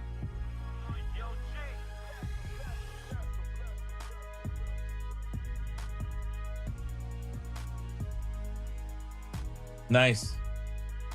And for all these people who have been saying that Dak Prescott cannot throw the deep ball, I don't know what you're talking about. But watch this throw and catch right here.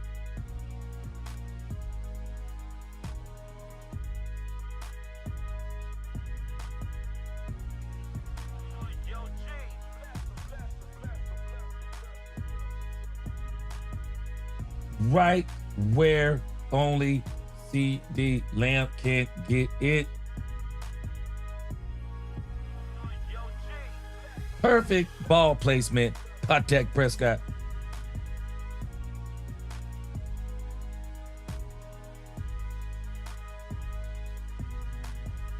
Next up, we have a big play by Elijah Clark. He's about to pick off Joe Milton.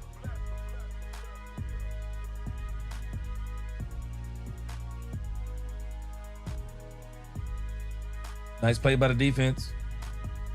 Next up, we have what I'm calling the catch of the day by CeeDee Lamb. CeeDee Lamb has absolutely been brutalizing this Cowboys secondary.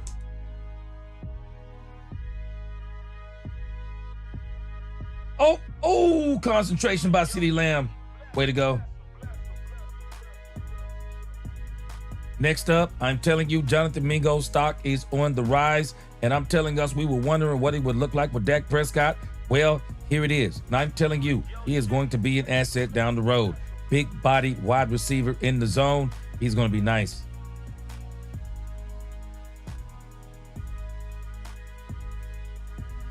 Nice work. Here's that Mingo play again from a different angle.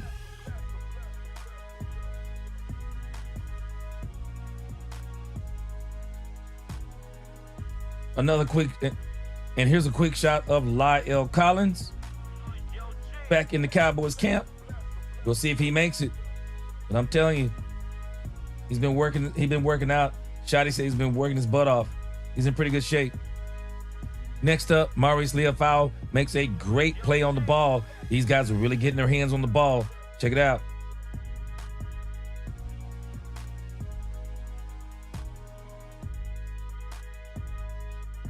Catch. You see Leafau already getting the punch ready to go. Boom. Nice play. Next up, a player who I think is going to make a huge difference for the Cowboys this year. It is Cavante Turpin. The Cowboys are using him all kinds of ways. It is Turpin time.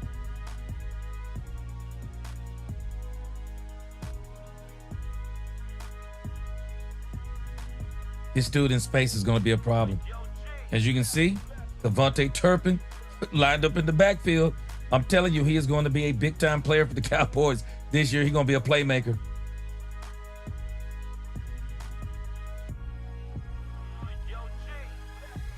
Oh, man. I'm telling us, these are going to be touchdowns if the Cowboys get this stuff. These are going to be touchdowns. I'm telling you. Here's a play right here that really caught my eye. We got Marshawn Nealon lining up against Nate Thomas. And I'm telling you, Nate Thomas, while he's played very good a couple of days, this play right here, watch what Marshawn Nealon does to him.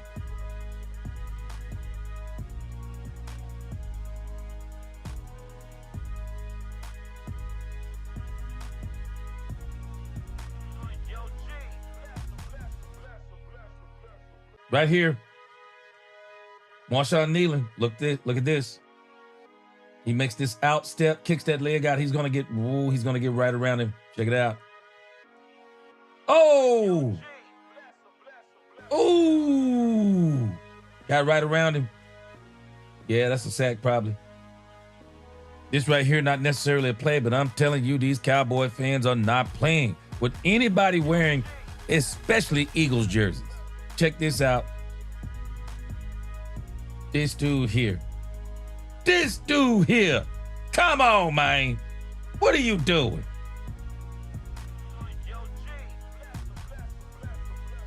And let me let you hear the sound. The Cowboy fans are letting him have it.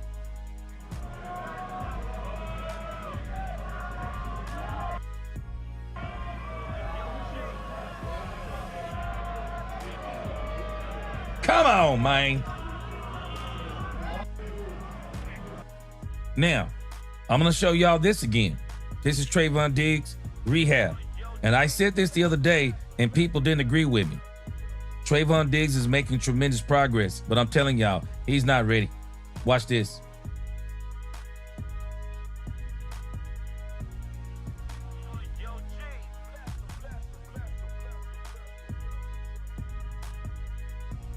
The movement, he's moving really good. Now watch what happens when he catches the ball and jump. I said this the other day. You can tell he's running a little gimpy. Just a little bit, but you can tell. It's after those jumps when he comes down. I don't know if that's because he don't trust the knee, but when he comes down, he's a little gimpy, just a little bit. He's not as fluid. Watch this. Boom. You can see those few hops in that area. This next play is something I think we're going to see a lot this year. Play action, Berg. That was a sack, of course. Great catch by Ferg. This is actually a sack. There it is right there. Yeah, we got us a sack. He would have, if this was in real time and they were hitting the quarterback, this is a sack. Yeah, that's a sack. Nevertheless, Ferg got it. This next play, we got a Marquise Bell sighting.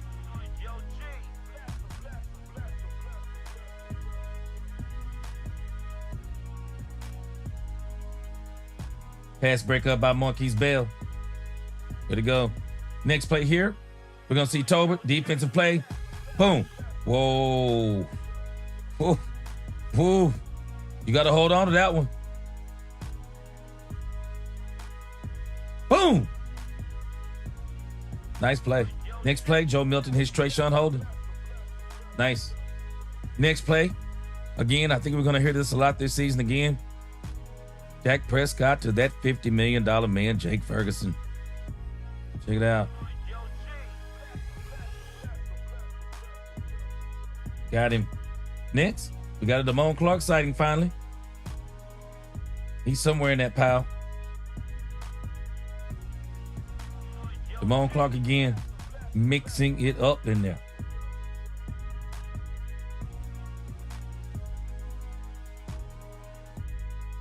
Man, this dude, Booker. Boy, you see Booker? Good. Dude, Booker. And this dude, Booker, is putting in work. This play, Joe Milton. It's Jalen Brooks. Oh, nice throw. Nice throw. Nice catch. And so, last but not least, I'm going to leave you with my favorite play of the day, and that is none other than Dak Prescott to C.D. Lamb with the concentration play, juggles it and catches it, and man, this is nice. C.D. has been on fire this training camp. Check it out.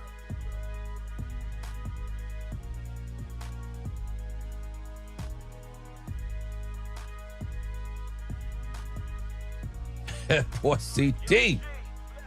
has been balling. And so, those were the best plays of the day from day number 9. We're on the second. All right. That is going to do it for us tonight. Yeah. I told y'all we were going to talk football tonight. Man, we got too much. We got too many great things going on. For Cowboy fans, I'm sorry, C.D. Lamb said it perfect.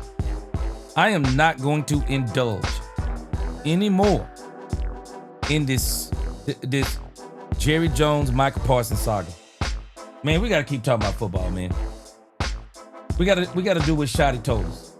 Man, we got to stay focused on the field. We got to stay focused on this team.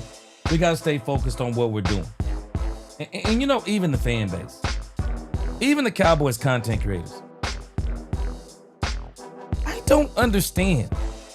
Why are content creators competing against each other? No content creator should not be competing with one another. Man, as we used to say out there in them streets, it's enough work out here for all of us to eat. Why in the world would we not want one of us to eat? Why would any of us be mad that we are eating, that we are all playing a part in telling the story of the Dallas Cowboys? And for whatever reason, there seems to be an elite group out there who think that everything they say is right and you're wrong if you disagree with them. Come on, bro. We got to stop rolling like this. We got to start rolling like this. We gotta be what we want the team to be. And sometimes I think the fan base, I think the content creators, I think the media are a microcosm of some of the problems this team has had in the past. Too much division, too much elitism, too much heroism. Man, let me tell you, I'm sorry, I'm a grown man. I'm not competing with nobody. I'm not gonna do it, and I don't think we should be doing it. And I'm not gonna be out here trying to tell people who not to listen to and don't listen to this person and don't like that person. Why are we doing this stuff? We have a divided Cowboys nation. And when we are divided, and this is the part that's crazy to me, it's like we want the Cowboys to be just like some of the people out here in Cowboys Nation. I'm sorry, it's crazy to me. I don't think we should be doing this stuff. I don't think we should be doing this stuff. And I'm sorry. We are grown-ups. We are grown-ups. I am not finna be out here talking bad about other grown men. I'm not gonna be mad at other content creators because they're successful. Why? Why would I be mad? It should be inspirational. I'm gonna look and see what you're doing good. And I'm going to cheer you on from the sideline. But what I'm not going to do is I'm not going to be jealous of anybody and what they're doing. And I'm not focused on what the next man is doing. I want the next man to be successful, but I'm not focusing on the next man and what he's doing. And I'm definitely not going to be out here dogging and downing the next man. Crazy to me. But this stuff with Michael Parsons, to me, it showed me again how volatile this fan base is, how volatile some of the people in the media are, how volatile content creators can be, and how I don't understand. Bro, it is just, there are billions of people on this earth. So many people out here in this YouTube thing. I'm sorry, but there is just enough room for everybody to eat. It is. I'm not gonna engage in it. I bet you that. I promise you. I'm here for the Cowboys. I'm here for the Cowboys. I'm not here to be I'm just not here for I'm not here trying to impress other content creators. Respect is earned, and if you don't respect what I'm doing, I don't have no problem with it. If you don't like what I'm doing, you don't have to watch it. But we definitely don't need to be out here with all this stuff. Praying that everybody get this, just praying with peace between everybody. And if people don't like people, man, just go. Let people do their thing. And let people do their thing, and you do your thing.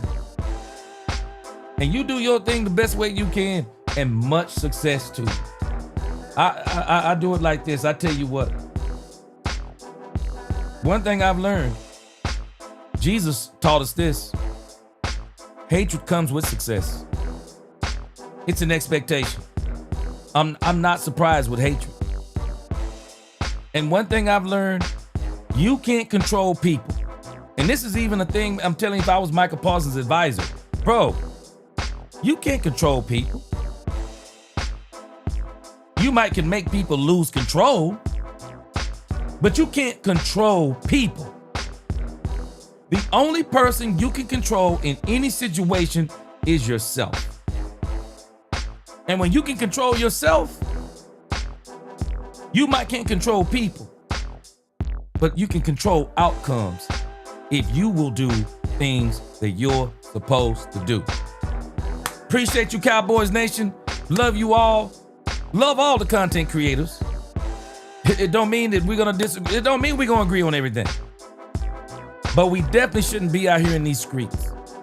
We shouldn't be out here in these YouTube streets, man. Don't be out here in these YouTube streets doing this.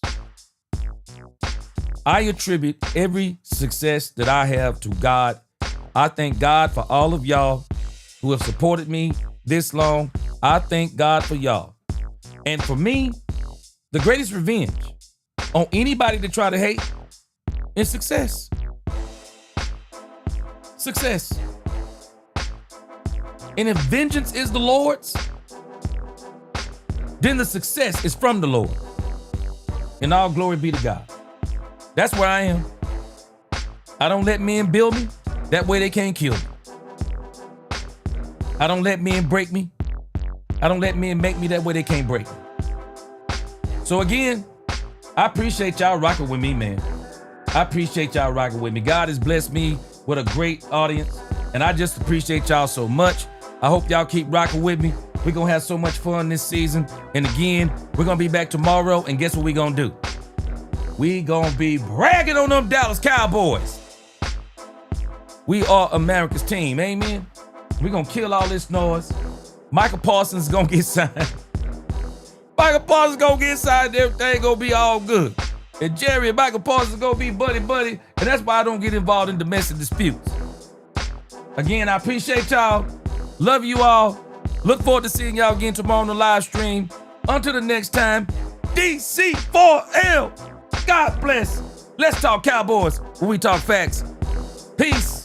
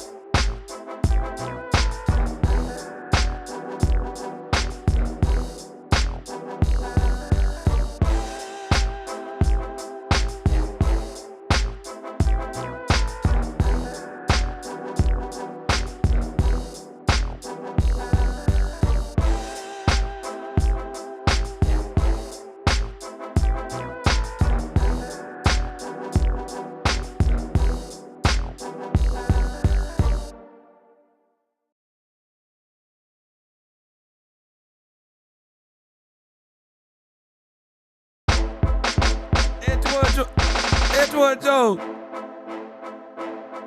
Edward Jones, you said boys to men outfit.